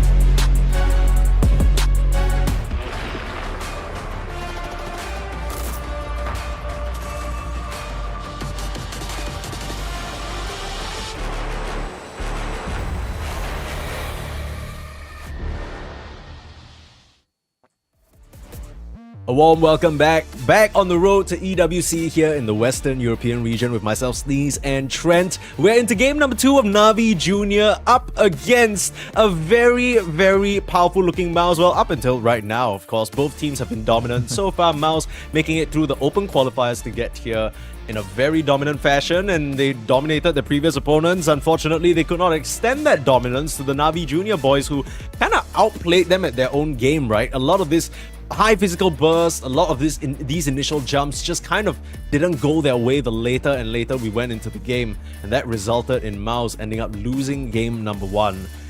That certainly was a very well played endeavor from Na'Vi Junior, I'll say that much. And Mao's got what they wanted. They got to run their, pretty high tempo, fast strategy, IO plus Mercy, and taking towers, and this Axe. I mean, an incredible laning stage from Zeal. He was taking over the map. Invested in some really tanky items. We go back to when they stole all those stacks too. Yeah. I don't know. I don't expect much to change in the draft, to be honest. I feel like we'll probably see something similar. So, if it's not really a draft problem, then what exactly do you think went so wrong for Mouse? Because it's not like they didn't know what they were up against. There was always going to be that scary teamfight potential for Na'Vi Junior. Did they just not do a good enough job at splitting the map? Did they need to... I mean, you were mentioning a little bit you wanted to see boots of travel on Jakiro just to try and split push a little bit and break up Na'Vi Junior, because at some point they were all holding hands in one big circle and Mouse weren't able to really beat that. 5 seconds remaining. Yeah, that was an issue. They couldn't punish it. I'm not sure what the answer necessarily was for sure, but they didn't find it on Mouse. Yeah, I think some ability to hit towers could be kind of nice. I'm guessing we'll go right back to the Jakiro, and there it is. We go. I don't think that's much of a surprise, because it has looked really good. I mean, that is one thing that I wanted to check at the end of that last game, was just the actual hero damage from the Jakiro, because you could really see it in the mid game that it was kind of crazy. And he was top 3 hero in terms of hero damage through a lot of the early and mid game. Just once after he got that shard and he's surviving these fights with the Dragonlance, and then able to use the Ghost Scepter to survive too, just pumping out damage, it was really good. But I did think if there would be a change in the draft, I thought we might lose this guy. I was thinking, yeah, we might see another ban on this Darkseer, because he did play really well in PMA. He didn't get any stacks. He still managed to get farm. He hit really good vacuums, and it enables a lot of different combos for the position 4. Yeah, I think definitely the most understated member, at least in that, because we were talking so much about Niku with some of these early game and mid game skirmishes and pickoffs with the blinks and everything prior to his little Aghanims side quest, of course, but a lot of that is enabled, and the Sven really only is enabled because he just has a surge on him and he has a Darkseer with all these auras and stuff like that. So PMA, very quiet but solid performance from him on that off lane.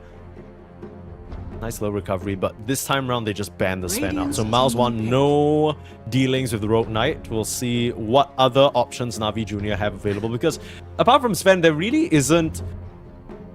I think it's hard for me to imagine a pos 1 melee carry that just has such high physical burst, right? This guy has to be one of the top. 10 seconds remaining. Underlord. True. Yeah, not really. I mean, he's got the cleave. He doesn't really have the burst. He can get up there. He just needs to kill 4 heroes first, and then the 5th hero for sure will be bursted down. That hero really takes it. Yeah. Yeah, that guy's gonna eat the atrophy aura damage of the century. Going for the Ench now. It wasn't banned out this time around, so Mouse are gonna get their premier pick. Monkey King, very quick follow up as well. So back to what won them game 1. Up against their prior opponents in Passion UA here. Yeah, it was picked up a little bit later in the draft there as well, but it was then Beastmaster was the offlaner, but that's already been removed by Na'Vi Junior. And but yeah, it was pretty similar. It was just fast Dota, taking over the map and doing the regular thing right now.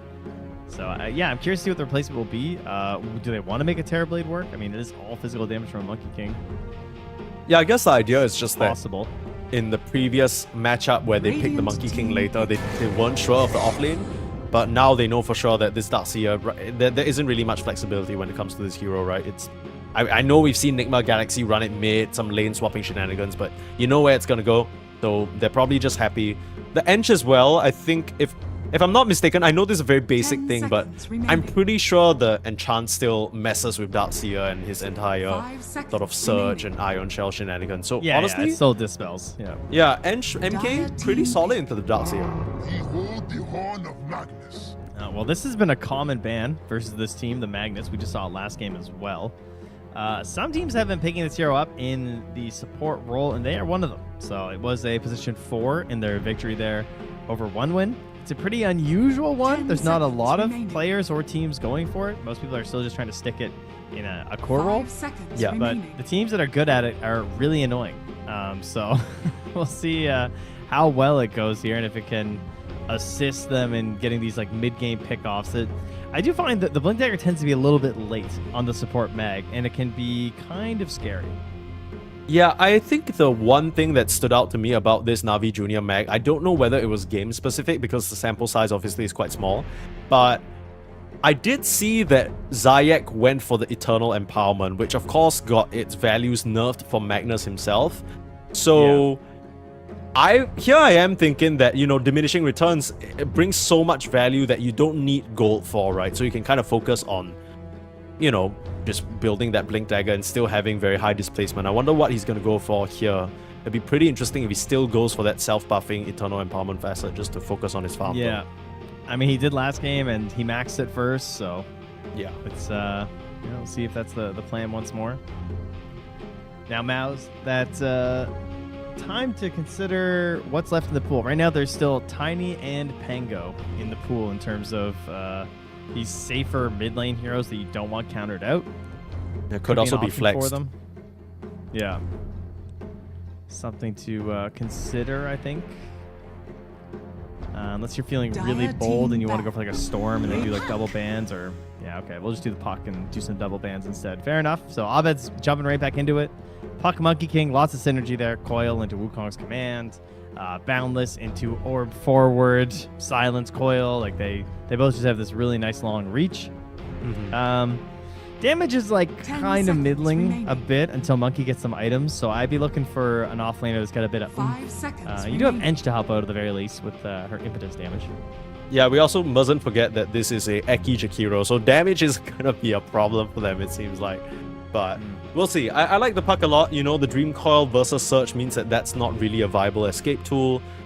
It's a bit annoying for the Abaddon as well because you need to wait for the initial Dream Coil to proc and then you shield whoever you're trying to save. So you can only do that on so many targets, right? So it's the classic sort of Monkey King combo. You want someone else to hold them in your Wukong's command. Radiant Puck's team gonna fit back. that bill very nicely. I wonder what kind of mid laner Na'Vi Junior will be looking to pick up to go up into this Abed puck. DP? I mean, I think a sniper would be incredible this game, actually. Oh. I mean, depending on what the last one is, but like sniper versus puck, really good still. The Monkey King jump's kind of 10 scary, but the Ench and seconds Jakiro remaining. have no jump, and you have Darkseer, Abba, Magnus. Like, you've got a decent 5 front line. seconds remaining. True. Although, I don't know whether I would consider Darkseer, Magnus to be real frontline. You know, they're a bit more sort of stay by the side. But yeah, the Abaddon definitely a bit of They a don't want to difficult be one in the get. front. Yeah, if they can avoid it, they'd like to be powering casting spells just like the AA, but we'll see how that ends up playing out, whether Zayak will sort of assume a bit more of that frontal. It's just tough, right? Because you think about frontlining versus Jakiro, Ench, like that firing gallery is just going to be so painful for you, so... I'm sure he'll just pick Ember if it's left in. I feel like we'll get That's our true. little puck Ember game. A little No bit of Mage both Slayer ways. action. Yep. I think that should be the ban if I'm Mouse. I'm not worried about anything else, I don't think. Yeah, it's just getting so much stronger because of that Darkseer as well, right? And then Yeah. later down the line, More. you got the shield, you got the Magnus. It's AA helps you out as well. Yeah, it just kind of feels like a perfect pick. I'll be surprised if Miles don't ban it. You still could also go for something like the Void Spirit. Similar concept. You seconds don't go remaining. for the Mage Slayer on the Void Spirit, but still very heavily enabled by the Ancient Apparition. I 5 think seconds remaining. Void, even though he did get those buffs, still a hero that feels like at certain points in the mid game he runs out of damage, but that's not going to be a problem when you have a Darkseer, Mag, and AA helping you out. I think he feels like you can make less mistakes on that Spirit, is how I feel about Void Spirit. I feel like you can make a few more mistakes on Storm and Ember and you kind of get away with it during a fight, but because of the way the mobility works on Void Spirit, I feel like you get locked down easier. I see what you mean. I think that might be his competitive failing, because that hero has seemed, even in times where he seems really good, he never quite controls the meta like Storm can. Niku is a Huskar player, so just in case, they are going to ban that out since, AA's on the other team, and it's like, it could be bad. We don't have a good answer for it. We don't have to want to preemptively plan for it. What do Mouse need here? Feels like they need some sort of front line, someone to start the fight. Okay, well, there you go. There you go. Just drop a tombstone down in front of them. Nobody can actually hit it right now. If you spend time on Abaddon punching away on that, not really gonna matter. They actually opt for the Void Spirit even though the Ember is available. So Niku feeling it a little bit here. Maybe just liking the matchup into the puck a bit more. I'm not too sure how I feel about it though. But I get what you're saying. Like, now that you've planted that thought in my head, I'm like, yeah, Void Spirit is a little bit harder to make work. But, I mean, he's got buffed. He's been playing it. He's gone 3-1 so far since he's been patched. So, obviously, he's enjoying the hero. I mean, he's played a lot of Ember in the past, so I thought he might be more comfortable going for that as well. But he feels like, hey, I got this. So, I'm looking forward to seeing it because it is a classic versus the puck. Yule's combos, if either the puck gets forced for Yule's, which you probably won't this game, unless we somehow get an Orchid out. So that aspect of the counter is unlikely to come into play. 10 seconds remaining. I feel like the Void Spirit build, funnily enough, has just been very standardized at this point. Like, we don't really see a lot of flexibility. Yeah, treads, eggs, Manta, right? Like, and then if you really need it, like something like a BKB, but that always feels like the build-up these days for this hero. See whether there's any variation in that. He's gonna, again, go for the Eternal Empowerment. Pretty interesting. Other than that, facets-wise, nothing too crazy. I did see some discussion about carry Abaddon with that new potential facet, right? The one with the Miscoil where you're applying that attack damage, but then your self-damage is increased. And you have to skill Miscoil. Like, yeah. Imagine. Imagine spending points on that instead of just getting more stats. True. That's pretty true. Okay, well, once again, Navi Jr., it looks to me like they have a pretty solid teamfight wombo combo. That's always going to be a factor when you have this Darkseer into maybe a, RP. You're lacking a bit of the burst this time round though. The sheer firepower, not something that Abaddon can bring. Maybe that's what you're relying on your Void Spirit for. On the flip side, I think Mouse have buffered out their weaknesses, I guess, in Game 1's draft. Now they have a bit more teamfight, a bit more shit on the ground that I think Navi Jr. need to be a bit wary of. I think I'm liking Mouse in this game number 2 because we've seen them play at this pace before, right? It can get really scary. I don't like that he has the I took an arrow to the knee undying skin. So I'm going to go with Navi. Okay, just purely a aesthetic choice for you? Yeah, like, it's like, oh wow, Skyrim meme, XD. Can't be doing that. Okay, so it's not that you don't like this Undying set and you have a favorite. It's just that this particular I mean, if you played Skyrim, you heard it 20,000 times. I don't need to see it in Dota. All right? I get it. Like, congratulate you. I know you were an adventurer once. I get it. We've been there Undying. It's cool. I am still I'm a bit of an offlane Undying hater. Okay. You're going to have to talk me through it because it's looked amazing this patch. So you better build your case. I will tell you why it's okay this game, even though I hate it. And that's because you have a disabling mid-hero in the puck, and you have a carry who also is able to disable people. Like, has the Boundless Strike, has good reach, has good mobility. Luckily, your draft covers so many holes and problems of teamfight and ganking and everything that you can afford to just get this big meat sack who spams spells. But when you're picking this hero and you're supposed to be the offlaner who does shit, other than tombstoning a tower, then you have problems. But it's okay, because he's set up for this game, so it's all right. I just think it needs a specific draft, so it can't be overpicked. But in this case, it's fine. So you don't like it because as an offlaner, you're kind of expecting him to be able to, disable people. Is that your whole sort of gripe? It's more that he's very one-dimensional, and oftentimes offlaners have to cover a lot of stuff, and Undying can't. Like, they have to cover a lot of problems to open up. Like, when did this Undying get picked? Right? Like, end of the draft. And that's a good thing. But when you open Undying at the start of your draft, you're forcing a lot of problems onto your mid laner and your safe laner. Right. The additional responsibilities of needing to cover for his other dimensions that he's not covering. Yeah, this guy's, he's flat as a piece of paper, but he's a really annoying piece of paper. I'll give him that. Yeah, perhaps one of the most annoying pieces of paper ever conceived. You put that tombstone down, a lot of heroes Wow, just that can't. bad, eh? Look, I've played position 5 for a large part of my playing Dota, and I think this offlane Undying, I mean, the second you put tombstone down, you're just locked into a bad decision, right? You're like, I don't have the attack speed for this shit early on. I guess I'll just die. It's not really a player. Come on.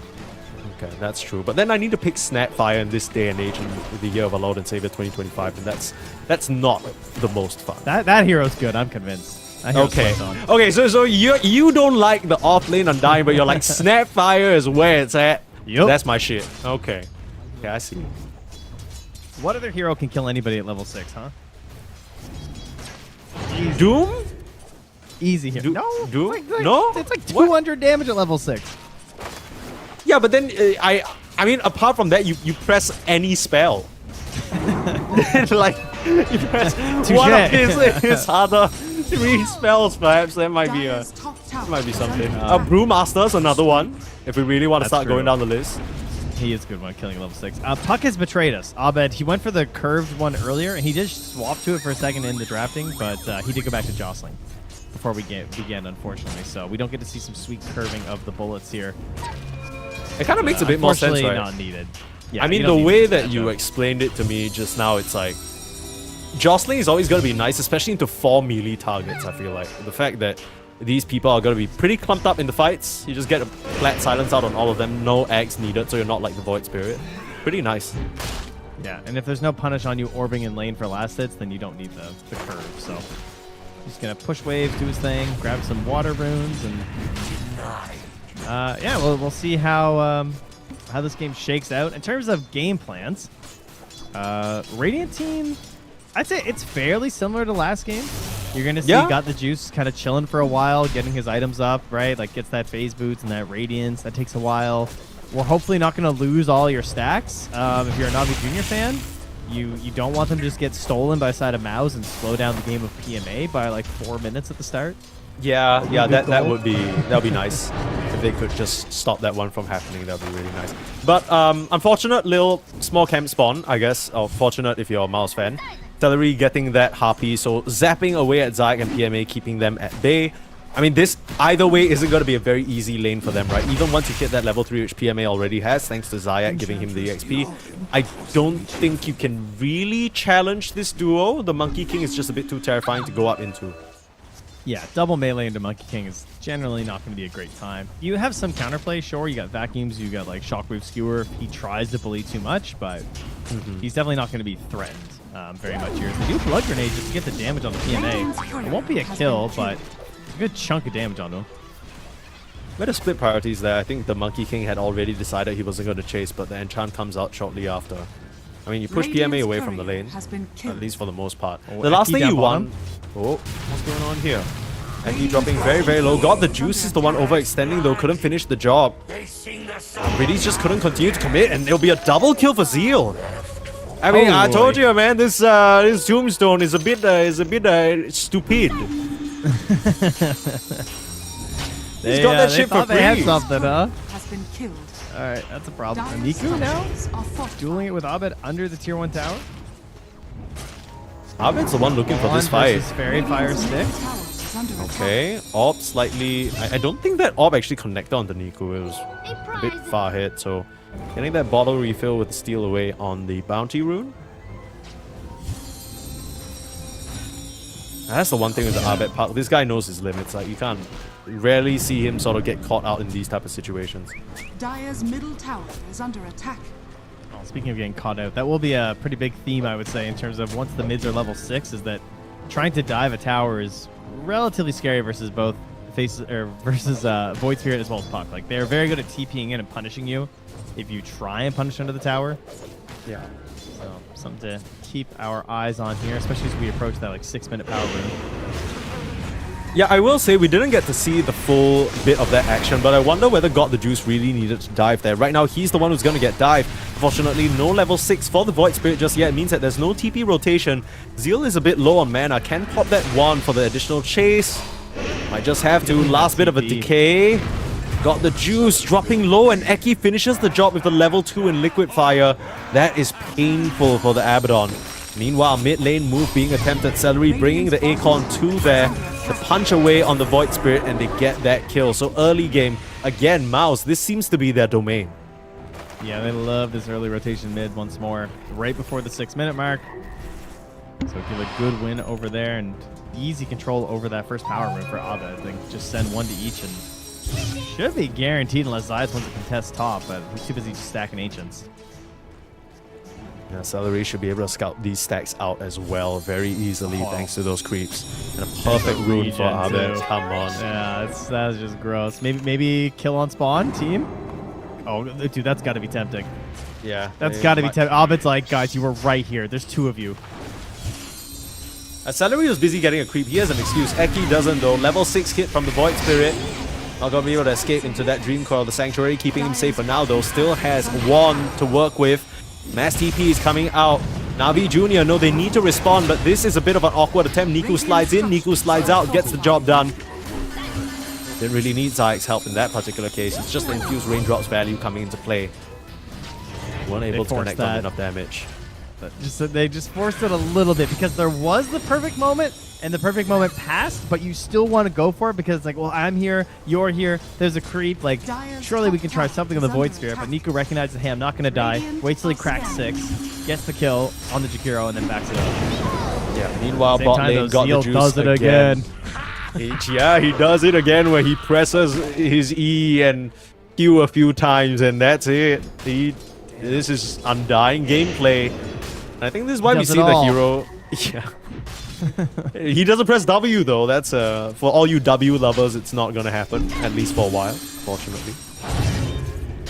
But yeah, I really think this undying last pick is such a problem for them, especially in this early stage. I'm not sure whether they're gonna be able to get to that later stage, especially if this is how it's going, because now Nico has so much pressure to try and alleviate from especially the bot lane. Abaddon is not the type of carry that can recover when put behind like this.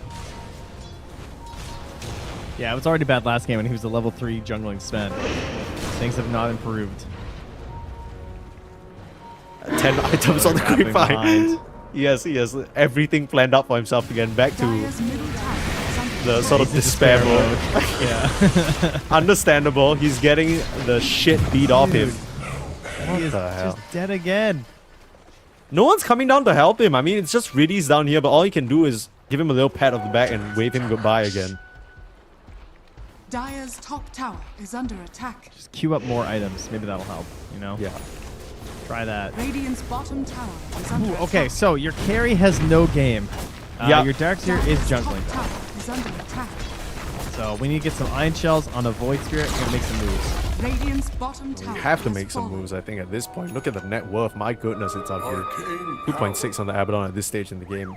This is the type of hero that's supposed to win the lane, and it goes back to that early dive into the Tombstone, right? I wonder whether that was necessary. I don't know who was the one who started that engagement, per se, who was initially looking for that move. But you look on the flip side, look at how good of a game Dream is having on this Monkey King. Working towards that battlefield, he just understands how far ahead he is.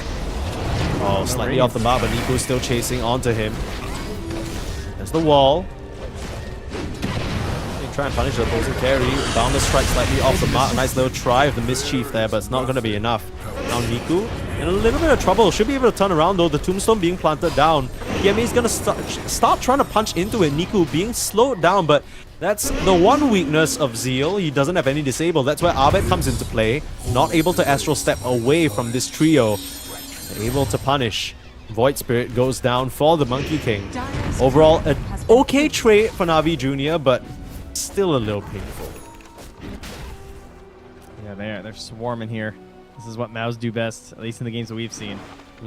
And despite dying, Dream immediately TB's bottom and steals a triple stack, or maybe it was just double stack here. No, it was triple, I think, before he started things. Anyway, he steals a bunch of gold from Naba, so things just get worse here. Yeah. Double damage. I wonder at what point in this Abaddon's Miserable game you might have to think about, okay, do I just skip the Radiance? Is that even an option? Is it one of those situations where you're anti-mage but you can't buy Battle Fury? Because I think the only item that maybe could be justifiable would be like Blaze. yeah. But even that, like, I think you're just everything would have to go perfect. Eki was really waiting on that ice path, and I don't think it would have mattered anyway, because it looks like it's going to be another kill. Zayek skewing away from the backup. Eki going to go down. Double kill for Niku. Abed going to try and look for a chase, but with PMA there with, I want to say the auras, all he has is a mech, and Zeal is just putting the beat down onto him. Now he's caught in between a bunch of heroes though, Tombstone being focused down. Navi Jr., they're taking this fight very well, kiting out the abilities, and they find themselves 3. Abed didn't really have a lot of mana. Damn! Okay. Radiant's bottom tower is under So this attack. is very reminiscent of the last game. This Yeah. is pretty much exactly what happened, is that they would get to a point and they would just keep pushing and pushing, and it's working, and then the one time it doesn't work, it really doesn't work. And they lose 3 for nothing. The damage from Void Spirit there, very impressive. He was just hitting. He was hitting and hitting and hitting, and he has this early urn. He's going towards a Spirit Vessel. He's trying to find these tools to deal with. Spirit Vessel is genius, right? Versus Undying and as well as Monkey King. Oh, And it's you know the perfect. tempo they're trying to play. Yeah, it's an excellent item to try and salvage this game right now. I think the recent change of the build-up, just kind of making it a bit more of a stat item, just makes it make so much more sense for Void Spirit, right, as a universal hero. So Yeah. really opened up the amount of heroes that can buy that and not feel too bad about it. I think there was a period of time where you have to buy a Spirit Vessel or maybe even an urn, and you feel like, oh, you know, it's not giving you as much value, you're sacking your own game. But not the case here, as a diadem sitting very comfortably in Niku's pocket. Also, I don't know what that XD from Got the Juice was about, because I feel like you say stuff like that if your opponents make a misjudgment on you, but he came late to the fight, put 1 shield on, and that was his entire contribution. So it's like, Hey, he punched Abed once, I think. okay, okay, got that Withering Mist on him. Yeah, That'll he show got his him. ass. Yeah. Yeah, Curse of Avernus as well. Thank you, Observer, showing us what's up. That's the Yeah, we love difference maker Withering right Mist. there. Yeah. And that's why you can't skip the Radiance, you know? You're burning and somehow freezing everyone at the same time, or whatever. True. Whatever, a Whatever the Withering hell the Mist feels mist like. is, right? I don't... It sounds cold. A Withering I feel Mist. like the closest thing you might experience to Withering Mist is Radiant's probably middle Canadian tower is winter under weather. attack. So Yeah, I or think you might frostbite. be in a good position to comment on that. Zeal skewered back into the Ice Blast. Very nicely done. A bit of a setup here though. Wukong's command coming through, but it's easy just walk out of there with your 2 legs situation.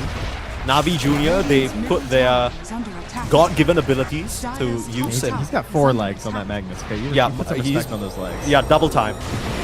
They have an Ice Path though, so they lose Zayak. That is honestly not too bad. Everyone gets out alive.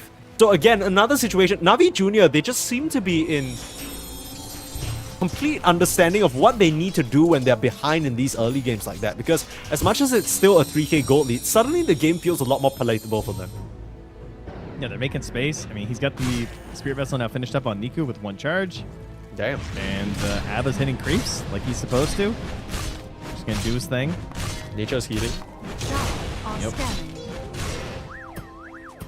Radiant's top tower is under And attack. one thing is, Celery, you know, this Enchantress, she doesn't have the damage for a long time.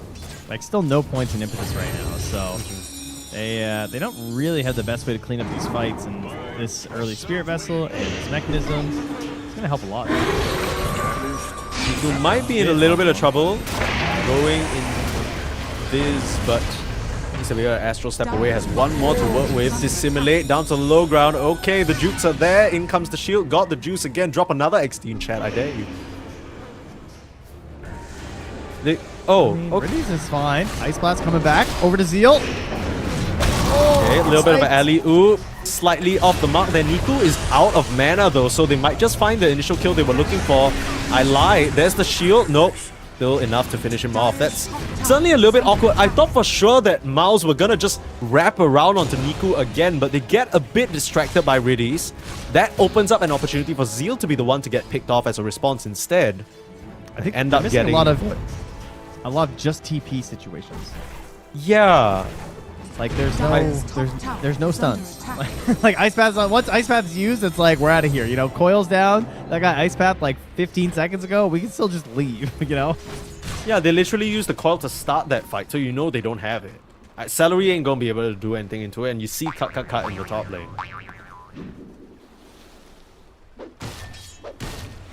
Radiant are Speaking of this scanning. monkey, Battle Fury complete, so he's gonna start ramping up even more than he already has. Very good early start from him. 8k gold lead, up the net worth. Feeling very good. Abed trying to pop a Gut the Juice ulti down here and bully him, but he's holding the Dire's point, top tower not is under scared. attack. I mean, he's already died Down 4 to times. a couple If hundred he, HP. if he Yeah, dies a he's not 5th time, scared it's like, anymore. whatever, dude. Like, I don't give a shit.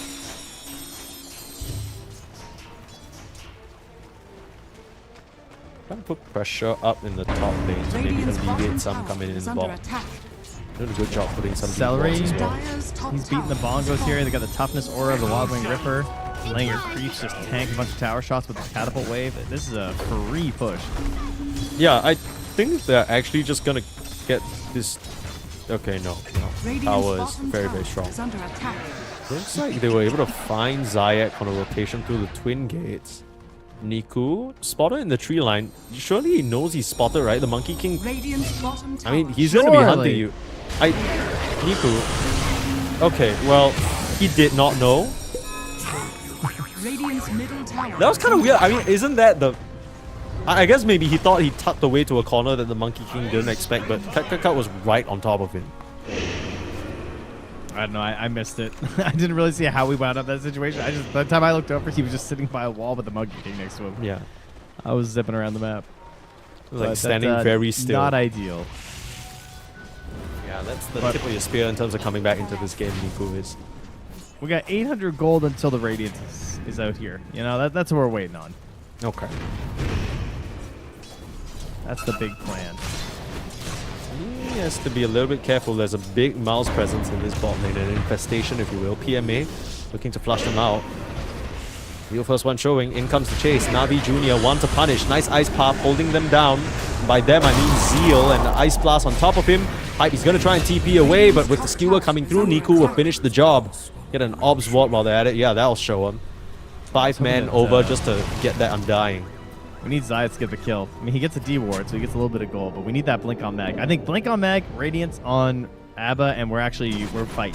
You know, we're Yeah. duking it out again. Things are kind of Radiant's top even. tower We is have under a attack. real Roche fight at that point. Big news though, Abed has a Blink Dagger. He was able to skip over it in his last puck game, and he had a really impressive performance off of that. He just he went great for the Lincolns and just ensured his survival, but he wants the ability to jump. Celery is getting jumped upon, so Abed hops in. Radiant's But out. Tries to get the silence off, but yeah, Celery, especially with that Spirit Vessel, the Wisps aren't doing nearly as the kill. much as you would like.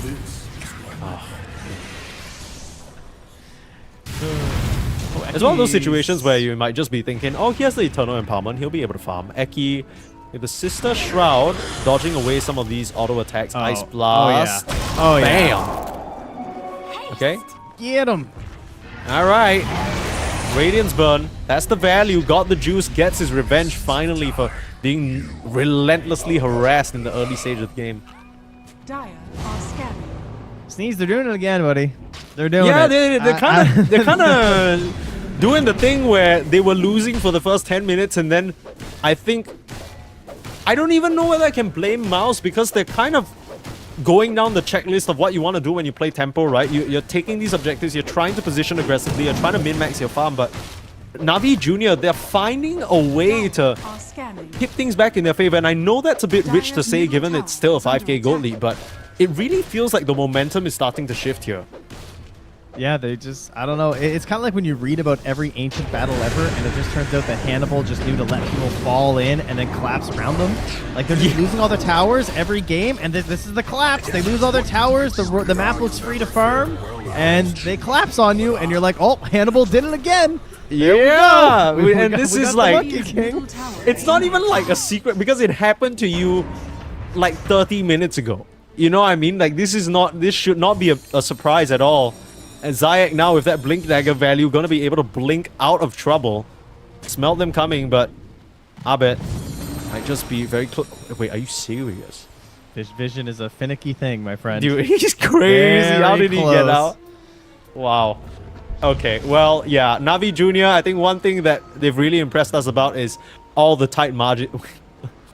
Jakiro heart shape. What the hell? That new ping is so funny. Yeah. Classic new ice blasting the Tormentor. Everyone loves it. You know this is Not choosing to contest it though. They're instead just going to focus on pushing out the mid lane. I mean, they're close to Ags on Niku. They don't want to take an engagement right now. Zayak is getting surprisingly close. Yeah, I was just... I guess this is a bit confusing because you'd think that the reason why Zayak even set up that ward to begin with is to try and set up for something. Has fallen. And he has the RP, he has the blink.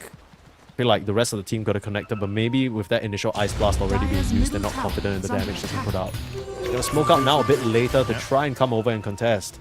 They have the Ags. They have 3 Spirit Vessels. All right, so he silences... I mean, Abed's not here. Abed's not going to be here. He's TPing mid. Uh-oh. So if this fight starts, there is no puck. Am I missing something? Escape. I mean, he's Escape. orbing. I mean, they need to get the hell out of here. They find Kakakad, he just comes out into perfect RP up to 3! Into the Ice Blast, are you serious? Slightly off the mark, they won't find the monkey. He's able to get off the Wukongs, but he's still in so much trouble. Changing of the guard, buying him some time. He's gonna get glimmered as well. Somehow, the monkey is still surviving in this engagement. He's able to escape off to the side. I don't even know where he's gone at this point, but he Now Abed's survives. here. And now Abed has joined the fray. This has gone from what looked like would be amazing for Navi Jr. into disaster. And Zayak is the only one who survives. It's just the combination of the Mischief and the new facet. Boundless strike slightly too slow, but still a huge fight win for the side of Mouse. Oh, that's unbelievable. I think the Ice Blast only clipped 1, I think, somehow. Like, it was so close to being insane. I don't know how that RP caught 3, by the way. Oh, we need a replay of that fight, that's for sure. I think, and what I'm guessing here is because I'm just noticing that Zeal has his Tombstone shard. So that might have been where the monkey went because it felt like he just completely disappeared at some point. I thought it was changing of the guard, but you can only use it like once, right, for a short moment. I mean, the fact that Monkey was able to survive through all of that. Yeah, perfect. Let's bring it up. We actually we needed a pause. They heard us. They heard us. Did he get it through the... Dude. I can't believe the fight went that way too. That felt That like was it should have crazy. been so much better for Navi Jr. That RP was so sick. Like, Yeah. it was right in the middle of the 3. It was just on the edges. I couldn't believe it when all 3 of them were in it. Yeah, I mean, that's that true. was at the outer limits. And to lose a fight after that is pretty heartbreaking, I gotta say. Especially because, like, that's your first fight with the Void Spirit and coming in. And there's no dispels, right? I mean, that was pre-BKB on the Monkey King. You don't get that fight again. Yeah, it's one of those weird situations where, like we said, they had set up that ward. They willingly gave over the Tormentor because they're like, okay, let's fight with the Void Spirit Axe timing instead. It ends up being a 4-for-1, right? And it's just like, okay, well, it doesn't get any easier. Like you said, the BKB out from the Monkey King, so didn't really... There is still a silence issue on the puck, though, because he still has no save on Abed. Like, if he gets silenced by Void Spirit, there's a very good chance he just dies. But it will take, it'll probably take the RP as well, I guess. Zayak spotted in the tree line. A bit hard to set up when there's Monkey King jumping around here. Pipe Aura able to help him out. PMA now the next target. Under their sights, the silence is there. Abed in trouble, being held in place and going down. It's exactly what you said. Abed the one to overextend this time. They do trade out PMA though, got the juice forced into that borrowed time. Niku now doesn't have any more tools, but Zeal doesn't have any disables. Looking for another jump in. Astral's Remnant catches him on the jump. Very nicely done. And I think those wall illusions were beating up onto Eki. Narrowly survives thanks to the Soul Rip as well. I like the idea here, though, from Navi Jr. that we're just going to get a couple of Curios, because they're always good at putting it late. So, they got 2 to the 1. Ice Blast Celery, easy. no healing whatsoever. Silence up onto Zeal means that the response comes a bit later. Zayak, he still has that RP to use, which is why they're keeping their sights on him. He's looking for an angle, looking for an opportunity. Niku has the Astral step out. Surely you throw it out at some point, looking for a target. Zayak, he's still trying, but Niku might just be dead. Waits a bit too long on the Magnus, and I mean, it's easy pickings for the Monkey King. If you're just gonna give up your body like that, the leash is there. They find Zayak again. This Magnus has not really found many opportunities other than that top 3-man RP, which I don't know how that came to him, but at this point, it's just gonna be a free Roche. Yeah, they pushed it a bit too far there, unfortunately, on that one. I mean, obviously, you're feeling insanely powerful with Niku right now, so I get it. He looks unkillable. Sure. Because they just don't have the lockdown and the burst to kill him, especially when the puck's dead. So it's like, oh, okay, there won't be enough stuns to kill me, but he just didn't have any help. Like the AA was fully out of mana. He didn't even have enough for an 8 kill, so he just stuck off to the side. So they're just fighting with everything available. There's an Ice Blast coming through, but it's not going to get a finish on anyone. Yeah, a bit too late, unfortunately, and that's going to be Aegis on the puck, so furthering the duration that he doesn't necessarily need a defensive item just yet, can continue to sort of play aggressively. So on that previous fight, it was quite difficult for him because of that silence, but now he can just confidently finish off that Parasma. That is huge amounts of damage coming from your puck. Oh, yeah, that's true. Another offensive item here. He had the Octarine core queued up for a while, I believe, right? Mm-hmm. But then, yeah, swapped over for the Parasma instead.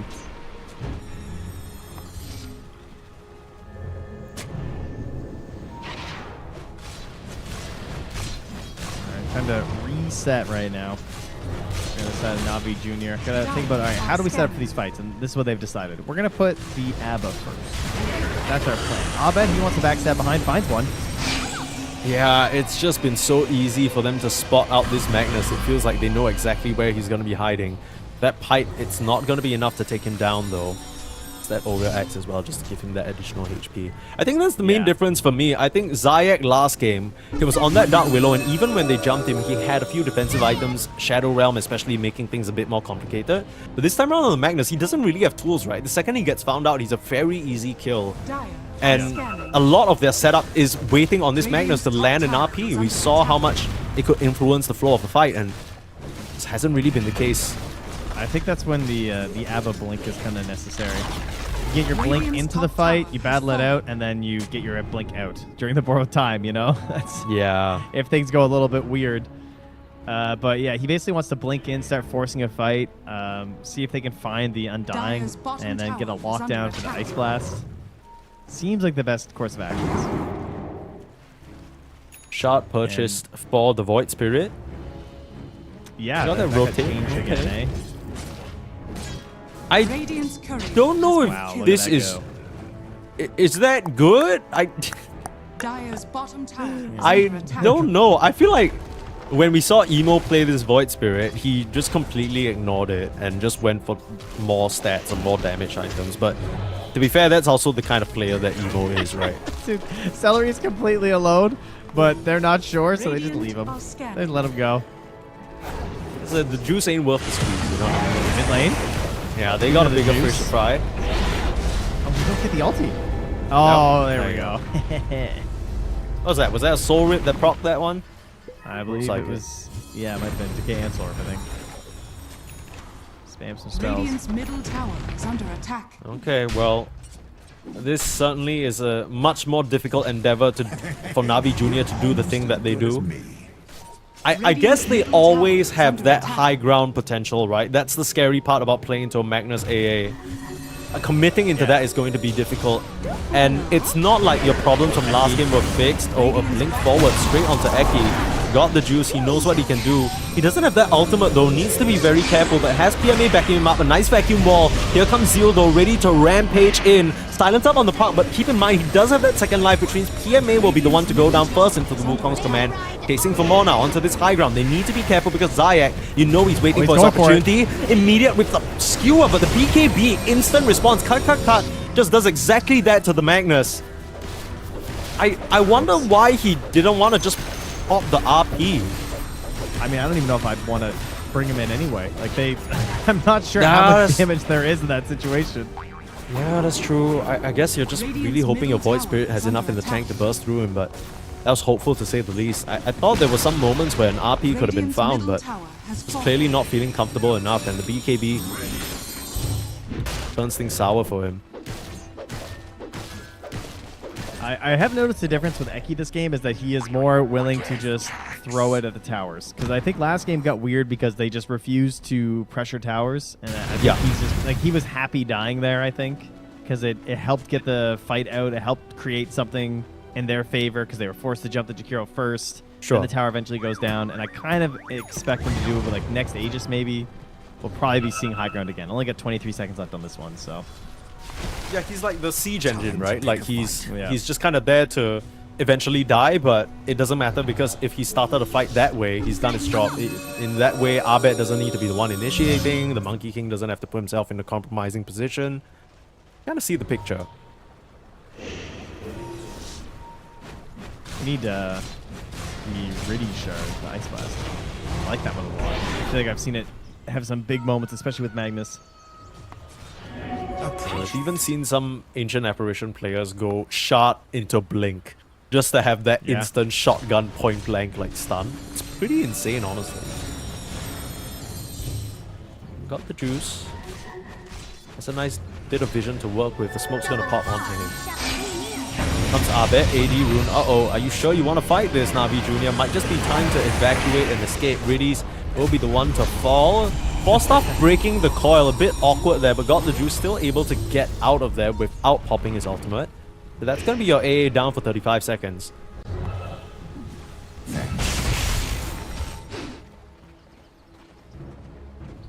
Dude, now I'm just confused. Who force stabbed him? Wasn't it? But Jakiros was on cooldown, wasn't it? Am I crazy? It might... Was it just the... Is there a psychic headband on somebody? Perhaps? Oh, maybe that's what it is. Could be. Yeah, Could have been that's what it Undying. was. Yeah, it was Zeal. Yeah, that's 100% what it was. I was looking, I was like, who force Yeah, stabbed him? who the hell is force staffing this? Because I assumed it was Eki, and then I saw his wasn't used, but yeah. That's the sound design issue, you know? Same noise. Yeah, unbelievable.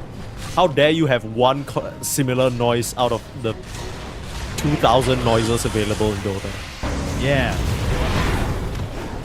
Get it together, folks. Okay, got the juice.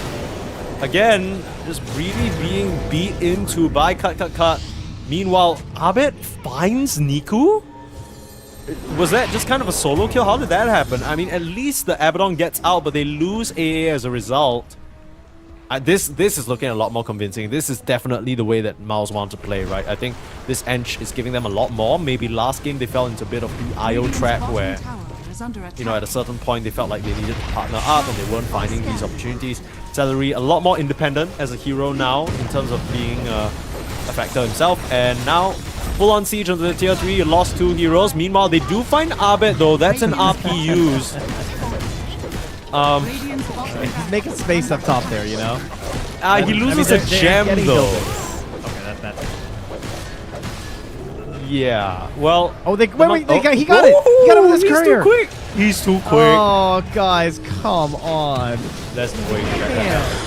I mean, I'm sure they're a bit too preoccupied with the fact that there's an entire fight blowing up here. PMA looking for a target. Celery will be found. Zayak will just skewer him back, and that's who they will have to settle for. Alright, well, that also Okay, so- got him an Orchid. So, Abed needs a Dispel. Bad. Yeah. Like, he Okay. cannot play the game anymore.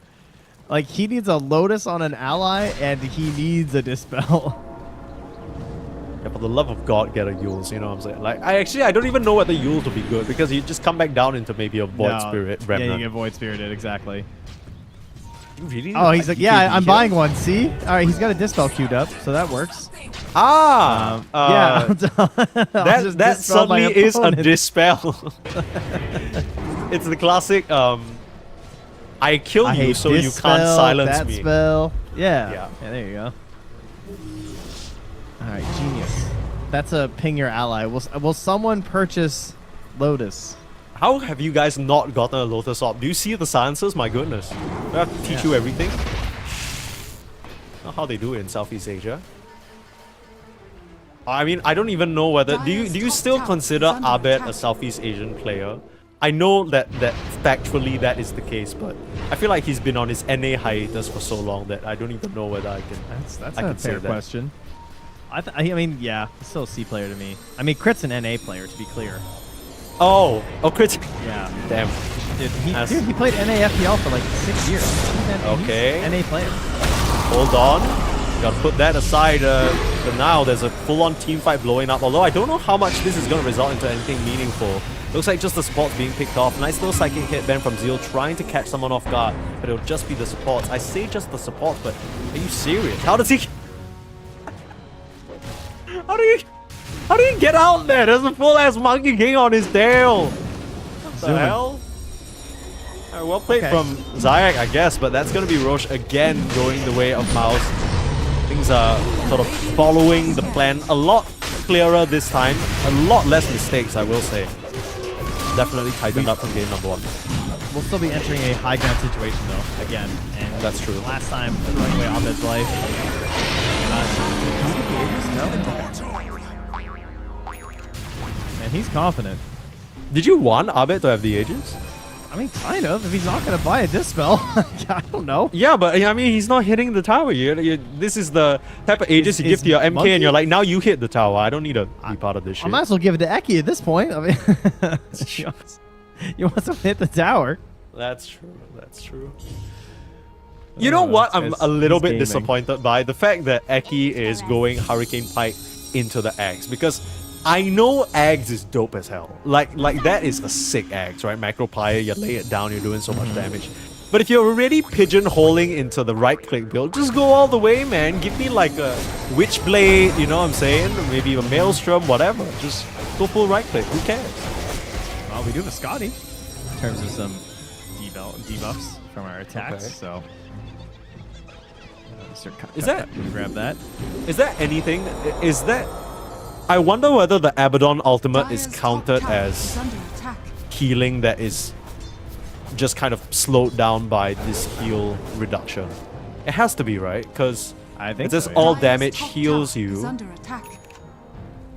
Oh, who's crafting? Oh, well, speaking of reducing heals, we got another crippling crossbow into Okay. our match here.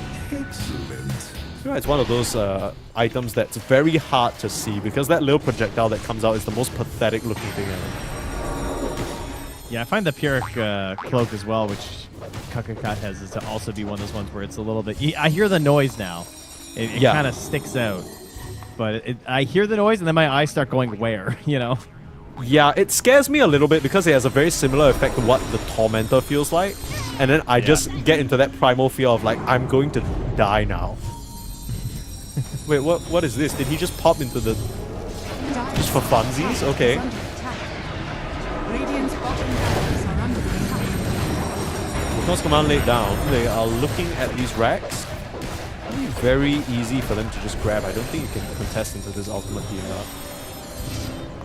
They're being very conservative though, very scared. This cut, not wanting to risk it. He has no Radiant's idea that bottom Zayak is not barracks are even under on this side of the map. No, he farmed up his eggs. Nice Okay. little mission there. Splinter Here we Cell. go. Little BKB as well for PMA. They have some great items coming up here. Oswell does have a Pyrrhic cloak too on the Darkseer, so... Are scanning. When you guys start seeing people melting and you're not sure why, check if it was a Pyrrhic cloak, because AA's got one too. So we've got Ooh. Darkseer, AA, and Monkey King with the Pyrrhics. Got it. Oh, they fall for the bait. They fall for the bait. They fall for the bait. Got the juice. He's gonna suffer as a result. Zayak has to glimmer away. Freshly picked up eggs, which means he doesn't have buyback if he gets caught, but a nice little escape. PMA actually popping the BKB there. I guess that was mandatory for him to get back up to the high ground. Yeah, I mean, yeah. That was good. Nice play. Easy. Good use of a illusion rune here. Abed's kind of bossing, I'm not gonna lie. The fact that he's just gone this entire game without a care for the world about Dispel. Yeah, I mean, that was He's his still one doing Dispel. very well. He used it to bait. True. Yeah. That's the second string. They're not going to fall for that again. But they will find Celery pushing solo up here in the top lane. Not sure what that's about. A little bit greedy, not respecting the Magnus. In comes cut though. Into an silence. RP. A little bit awkward. A pull to the left, a pull to the right. Results in Monkey King standing in place. It still has that Aegis. Radiant's Let it go, middle guys. tower Just is under regroup. Oh, Zeiss goes in again. He gets Abed. So phase shift, huge macro pyre on top of all of them. It doesn't seem like they have the damage to try and finish this off. Borrow time available though. Means that they turn around, start beating into Abed. Cut does have that Jingu stacking up though, and will lifesteal up. Both supports for the side of Nabi Jr. going down. And they're looking at claiming another Rax without the threat of an Ice Blast skewer back. Not really scared of much else. Niku could still come in and scare them though. Yeah, I mean, the tombstone is planted. It is very hard to get in here. Radiant's top tower is falling. Kind of got to wait that one out, but here's the Wukong's command as well. He and Dream just beating into these racks. They need to try and find something. Abed will just silence them Radiant's funsies. top barracks has fallen. We'll try and go in at the tail end of that ultimate. Max dropping very low. Do they really want to commit for this? I guess it's not a struggle, especially 15 more seconds on the Aegis. They can try and time this out. But I don't think that's something Mouse is going to give to them for free. The bonus shot out. Radiant's bottom tower. Two on the chase. Turn around for the Void Spirit. Has to pop his BKB just to survive. That is certainly awkward. Tip got the juice. XD. All right, we're bringing him back. Okay, Zeal. XD's return. How long did you wait for that? Like 30 minutes? Yeah, something like that, yeah. Okay. Well, it's looking more and more like things might be moving to a game number 3. As much as we do have a high ground situation, there's not much left of a high ground for Na'Vi Jr. Just one lane of racks remaining. And Mouse, credit where credit is due, they've done a really good job at singling out Zayak and just pinning him down, right? He's not been able to have as much impact. I think that 3-man RP in the top lane probably gave them a slap in the face and like, right, we need to make sure this Magnus dies every fight. If not, he's gonna get these type of plays. In comes Abed, beautiful silence. Ice Blast connects though and Zeal goes down. Wukong's command onto Got the Juice. He does have the ultimate available and they're still waiting for an RP to come through. Nullify him, but he's still able to pop it. Cut now, in some trouble. They're getting the chase down onto the Monkey King. Meanwhile, here comes Zayak to the side. Still no RP available. They're starting to lose members. Zeal is back into the fray thanks to that innate. And now Niku's the one to go down. We're still waiting for an RP, but it's never going to come because Zayak's just dead. The tips come through. Zeal is laughing all the way to the bank. He got a buyback on the Void Spirit, but with the way that fight went, it felt like they were just baiting, trying to chase onto the Monkey. But the whole time, the rest of Mouse just doing so much damage to the Na'Vi Jr. lineup. Not much else they can offer. Borrowed time not available for another 30 seconds. You got to buy back on Niku, but your racks, it's already down. Mega creeps for the Dire Mouse. One step away, it feels like, from bringing us the full series. Niku gonna jump in. Missing on the silence, it's Abed, but there's just nothing else to be found. Mouse can now just reset, wait for their cooldowns to come back up, and look to end the game. Yeah, no point pressing in here. A lot of gold to spend. Don't go throwing things here. And yeah, really well done. Again, it is just, like you said, chasing Zayats. That is the play. Make sure he doesn't get it. There's a beautiful vacuum to end that Wukong's because it was really breaking up the fight. The rest of Na'Vi couldn't get in there. They were forced to retreat back, but a vacuum from PMA pulls the Monkey King out. Suddenly it's broken. They can actually try and re-engage in the fight. But Abed and all that chaos was let free for a little bit here. So they're going to get Zeal again. Will not have the Ceaseless Dirge this time. Okay. Well, that's something. That's important. And I think the fact that he doesn't have something like as BKB up in that particular case means that he's a very easy kill. They need a 1 second roach spawn here. In an instant one. That will be the best case scenario here for Na'Vi Jr. Yeah. How long is it really? We don't need to know wait yet. a little bit to find We'll out. find out in but- 10 seconds here. Okay. Mouse will set up around this area as well, though. And there's the Undying buyback if he really needs it.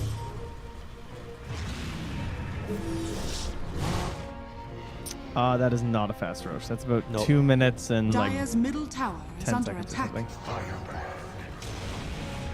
I know that the high ground potential from Na'Vi Jr. is insane, and I respect resilience when I see it, but is this really a type of game that they can come back in? Because, I mean, they are going to be constantly pinned back to their base. And I don't know whether they can, they're the type of team that's strong enough to take like a 4v5 or even 3v5. I mean, Niku alone is having some trouble dealing with some of these creeps. I think the only way I can see it happening is if the Void Spirit itemizes for the raw right-click shenanigans and they just hit RPs, but I mean, that's all very unlikely. I don't know if their current heroes can do it. That's what I'm trying to figure out as well, but maybe just banking on the fact that Mouse might make a mistake or two. Yeah, it certainly happens.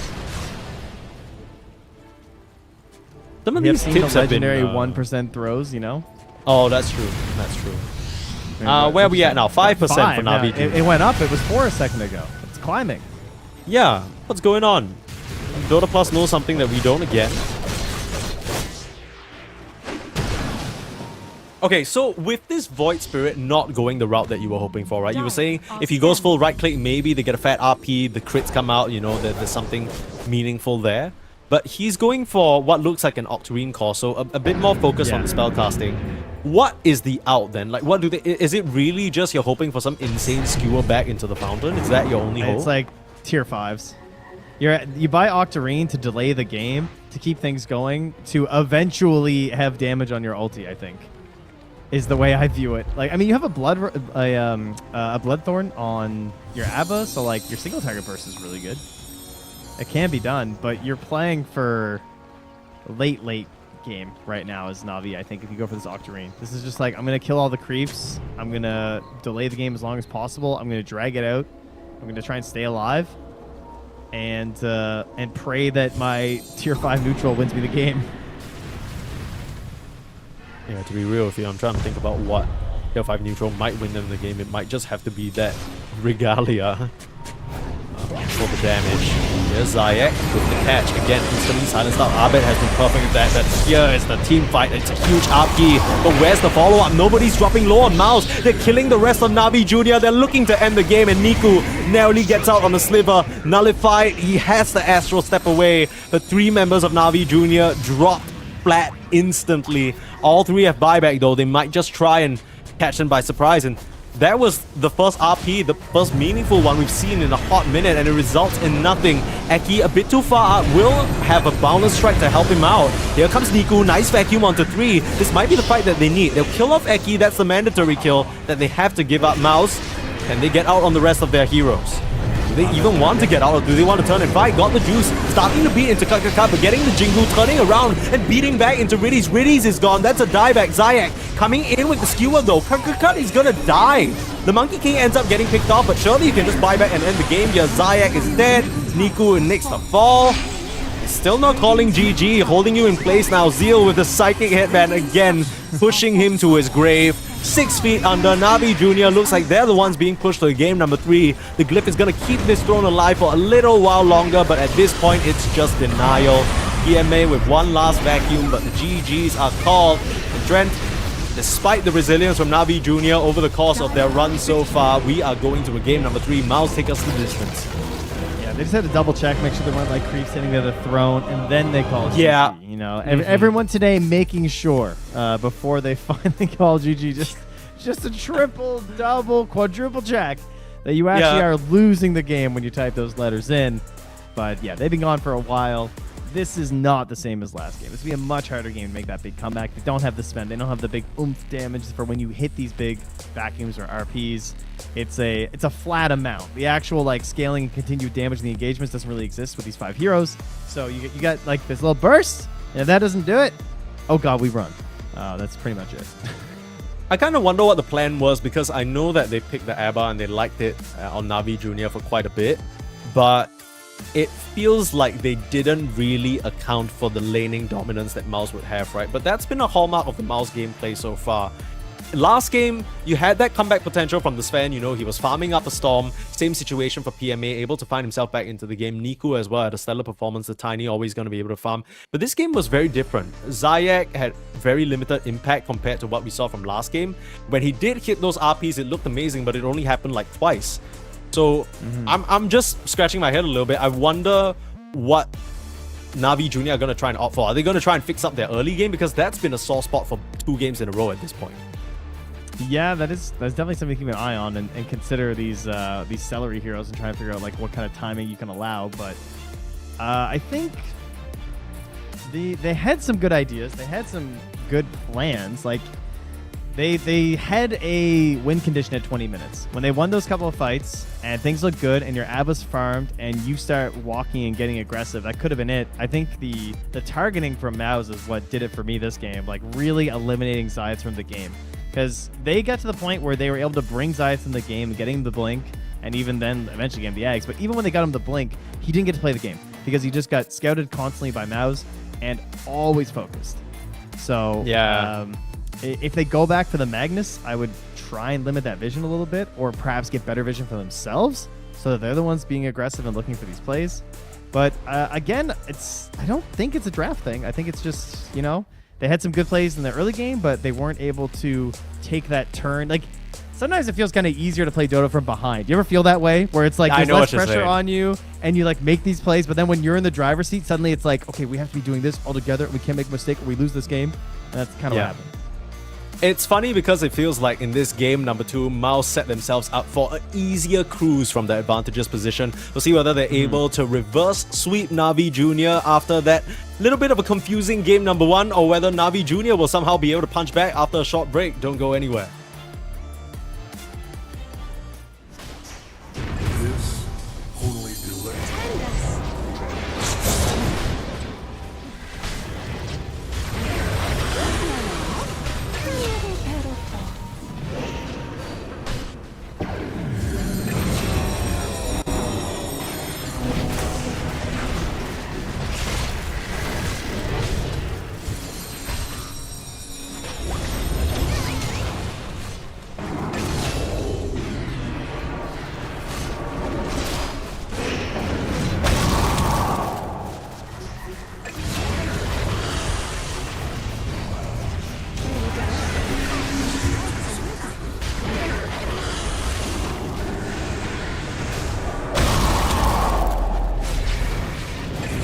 Radiant's Haste.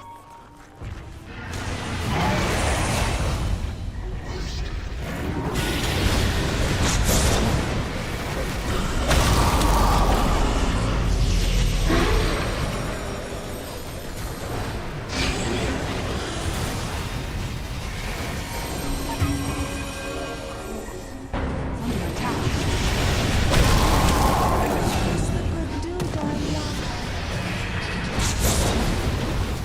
It's under attack.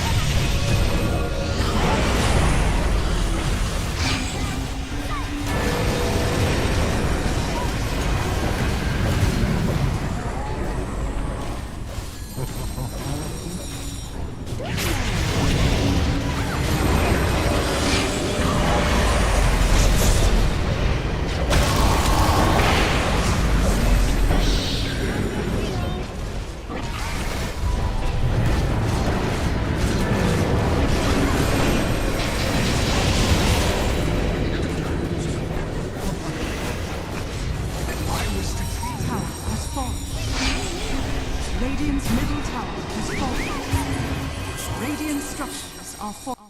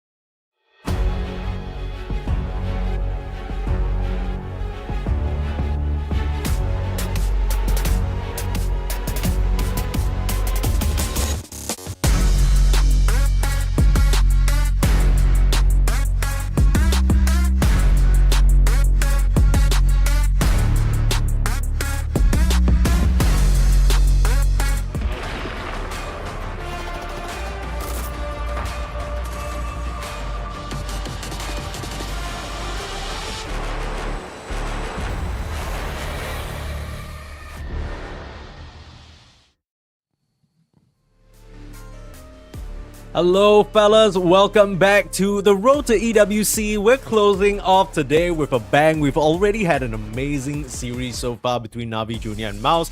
I had my doubts coming in. I thought it was going to go one way or the other. A smash on both sides. That's what we've been seeing from these two teams so far. But in game number 1, we saw what was a really well-planned and executed comeback from Navi Jr. Unfortunately, in game number 2 for them, Mouse tightened up big time and gave them no options. Now we have a game number 3 draft ready for you that's going to be popping up on your screens. Trent, these two teams are so evenly matched, and that's what we love to see. That brings us nothing but good Dota. 10 seconds. That's right. Needed a game 3. We got it. I got my mac and 5 cheese. It was seconds good. remaining. Thanks for asking. Yeah, I made a yeah. great thing of mac and cheese. You're welcome, Okay. family. Yep, just helping out here. You know, the key, can I tell you? I'm not going to lie. Yeah, I'm no, not- please, This please, is tell true. me, please. This A is some chatter gold told me right this. here. This was told me by a Wow. chatter when I was talking about mac and cheese one time while casting Dota. And they said the key was to add Dijon mustard to the cheese. And I was Oh. like, that sounds really good. So the next time I made some, I added like a tablespoon and a half of Dijon Radiant mustard to the team cheese back. sauce. Holy shit. Guys, Okay. it's the hack. Add You got the Dijon. hack. Yeah, that's the You're hack. spreading the So love. You're shout out spreading to the love. Chatter. People start taking 10 notes, okay? You're seconds not going to remaining. get this type of culinary genius anywhere else. But That's the right. Western 5 Europe seconds remaining. EWC close qualifiers, of course. Of course. I'm sure But the- that Mouse and Navi Jr. had lots of mac and cheese in their break here to power up for game 3. But they didn't do any draft review because we're just going to do the same thing again, I guess. I think these are all the same heroes. I think Navi Jr. are just thinking, do Whoa. we ban this goddamn Jakiro? Like, Yeah, is yeah, this that's- really... Dire team back. Because Mouse are gonna pick it, and they do. Okay, just switch things up, you know? Like, it's Eki. It's time to show another 10 hero. seconds. Now, this is Womp where womp. Eki goes full circle and picks the bat. Yeah. And then 5 then we seconds come remaining. back to the game 1 lobby chat where Niku said they would ban it and Eki would have to play something else. Yeah. Yeah, I wouldn't be surprised. I mean, now, this is what, the first time today that Mouse have had to switch off of the Jakiro. So that's certainly going to present them some options. They're thinking about it in the bans as well, what they want to take out in response. Quick check in with the bans from the previous game, how that has changed a little bit. Because it's still very similar stuff. I don't see much else that's different other than the Jakiro. What did they ban out in previous games? Let me have a quick look-see. And they're scratching their heads now. Like, oh, what do we Yeah, do? they're like, shit. pick whatever we want. Damn. Will we see a Kunkka? I mean, if they Kunkka first, you know, Navi Jr. is going to go Death Prophet. But then the AA will get banned out, so they can't AA. They got AA first as Mouse. I feel like that could actually be solved, but then that takes away all of Celery's strats. So they Do must they be thinking, want okay, to like do we Beastmaster Io, do we Ensure, do we first? Chen? They He's could banned. Beastmaster. Oh, you're right. I'm blind. The previous bans were on Ursa, right? So that's Yeah, now to protect available, the but Darkseer. there's no way you first pick Ursa. I think Is it just Bad Rider? They are burning through mad reserve time. This Jakiro ban has them stumped. Radiant team pick. okay. I mean, that must have been one of the bans in the first phase of the other games, surely. And I just forgot. I haven't looked at Yeah, it. that was the first ban for them overall in game number 1, and in game 2 is the third ban. So Yeah, okay. I think probably just talking through how and what kind of ways they 10 can seconds play around the remaining. bristleback if they do pick it. They grab it for themselves here. Navi Jr. now have the 5 entirety of the seconds rest of the remaining. draft to try and counter this pick. Dire team For me, I'm back. thinking Now about AA. Ooh. Dire team back. They go for a big commitment here. That Yeah. early Timber Saw. Okay. All right, so the big heroes really kind of for both sides right now. AA, I think, is massive right now for either side. Sure. And then the IO. Because that could be a way to go for Mouse. 10 What- seconds what? remaining. What about the IO? Like, why wouldn't you go for like something like an 5 Ensure? Is seconds that just now remaining. bad into these two heroes? Well, because I would think that, assuming you ban the AA, and then if Navi Jr. picks something, like I don't know what they would pick that would dissuade me, I would then go IO plus another support. Then I get to see 2 more picks from Navi Jr., and I get to choose between Marcy, Radiant Gyrocopter, team back. and whatever else I want. Okay. So there's the AA ban. I just think the IO plus 1 is gross. And when Bristle just gets to roam around the map, and like you start going on the Bristle, instead of setting up like an Axe does, Bristle just farms by himself, and if you start going on the Bristle, then they're That's just set up, like, right? they relocate in, yeah, and you've wasted spells. That's a taunt in some countries. They would call that a 5 taunt seconds for sure. Like in the same way an axe just has to call you. Just trying to chase a Bristle, you minus what 6, 7, 8 armor, and then in comes a Marcy, blow your entire team up. Definitely So something like that. I ban Io if I'm Navi Jr. I don't want to lose to Io +1. I want to lose to Io Bristle. Fair, I'd rather lose to something else personally. like the Ench. Yeah, basically. I think Okay. to be fair, his Ench is disgusting coming mid. And maybe that could be Nico being like, guys, I don't care about Io. I'm sick of this Ench wrapping around towers and making Yeah, my that's life what I'm hell." saying. Dude, Yeah. like Nico has played this entire game without a mid tower since minute 7. Like that Radiant team. does a number on you, man. But they do take out the IO. You're in their heads, Trent. You know exactly what they're thinking. Well, I've watched a few games of Dota 2. Yeah, I've just a seen little some bit. things. Just a Just few. a bit. Yeah. All right. So now that we've all 10 sorted everything, seconds now we have to throw out all. This is why drafting takes so much time, guys, because they just went through all of those permutations in their head, and then now it's all irrelevant because those heroes get banned. Yeah, so now we they start have new to sort ones. of play those specific pieces, and then now we're into a next phase, right, where we're talking about a whole different set of heroes and how those permutations played out. Have you done much drafting 10 yourself? I mean, I'm seconds sure remaining.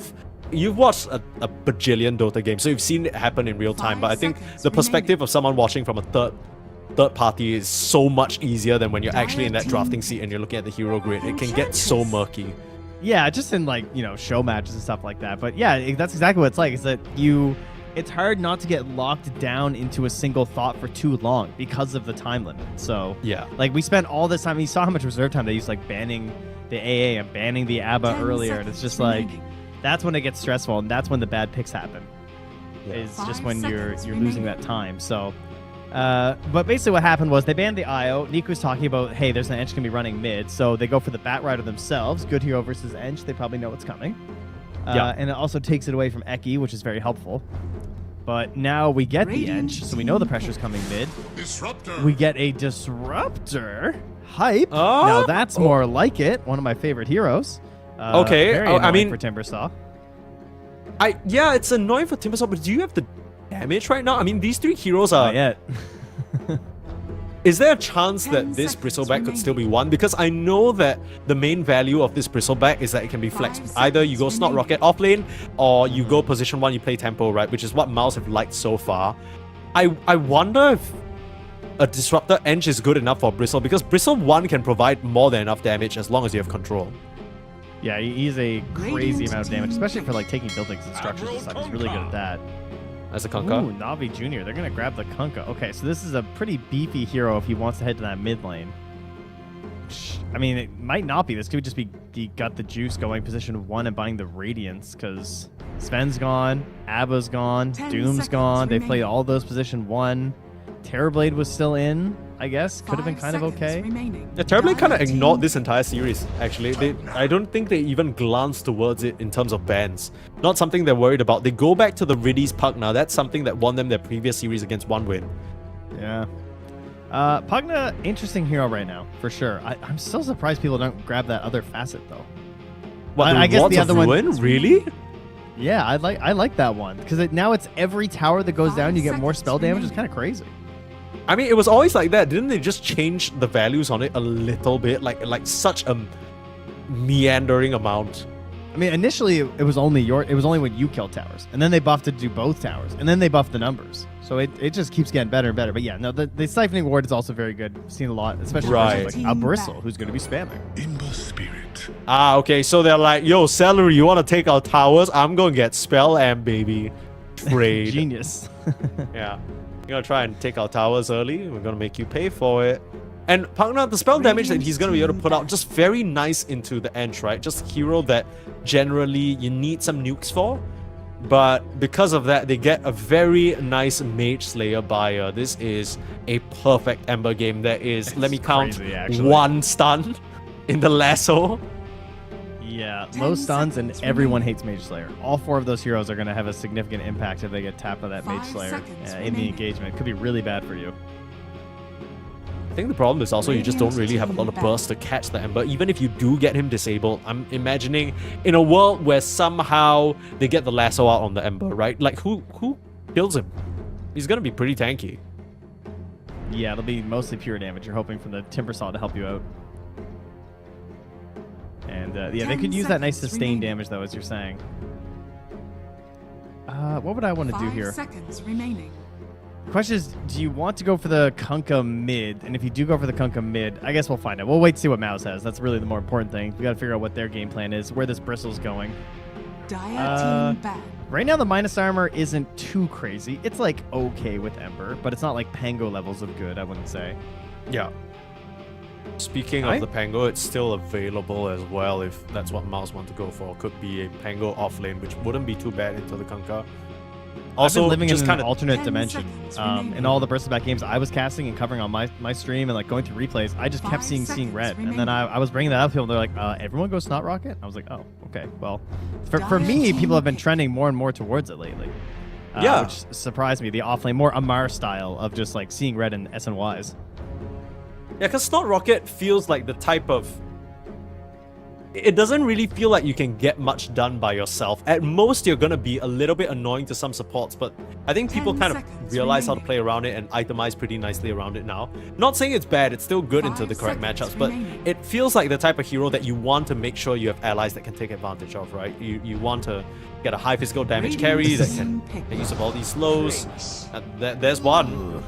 Oh man, I hate this hero. This hero does not spark joy. This hero... I'm going through my list of heroes in my head, and I'm just like, well, I know some teams that will pick a Luna here, and I hate that. I know teams that wouldn't care about 10 Timbersaw, they'd pick seconds Terrorblade. Okay, so talk me through it. What exactly would you have liked to see? 5 Because this seconds remaining. clinks... I mean, I can kind of see what they're thinking about here. It gives them a nice little carry that can connect with some of these Disruptor Ember Spirit moves, can pressure towers down super early, take advantage of Snot Rocket. To me, it makes sense, but I'm curious to know what you're thinking about it. I will watch this game, and I'll wait to see if there's a moment where this Clinks gets to stand still for 3 seconds and press his damage button. Okay. Because I feel like every time I watch this hero, he does not get to do that, and he maybe attacks one person, and then he just runs away. I feel like he is the worst provider of sustained damage out of the position 1 role, and he struggles to get good impact in the actual team fights. That's my main problem. He's low-key a I don't burst mind him when damage he hero, counters. right? Oh, he's definitely a burst damage hero, for sure. Choose your hero. But Okay. we got our last hero. Is that a Got the Juice Kunkka? And then that's a I think that's a mid PMA Niku Timber? Underlord. Yeah. Yeah, okay. They're not Got the Juice Underlord gamers. How disappointing. I wanted to see more of this position Dude. Underlord. They're not Niku Underlord gamers. Did you see that mid lane Underlord from OG Latam like 2 days back? Oh, they brought it back. Did they Radiance like the good old days? No, they just went like triple pit. They went like, it was up into an Ember as well, which is why I was thinking about it, but they brought it out. It was like Tai Lung, like that 16-year-old's debut game for their team, and they brought out mid Underlord. It was kind of based. But yeah, I mean, Actually. hits are going to be so annoying for Mouse to stand into. They don't really have a way of 10 ever dealing with seconds that. remaining. Their heroes don't really build the spell. I 5 mean, seconds remaining. maybe you see a Manta on the Ember, but that's so awkward compared to like a SNY. Well, I hate Clinks, and I Fair. hate the lack of sustained physical damage from Navi Jr. They do not have a traditional right clicker. At least Clinks is kind of like that. I mean, I even limit him to, or say he has pretty bad sustained physical damage, but at least it's something. Yeah. But they don't have any on the side of Navi Jr. So Navi Jr. have to be extremely crisp in the way that they start their team fights and kill their heroes. It has to just be like, boom, boom, you're dead. Like, you got Wombo comboed, your spells didn't get off, nobody saved you, you're gone. And then we're going to walk the fight down after that. We're going to use X, we're going to use Timber Saw chasing after you. You're at a disadvantageous state. We're chasing. You don't want to turn and fight us. That's how their game looks good. And Mouse is the exact same. I wonder if that's the case though, because I'm looking at this game and, you know, apart from the Pugna making you completely immune to magical... Wait, what am I tripping about? Okay, what I'm trying to say is that I think Mouse are very one-dimensional in terms of the damage that they deal, right? Like, yes, you can say Ember is a mixed damage hero, but one Decrep or one Ghost Scepter on literally anyone And they're gonna take a long time to kill. Like Mal, as much as he's doing a large amount of damage, probably with impetus and everything, it's not going to matter if somebody is ethereal. So I'm a little bit worried for Mouse, to be honest. I wonder if they're actually going to be able to kill any of these heroes, especially if Niku gets 1 or 2 defensive items. You get a couple of auras on PMA as well. Like, how are you going to kill this Timbersaw? I mean, I was gonna say I don't even really remember that many impetuses from Celery in the last game. I feel like Yeah, that's fair. You know what I mean? It's not like these other Edge games. Despite having the Hurricane Pike and stuff, I wasn't even really... I can't even remember those moments where I'm like, whoa, chunk down from Edge, you know? Yeah, like, wow, he's really right-clicking now. He's scaled up. This is Ench snaking gameplay. Yeah. Okay. Well, in terms of facets, Chain Gang for the Ember, that's something to take note of. We have the Twisted Chakram. I think that one is the common one for the mid-timber. And, of course, Stoked instead of Arsonist for Zayak. So playing more for that spell amp and move speed. Yeah, I like that one a lot, actually. It looks really good in the laning stage. You can really feel the impact of it, too. And the health regen is pretty minimal. Or, sorry, the health loss is pretty minimal. It doesn't feel bad at all. You barely notice it, is how I felt. Are you curious, while you're just kind of burning away, are you diving your opponents? Because I remember trying it a little bit, and then suddenly I'm like at 100 HP, I'm like, oh shit, like, okay. I'm taking a lot more damage than I expected. I mean, from what I could tell, watching it so far, it's felt like as soon as you have a couple items, you basically just like negate it with your... like with natural your base HP regen, right? Yeah, because like battery starts high at 4.4. Oh, that's true. I might just be suffering from the I am dog shit at Bat Rider syndrome. So most people are. He's always been a pretty bad hero outside of pro games. Yeah, that's true. He's like, no matter how broken he's seen, he's never really quite dominated the punch. He's never really been that big stomper. It just kind of feels like, when you look at the hero on paper, it feels like he has all the tools to stop pumps, right? I think there were days back then where it was a lot of mid-Bat Rider getting these early boots of travels and just kind of abusing players who didn't know any better. I think generally game sense has gone up, and maybe as a result, you can't really stomp people quite like that anymore. People don't just give them free runes anymore, And also people learn to just TP away once you lost Flame Break stun. That kind of sucked. Yeah, people also learn to buy Magic Wand against heroes that spam spells. I still remember the days of people playing Bristle off lane or Timber off lane, and they just run you down and you actually have no idea how to deal with it.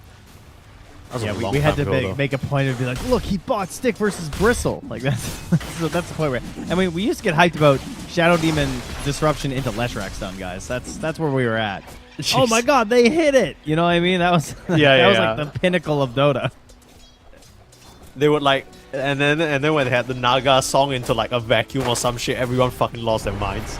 Yeah, like that was. Now we're too good at what Dota. TI was about.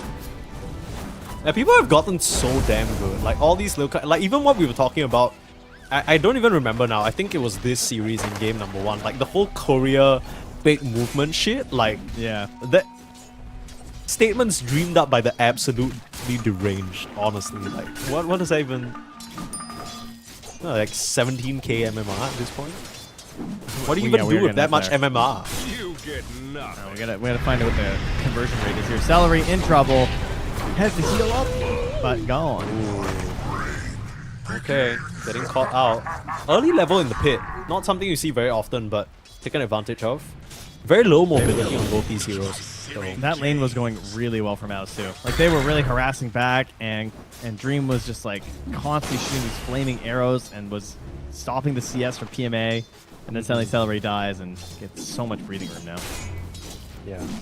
I mean, they both Meanwhile, kind of Zias the is just same. suiciding to the tower. Yeah, I mean, you're out of resources, right? Might as well. But it feels like it's the same genre of hero across 2 separate bodies. Like, they just want to auto-attack you non-stop. But the second you kind of go on them, they need help, and none of them can really provide it.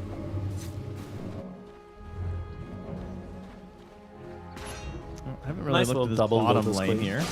Radiant's bottom tower is under pretty good. attack. And, I mean, Pugna just doing his thing, running around, being a nuisance with 330 movement speed, because that's okay for some reason. Yeah. And got the juices just laning in the jungle right now.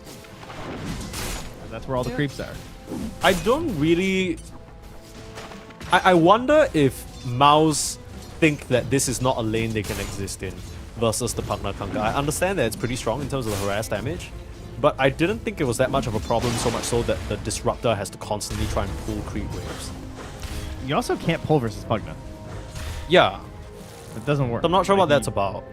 Yeah, like he will just decap you. I mean, I guess at this point he doesn't have it, so because he felt like, hey, we can actually just fight you instead because you're a disruptor, so even easier. Yeah, this lane is looking very comfortable.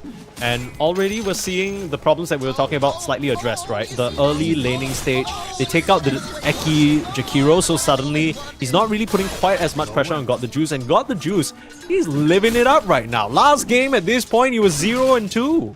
This time round, he's almost top of the CS. Nico kind of got gamed on mid here, but he's trying to turn it back around on Abed.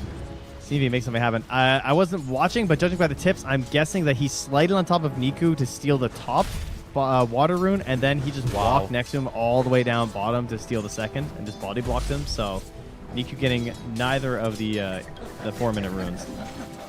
That's some Abed classic bullshit right there. That's Abed gameplay. Hate the I've ever slight seen. steal. So dumb. The setup. Love to hate it, to be clear. I mean, it's Yeah. keep it in It's the one game. of those. Don't get rid of God it. damn, Yeah. he's so good. Like, Yeah. I mean, if you pull it off, you deserve it, right? It's not even like those silly interactions where it's like you don't need to use your brain. Oh yeah, no, it's a good one. Valerie again being aggressed upon. Radiant's top tower is under attack. Nice little Nice hurricane try. away. He tried, but might be able to help him get a return kill onto Zayak. That Wild Wing is going to rip him apart. And now Eki with TP up to the top lane. PMA in a lot of trouble. 7-1 charges, turn around with the Storm, but that glimpse damage will finish him off. Sorry, cut. The big winner of that rotation from Eki. Great. It's huge. Just kind of game sense from the Disruptor there to realize that he could make such a huge impact by just TPing. That puts him at top net worth right now. Okay, well now slightly behind the Kunkka, but they're jostling back and forth here between the last hits and the net worth. Right now, got the Juice trying to get ahead. Not gonna be able to get a kill here. Oh well, maybe actually. No, not quite with the Pugna. Heads up TP there from Zeal to realize that he was not getting out of that one unless he TP'd. Manages to get a handy stack as well. Niku now, target of aggression in the mid lane. Very tanky on the Timbersaw, but kind of sticks himself in a weird spot. Comes back down right next to Eki. Might just be a kill for him if he finds the Timber Chain, but being pushed away by Celery and that little Frost Ogre. I can't believe this results in nothing other than Zeal finally going down.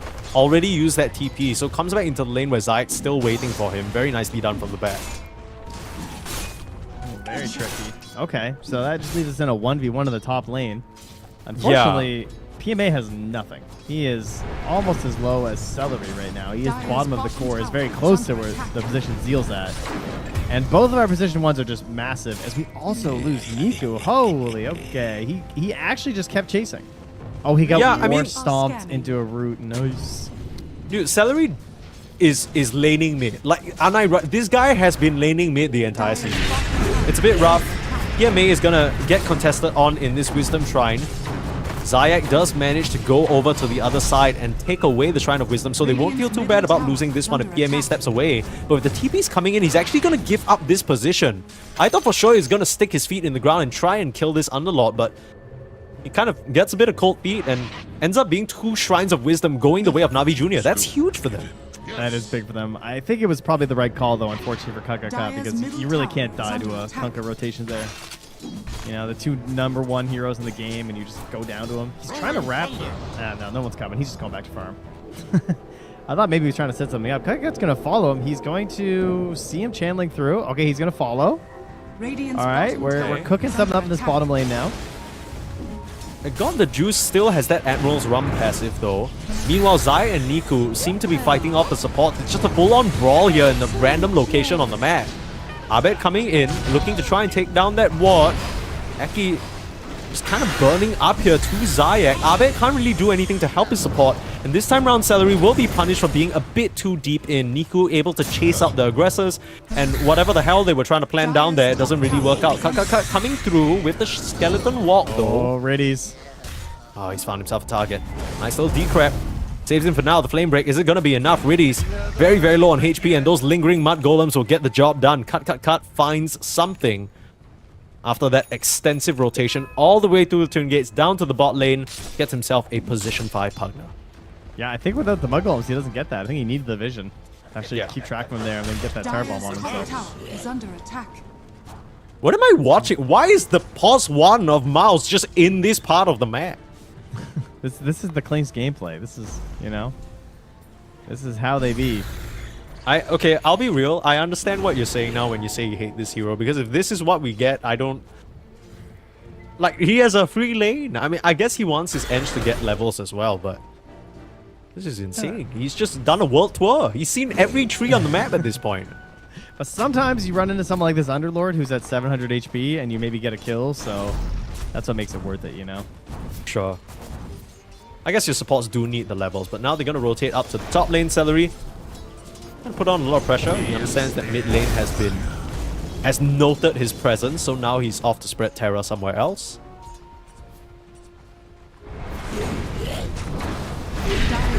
How does this guy get away with doing the same shit on Eng for like 3 years in a row? This is like, what am I...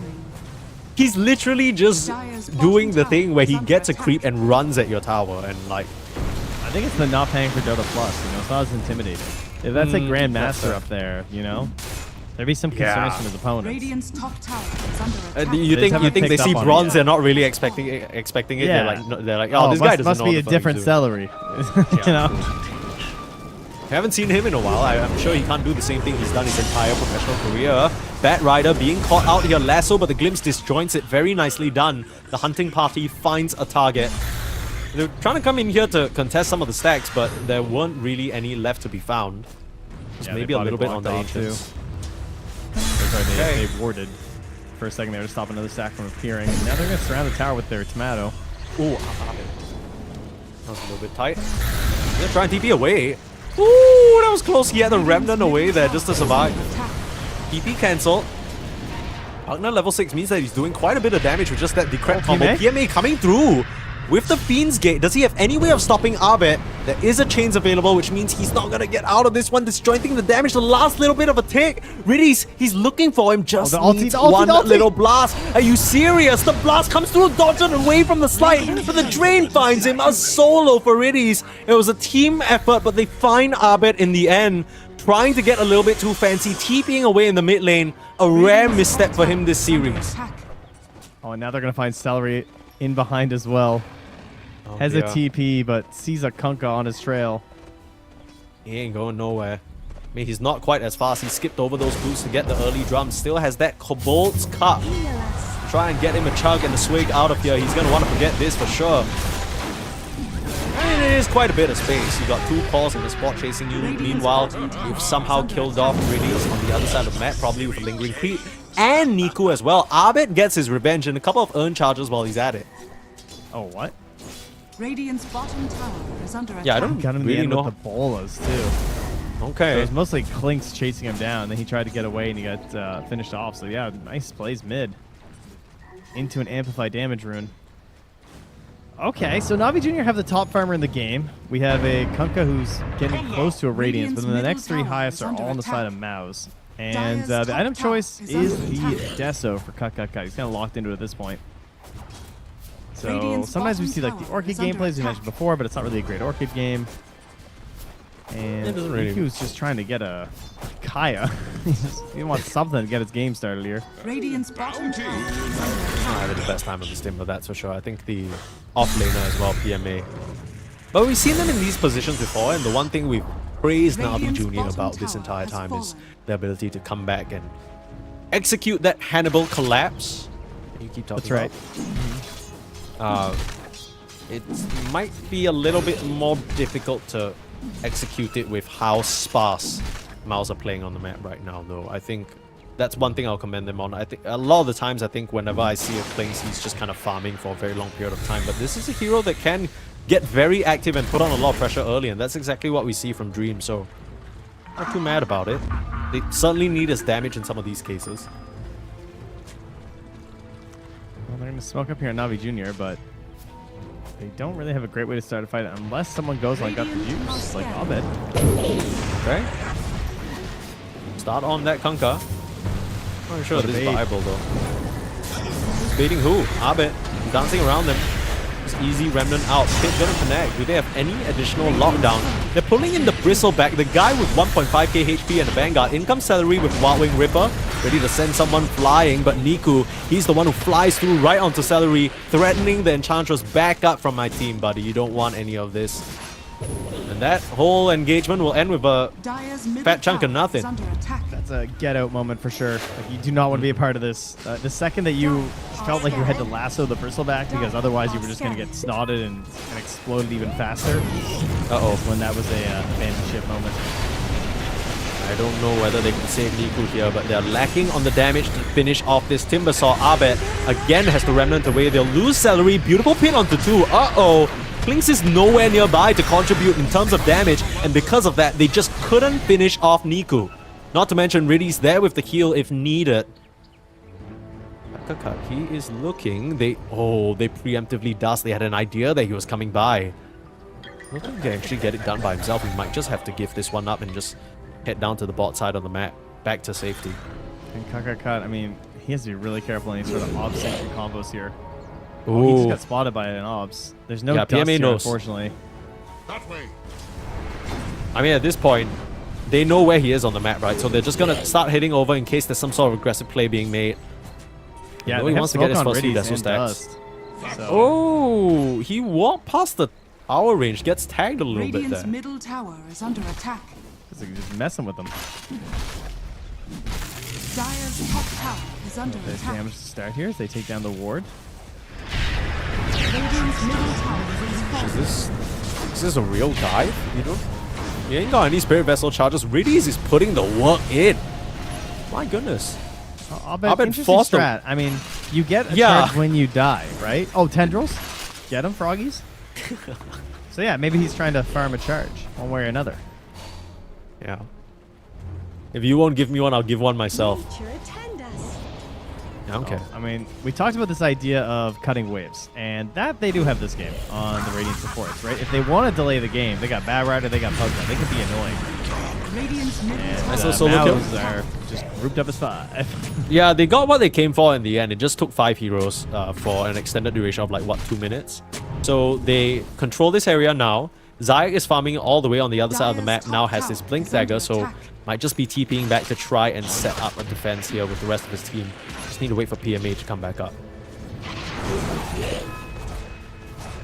A gift from the Let's keep these up tempest top of here. We gotta be worried about the Riddy's Pugna. He's got a ward to protect him off to the Radiant's east, so he's just top gonna... tower is under attack. he's just gonna start attacking the Dire's tower. top tower is under Okay. attack. Oh, he's gaming. No one's noticing. This is invisible actions here. No one sees Radiant's this, by top the way. tower has fallen. When Pugna does this to your tower, nobody's Dire's noticing. top tower is under attack. Oh, this is I mean, so don't annoying. you get the announcer call out like your tower is under attack or something like that? I don't think you do from spell damage. I think it only Really? is... I think so. I might be wrong. Dire's But top I tower also is turned mine off because it got too annoying. Yeah, no, that's fair. Into the So- Roche pit they go though. Mouse, something that is always possible with an Enchantress. They trade the tier 1 tower for Roche. I think that's value. Your shaman has fallen to the dire. I'll take that if I can't fight anyway from Navi Jr. Just gonna make sure no one gets caught immediately after here. So pick up a couple Essence Rings around the board. Any curios this game? Are we curioless? Radiant's We are. top tower is Nobody under opting attack. for the cool upgrades this time. They're playing for the here and now, you know? This game is it's a lot more tight, especially in this early game. I think as much as it seems like Maos are the ones with an advantage, it's only a 1k gold lead. The rest of the calls on Navi Jr. have done a good job keeping up, especially got the juice this time round. A very stark contrast from his situation in game number 2. This is also a real game 3 build. You know, Radiance into BKB. That's a game 3 safety build right there. So Yeah, no messing around. I don't want the blame if we lose. It's crazy because I feel like out of all the games, this is probably such a great Blade Mail game in comparison to the others, right? It would be nice. Like everything you True. have is just physical damage, so And like it's a also, bit of like, magic. Uncontrollable damage galore, you know? Some Bristle, a little bit of Ember, a little bit of Disruptor. Yeah, it's like, I dare you to impetus me. You're gonna die first. I will PMA has say been that... on point with the pits. That's what I was thinking. Yeah, like, I don't know if he can defend this though. Are fortified. rough. I was gonna say, I feel like I've yet to really go, wow, this guy's level 30 Timbersaw. You know what I'm saying? Maybe it's just that he got salaried again or whatnot, but I've yet to really feel the Timbersaw's ability to impact this game just yet. Yeah, Maybe he's this a will be little the bit late fight. for this one. Trying to do what they can to hold on to this tower, but it's just a slow siege from Dream, and they can't really reach him past the Skeleton Archers. They try and throw out Pit, but they just have to give this one up. Again, the Mao's game plan of just decimating structures working out in their favor. Yeah, Zayat's just not feeling comfortable on the jump. Just trying to wait it out instead.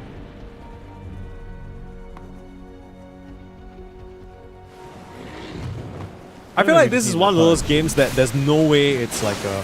You see the way these teams are playing, you don't think it's a game 2, right? It's either a game 1 where they're both still a bit shaky or waking up in the morning and not fully confident to make things happen, or a game 3 where they're scared to lose the series, because both these teams playing a lot more reserved. I feel like the first 2 games we had a lot of run at each other, make things happen, try and push the tempo, slight overextensions here and there, but this time around they're being very aware and just kind of more focused on specific timings. They don't really care about these pickoffs as much, it feels like. Yeah, there were way more forced plays in the last like 2 games. Like people were just doing stuff to do stuff. Niku's gonna get found out here. Has a TP, so he is just safe right now. I think he knows that he's being hunted down. He's just max range timber chaining as far as But possible. Ember's here now. Yikes, there's the glimpse. Okay, well, they'll lose him.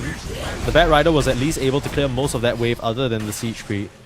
So he's gonna buy his team some space. Oh, look at this. They're TPing into the ancient area, looking for a hunt. Oh, immediately. Anka eating a Spirit Vessel charge, but he does have that BKB. That makes him a very difficult target to go on without the damage of the Clinks. He's gonna get found out here by Cut. Man, has the Essence Ring and walk it down. He's almost Oh, there. lasso. Okay. This Clinks does have the Aegis though, but they're starting to collapse upon him. Use the Aghanims just to get back and reset. The heals coming out from Riddies. In comes Abed, ready to try and challenge. Boat coming through. This Clinks is in kind of major Nice trouble. torrent. Beautiful Torrent. Got the juice, is bringing the damage, and PMA's back in. They found themselves the Clinks through the second lives, and now saved by the partner. Coming through the portal again, PMA somehow surviving for what feels like forever, but they've lost the supports at this point along with their Underlord, and God the Juice has to TP out. Niku a bit late to that party after dying the first time round, but still, that feels like the Yeah, he set it up, you know? yeah, I guess so. But I can't help but feel like that was way better for Navi Jr. than it needed to be. I mean, you gave your Ember like 1500 XP in that fight. That's kind of crazy. That's a lot of XP at this point in the game, and 750 gold. It's just a little transfer of the old wealth from the Clinks to your Ember, you know? Yeah. Think of it that way. Pass These down things the... This Wait, looks whoa. crazy. Hey, that guy's insane. What the hell? Yeah, This was Heroes are after gonna do that for nerf the Snot tournament. Rocket as well. Yeah, exactly. And buff tournament, I believe. No damage. That's silly. I can't believe that PMA managed to survive that initial aggressive attempt, and then he portaled back to base, came back in, and survived almost long enough to get back to the portal a second time back to base. Thanks to Riddies. That was crazy. Yeah, I gotta say, the damage reduction did not show. Is it? It must be a dispellable buff, is it? The Dire's atrophy aura, you middle mean? tower is No, the under invading attack. force. Like when you come back in with the damage reduction, it puts Right. a little buff on you. I assume it's dispellable. Yeah, Like if you were to get yeah. enchanted, you know what I mean? Like you just instantly lose it, but it's like it's only 12% right now, so it wouldn't really make that much of a difference. Dire Lotus Hot Rush. That's pretty interesting. Radiant's bottom tower What is are under you attack. really looking to reflect? Just the glimpse? Or maybe like a couple of snots? Radiant Get rid of I the guess you're brute just really shield. buying it for the dispel, right?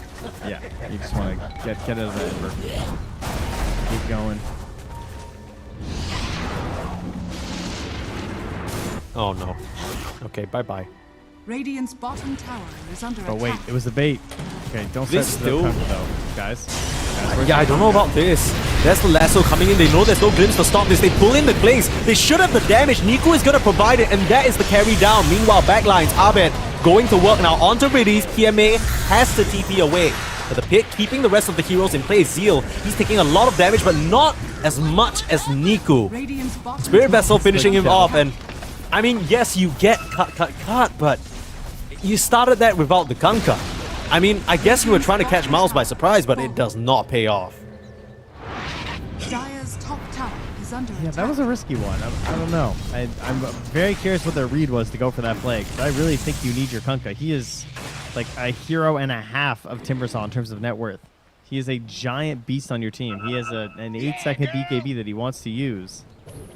So forcing a fight without him seems like a somewhat poor decision. At least they were able to kill the Klings. It could have been so much worse, but the lasso into the roots was able to help finish him off. I think Navi I kinda- Junior are kind of losing their grip here. Yeah, I kind of feel like even if you were initially getting glimpsed, if you just instant BKB and started pressing your combo onto the Klings, that might have actually ended up working out better, because we saw the amount of presence that the Kunkka had in that previous team fight in the top lane near the Wisdom Shrine area. That was massive, right? He was landing these huge bolts, huge torrents, and his survivability compared to the rest of the team at this point, a bit unmatched. Nico still needs that BKB. That was a fight where he had his Aghanims too, and they still managed to cut through him. And Abed does have the gold for a nullifier here too now. Damn.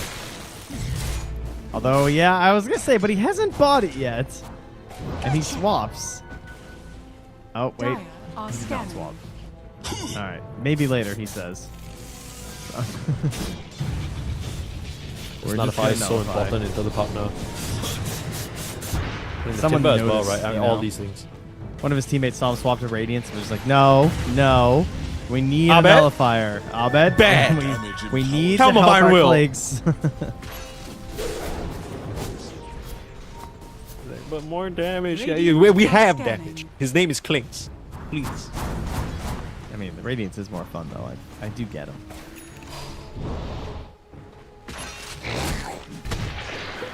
You know what's fun though? Continuing in the that? upper bracket of EWC. Ooh, that is I fun. think that might be, especially for an organization that just signed you for these significant Radiant's events like middle TI tower and is under attack. of course EWC. That would be fun to stay employed and everything. This Timbersaw has a problem. Oh, You know, what is the problem? Buys and Radiant's eggs. top You got tower is Yules now under on attack. Disruptor. You got Nullifier on the Ember Spirit. You've got Enchant on the Enchantress. You got some problems. Radiant's top tower. is Yeah, that's what he's building the BKB for. So probably what Navi Junior are waiting for before they take the next fight. Have a bit more time until Roche might potentially spawn Abed on the hunt here though. full. Dire's bottom Spot tower out the free is under Pugna. attack. Nice little glimmer. Very timely. Slight and dust off the mark. Riddies will get out with his Dire's life bottom intact. tower is under attack. Somehow. Oh no, not the packet loss. Oh no.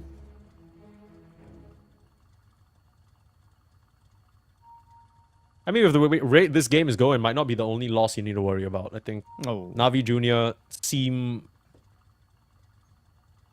over the course of this series, seem a bit more messy than they did in Game 1. In Game 1, it felt like they understood the assignment, right? When they were up against that IO, they made sure to hold hands. They were moving around the map as a unit. It felt like a lot of these moves that they made, except for maybe one or two, were very well plotted out, and they kind of had an idea about at what point they would be able to fight. It feels like with these picks, it's not quite as clear-cut.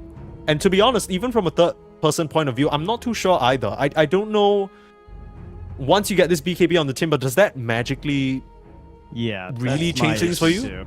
I think like looking late game in Game 1, it was clear that they would have, if not an advantage, at least a good chance in the late game. But for Game 2 and Game 3, if you're going late, I don't think either game looks particularly good for you. I would rather have the other draft both times. And I don't I even guess like the one playing. upside...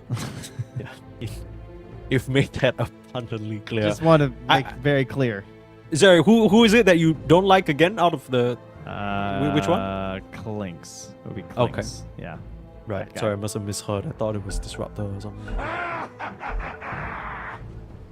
right, we're back. We got a Roche. Evan, remember the game plan. Kill Roche. Abed?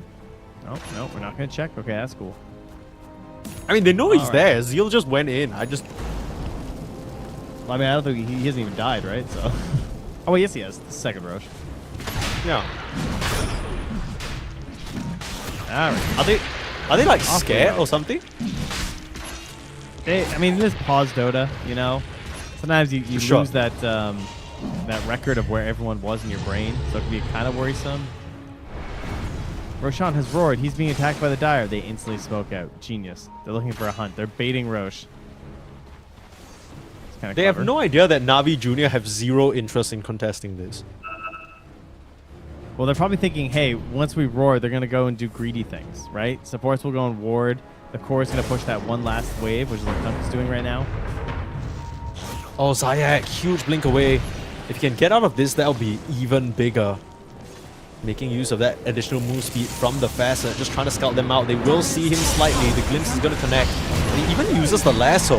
Okay, that certainly is a decision. Got the juice with BKB. Okay, he'll be out.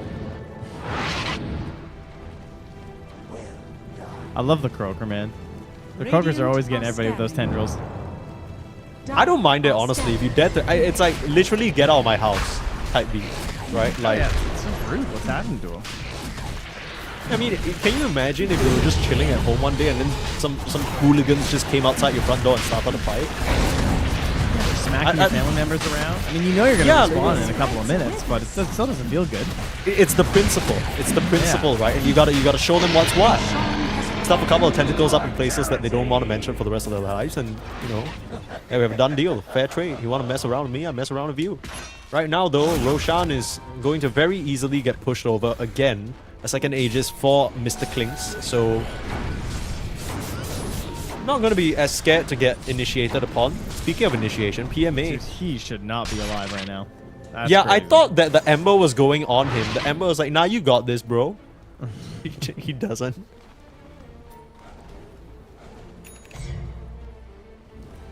Slowly closing it in now. That's the GG gem right now from Celery. Pick that up. Okay. So closing out as much vision as you can. I mean, there have been great wards by Na'Vi, which has allowed Zayas to be this pain in the ass. Because he has these two wards that have been showing him a lot of the movements of his opponents. This time he does get caught, though. Yeah. Eki has been really good about tracing this Bat Rider. Will even pop the Yules, just for good measure. Stop any potential of an escape, and Zeal will find the kill. Meanwhile, mid lane, they know that the heroes are a bit disconnected, but they can't really find a good goal, especially not onto Abed. That's not a target that you can burst down. Like we said since the very start, feels like such a perfect Ember game. You can just dance around and play with them. There's not much they can do. Yeah, he only died that one time. And that was a long chase down with like the Pugna near like the tier 3. That was him also getting a bit overzealous, Yeah, right? Like he had yeah, like 200 HP, TPs in the river. It's like Yeah, he's being a little crazy. a little crazy goofy boy in there. All right, well, things are looking a little worse and worse, but we're at the point now where Timbersaw is, what, level 18.5, has the BKB, Okay. has a lot Okay, of we got pure some hope. damage. Yeah, there is hope. There is some hope here. Radiant's They got need Whisper of the lasso. Dread. Attack. Okay. We got level 4 Nether Ward. Okay, yeah. No. What else? Let's keep going. PMA has Blade Mail. That's something. Okay. Already swoop. Easy. Radiant's Fine. bottom tower is under attack.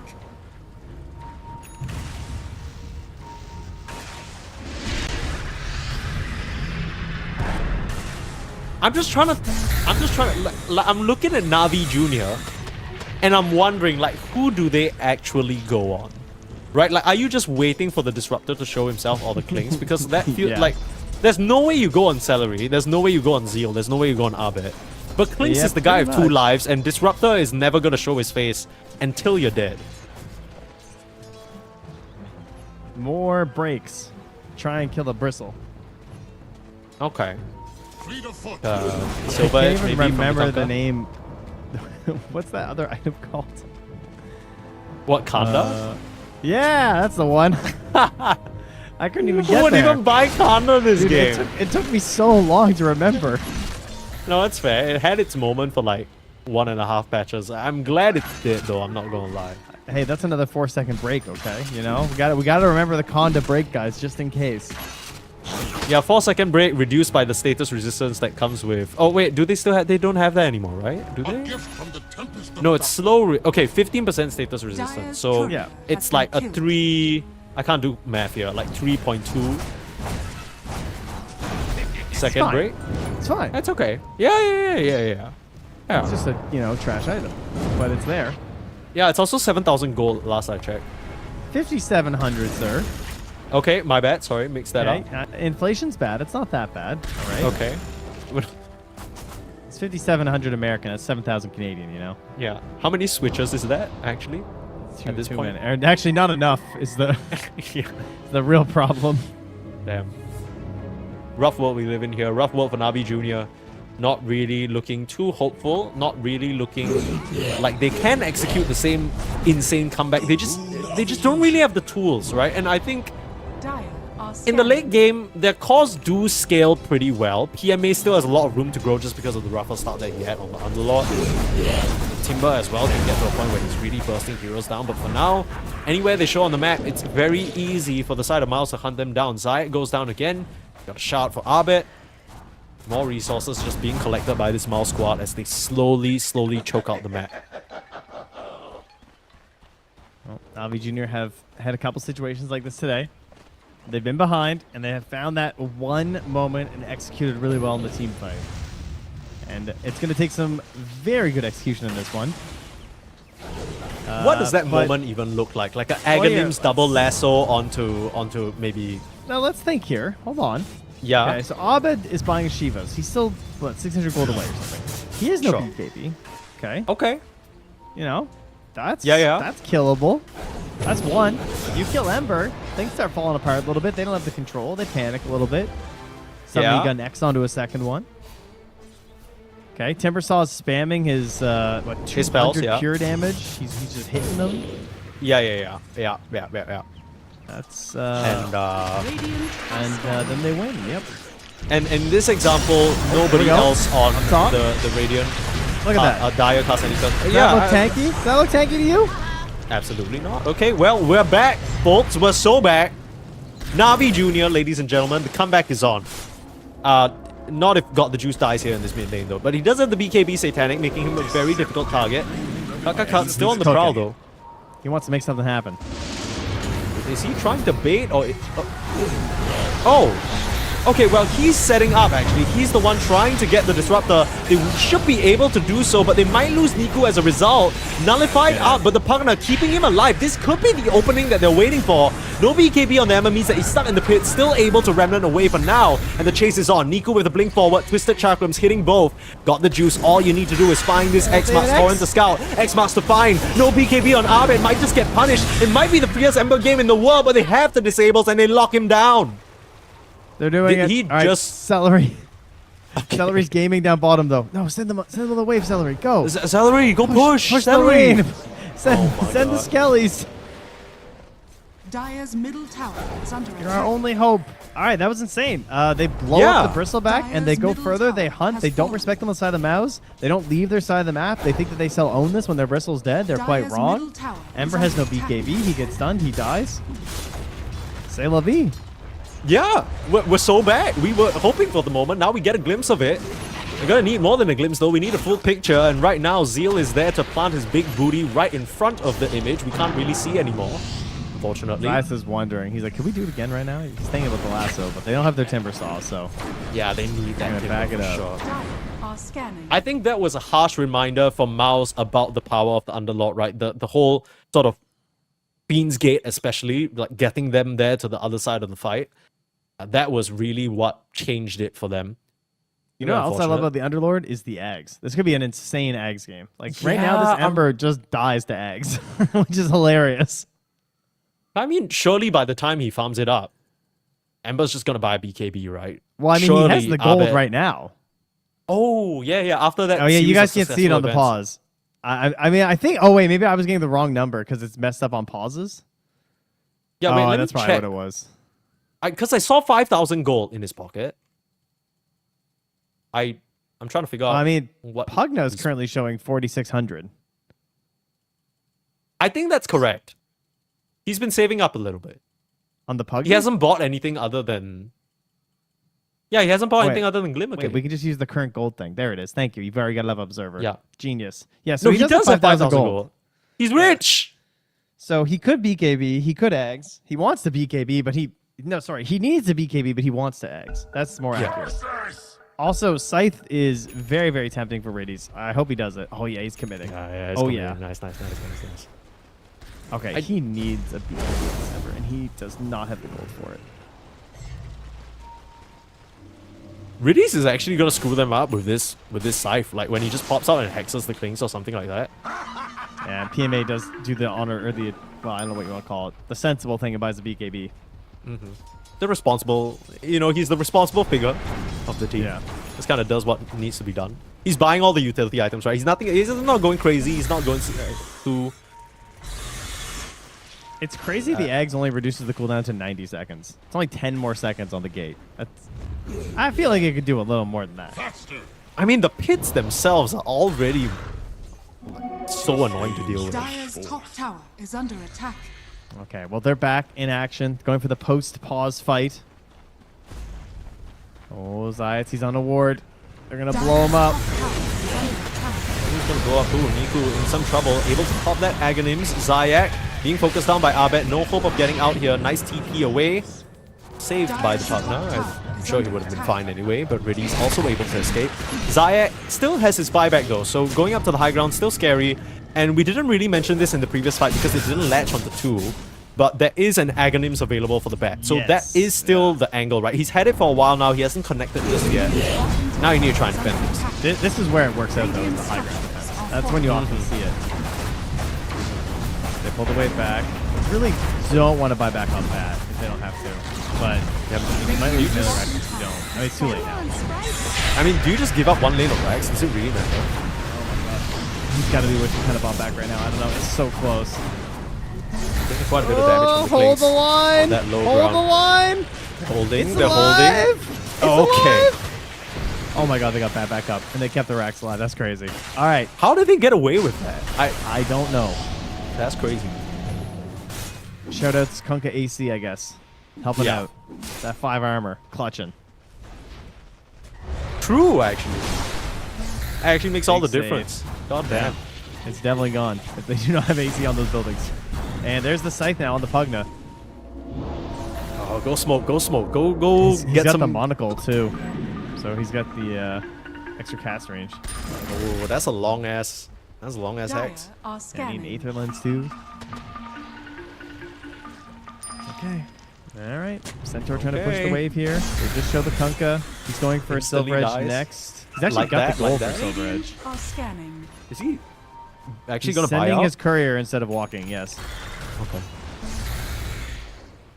I think that's a He sensible also thing does to do. not have a TP, and he's out here. So that's kind of Roche is back up though, so I think Navi Jr. are just assuming that they're Roche and now they're gonna get confirmation. Of course, still remains to be seen whether Mouse are still gonna make that same move that they did where they smoke out after the Roshan Rolls, using it as a bait instead. Smoke they're breaks. here already. Oh, Lasso pulling too. Zayek's got the grab, but there's no follow-up. Can't get them over the wall. Ins PMA though with the pits. Getting the connection, buyback onto Zayek now. This fight has become a bit too disjointed for Navi Jr. to connect with their spells. They saved the underlock for now, but the Klings is just raining in damage. Trying to chase down onto Riddy's hiding away from the Glimmer Cape for now, saving PMA as much as he can before he ends up going down. They will take down Zeal as Abed on the backlines, able to slide out back to safety, taking down PMA in the process. 2 gems on the deck. Meanwhile, Impetus raining in from Celery, finally able to get it done. And Eki, he's not done, looking for more. Eki trying to find a glimpse through the tree line. Doesn't have the vision for it at the moment, but boy is he moving quick. Tees them up on the high ground and Niku pulled back down into the hands of Cut, and BKB won't save you from that. No Jakiro, no problem. This Disruptor is a nice look on Eki. To get it done this game, Zeal even buying back to just push in this wave. They'll just head straight back into the pit, finish the Roche, and start banging on your front door again. Yeah, and there's still no TP on this Kunkka. He's sending a courier out with it now. Could have been a big disaster, but it is making its way to him at the moment, so he can clear out some camps and maybe one more wave before we start the high ground defense.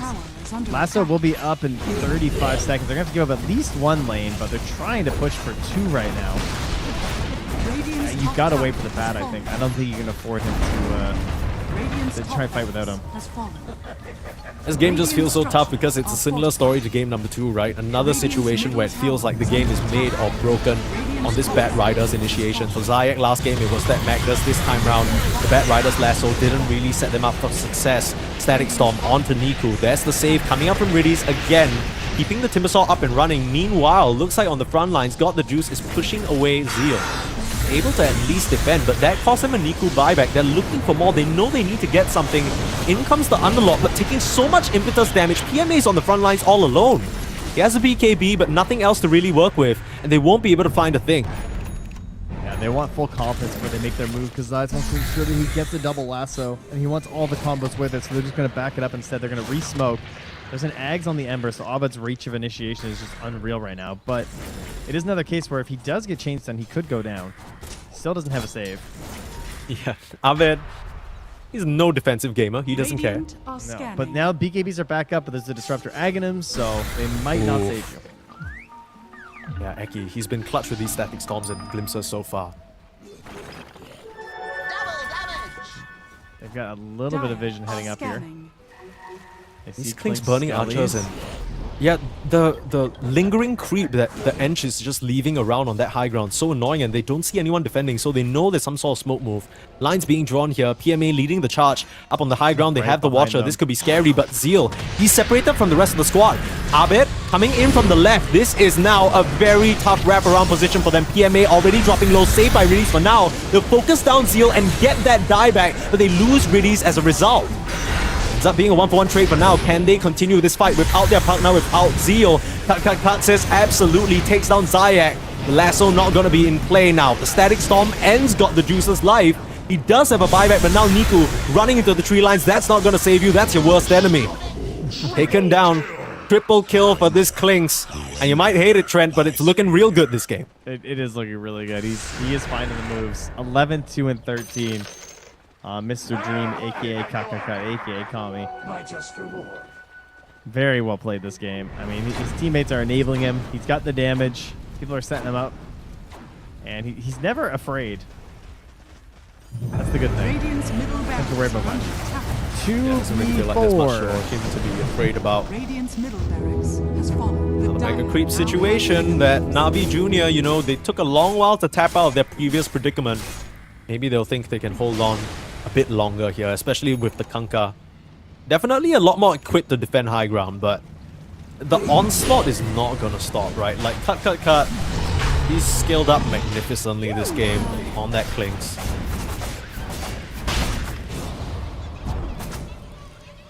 They're roaring Roche again and running away. This is the mouse playbook being on full display here. These are the moves.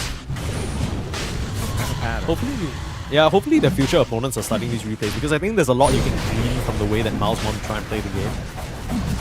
They do. Stopping it is another thing altogether, though. Yeah, they had a ward that saw get the juices while on the enemy. So they know the Kunkka's not rotating over here, so that's why they go back in the pit and finish it off. They get a safety, BKB on the bristleback. It's going to help him a lot versus these potential Underlord ganks, because he is just sitting now with the Aghanims. So he can just gank you from anywhere. Sure. So there's still no answer for Abed, but I can't imagine he cares at this point. He has a cheese. That's kind of an answer in itself. And now a Lotus as well from Celery. Yeah, Ember with the Refresher Shot as well, and the regen rune in the bottle. He's going to be going in this game. Try and close it out. At least it'll be a 5v5 to potentially end things off. PMA on the front line sticking quite a bit with the Pyrrhic Cloak, reflecting it. Cut needs to be wary, but starting to lay down these remnants already. The Skeleton Archers starting to form up. Lay in the damage to these towers. You need to try and make a move before they continue to amass here. It's only going to get harder. Chain Gang coming through, Remnants coming through, everything just being thrown in forward. What's the move here? You're looking for a bad lasso, but the angles, they're so hard to find. PMA now being beaten back by the Impetus Celery. He's fine to just kind of put himself in the line of fire. He ends up going down, got the juice with an instant crit. Not sure where that came from, didn't really see it coming, but now they got the Ember. Okay! Did he just one-shot them? Can we please get a that's a Divine Rapier crit.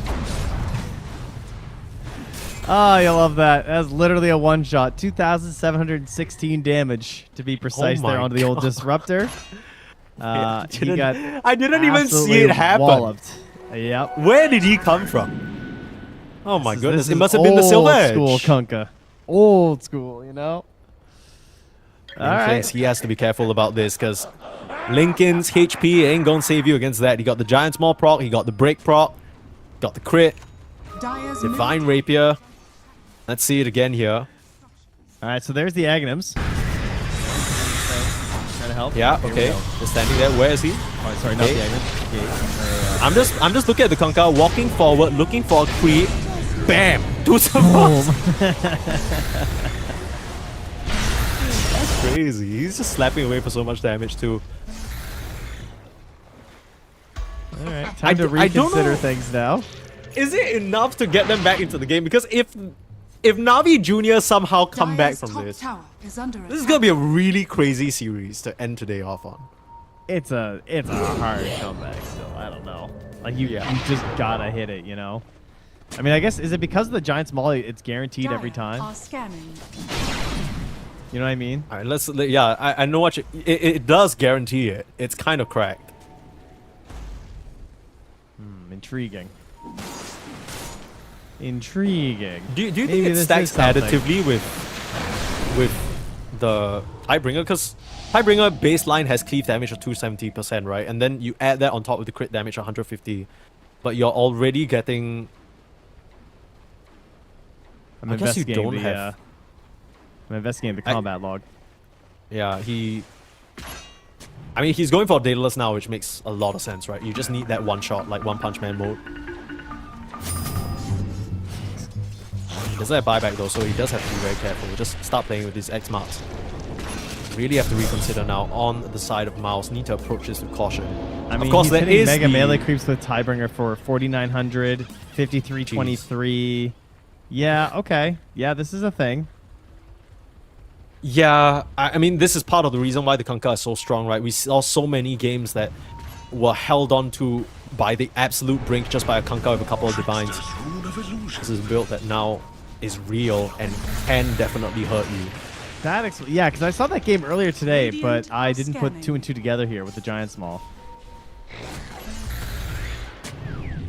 I don't know if it's adding on as well. I mean, it's always just ridiculous, as you said, with time. So. Anyway, let's see what happens. He's going to put out his forward remnants here with his chain gangs to help protect them.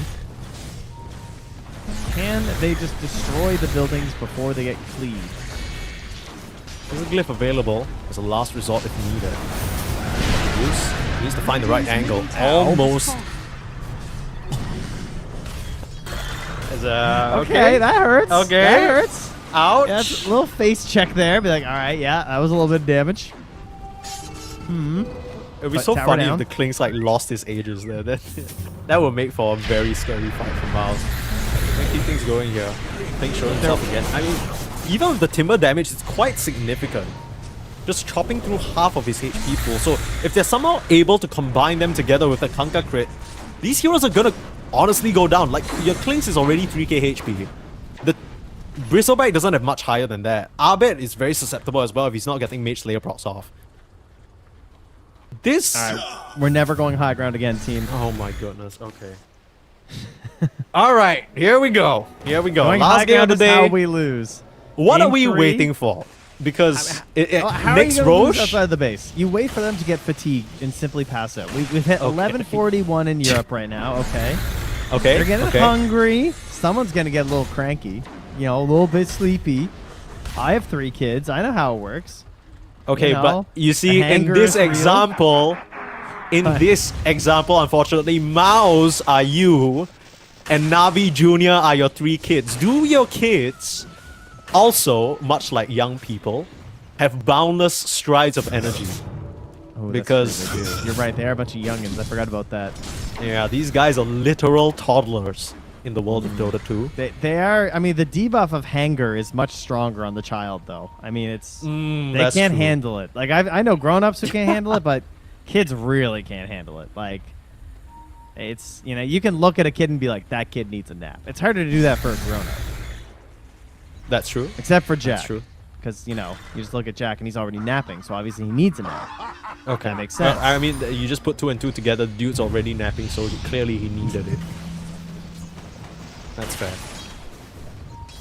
Now, Radiant are we scanning. got a long excursion here from Got the Juice. Going to find himself the overwhelming Blink Okay. and escape his way over. Through anger. Oh, he doesn't grab the Lotuses, though. Radiant's ancient is Yeah. under attack. I guess he's just a bit more pressed about maybe, you know, the Megas coming into his base. That's just my thought. Dude, let the team handle that, okay? We got cheese thoughts later. Yeah, see a yeah. block Trying to of play, cheese. trying to play for the block of cheese, right? Like, yeah. Yeah, that's the win condition.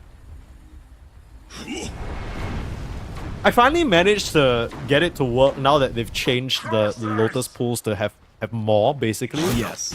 And boy, is it the most underwhelming. Well, they did nerf it a lot, to be fair.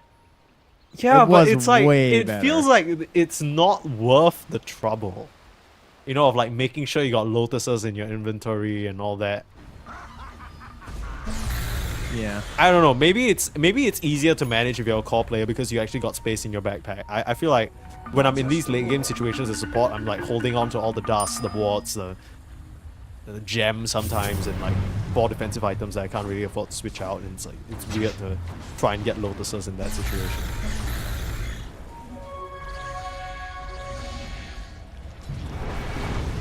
Well, here we are, 52 minutes in, folks. In case you're just joining us, believe it or not, we've had a pretty banger series so far, right? Na'Vi Jr. were able to come back in a very convincing fashion. Looked really disciplined, looked like Mouse were caught off guard. But so far, the way Mouse have been playing this entire day, it's been tempo. And especially in game number 2, it was all about discipline, right? They were able to close it out very nicely and force us to this mess of a game number 3 that you see, where even though we're 22k gold up, unfortunately, Na'Vi Jr. have a Kunkka. And that Kunkka has crit damage out the goddamn wazoo. So after trying to go high ground twice, they're like, nah. Yeah, now he's going for the We're Daedalus good. too. He's doing the math. He's looking up the Reddit posts now where the Kunkka experts tell them. Maybe he's already used his phone a friend to call attacker. Yeah. Try and see what's the ideal scenario here. Eki, a very bold maneuver here. That guy is playing crazy. What Trying is to he? bait something? Is it just He 'cause has an Aeon disc? disc. I think he is trying to bait a lasso. He's like, this can't be good for them if they lasso me, he's thinking. Yeah. Gotcha.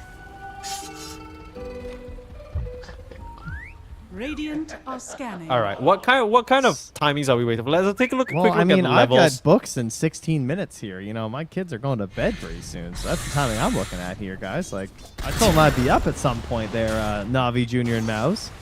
Trying to make a liar out of me? Yeah, that's true. Got to give I've them already the good old missed dad Tubbs. talking to. Yeah. Tubbs is kind of a pain, though. I'm not going to lie. You guys got to bail me out of that one, so respect. Yeah. But I like books. You need to hit that nice window. No, you see, Yeah, I when gotta you get said the- books, I didn't make the initial connection because my first thought is Book of the Dead. And I'm like, yeah, that actually could be a way for them to put things too close, right? Because when we were seeing all those crazy Dream League games that happened recently with Paravision, you know, Satanic playing that Kunkka, the self-damage on the Books of the Dead is kind of monkus. Like, Yeah. There's also a pure unironically cloak as can well. kill yourself. Yeah, So he could I double mean, up, you know? Wait, is Peric Cloak even still available? They only have it on Bristle. Yeah, he has it, but then someone else gets the Book of the Dead. He keeps Pyrrhic. Right. They run in. They he'd get have to slapped at the target- same time and he reflects it. Yeah, he'd have to target the Kunkka, though, is the problem. Yeah, And that's the the cast hard range is part. too small. That might just be the only. I mean, at this point, wait for 60-minute items, right? Like, don't. There isn't really any other advantage that you want to try and play for. Maybe wait for that Aegis for additional insurance, but at this point, I don't even know who you put it on, because I feel like if Cut gets the second life, and he dies in an awkward position, like hitting the towers, it's gonna be so easy for Na'Vi Jr. to set up. In fact, speaking of setup, Na'Vi Jr. are getting a little bit bored. They're outside their base, looking for perhaps Zeal to try and blow up. They see him first, lasso in, there's cut, the pit immediately, Zeal in a lot of trouble, hexed up as well. There's gonna be a Bristleback able to pop the BKB and the cheese. Now it's Na'Vi Jr. with overextended, they are losing heroes fast. Niku, he's not getting out of this one, got the juice, he's trying to hide under the cover of a Shadow Blade. Somehow he'll be fine. Because of those buybacks, it's enough to ward away the side of Mouse for now. Got the juice, through Aeon Disc. He's gone in though, but he needs some help. BKB available, but silenced up by the Static Storm. He's not getting out of this one. Turns around, pumps the Satanic, but he's gonna go down with the Divine and without a buyback. That's Na'Vi Jr.'s chances at this series out of the equation. He tried to go for the big play there, but the Aeon Discs were intact. And they weren't able to get any of these kills. Riddy's now trying his level best to save whoever he can, but he can't even save himself. Niku coming back in, slicing up onto Zeal. They finish what they started in killing the Bristleback. I say that not even. Glimmer Cape gets him out, and they desperately try a few lingering chakrams, but GG is called. They know that it's over, and what a series. What a way for Mouse to take it. Haha, coming out from Zeal. My goodness. I mean, I'm sure he has had a fun old time this series. Mouse, a nice way for them to build confidence going into the rest of the close qualifiers here, and they'll certainly need it because tougher opponents await them as they continue on in the upper bracket here to face off against Avilus tomorrow. The Na'Vi Jr., they'll be continuing their run in the lower bracket. Not all hope is lost for them just yet. And hopefully, just like in some of these games, they can make a very, very nice comeback. But Trent, what a series, man. That was his second death in the entire game, I think, on the Kunkka. Like, that's... Oh, for real? Yeah, I mean, he played really well. Wow. You know, he was very, very close, and I actually like the way he went for that last play. I think that was fine. This idea of just like trying to get that. You know, they were grouped up. You know that's not going to happen on the high ground. This might be your last chance. Just go for it. But that is going to send Na'Vi Jr. down to the lower bracket. They will not be staying here in this upper bracket, as you see the next matchup with a 2-0 Avilus over OG. Means we will get Avilus versus Mouse in your semifinals. One of our teams gets slotted into that first and only chance to get out of Western Europe and to the EWC.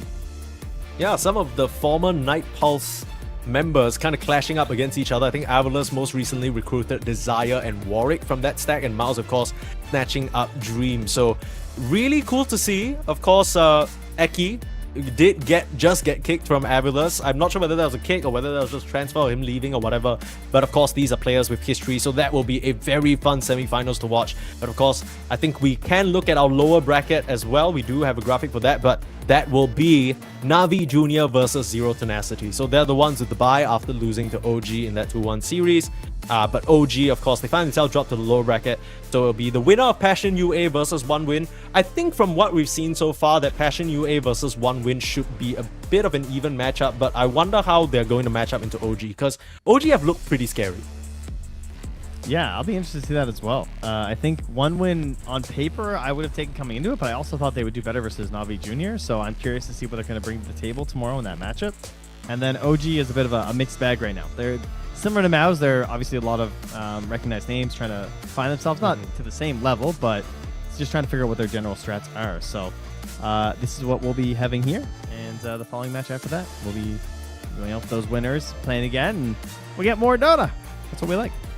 Absolutely, that's what we like. But at least for today, unfortunately for us, even after that amazing series, the Dota has ended. But that's only for us here in the Western European side of things. I believe there are other Esports World Cup qualifiers firing off right now. I believe NA is going on. You got a bunch of other qualifiers for TI happening as well. So you're not going to be starved for solid Dota here. You want to stick around and find more. But I think right now on EWC_platinum_EN3 is the Twitch link. That's where right. the NA qualifiers are happening. So you want to hop on over there if it's not already over. I'm switching over now. Okay, might have just ended. Okay, in any case, you can check out all the streams that have already happened on our social media on EWC. Be sure to catch up on all of that. But we'll be back tomorrow, same time here on this stream for more action. You'll want to be here to watch OG face off against the winner of that previous bout. But for Trent and I, it's it for today. See you guys tomorrow.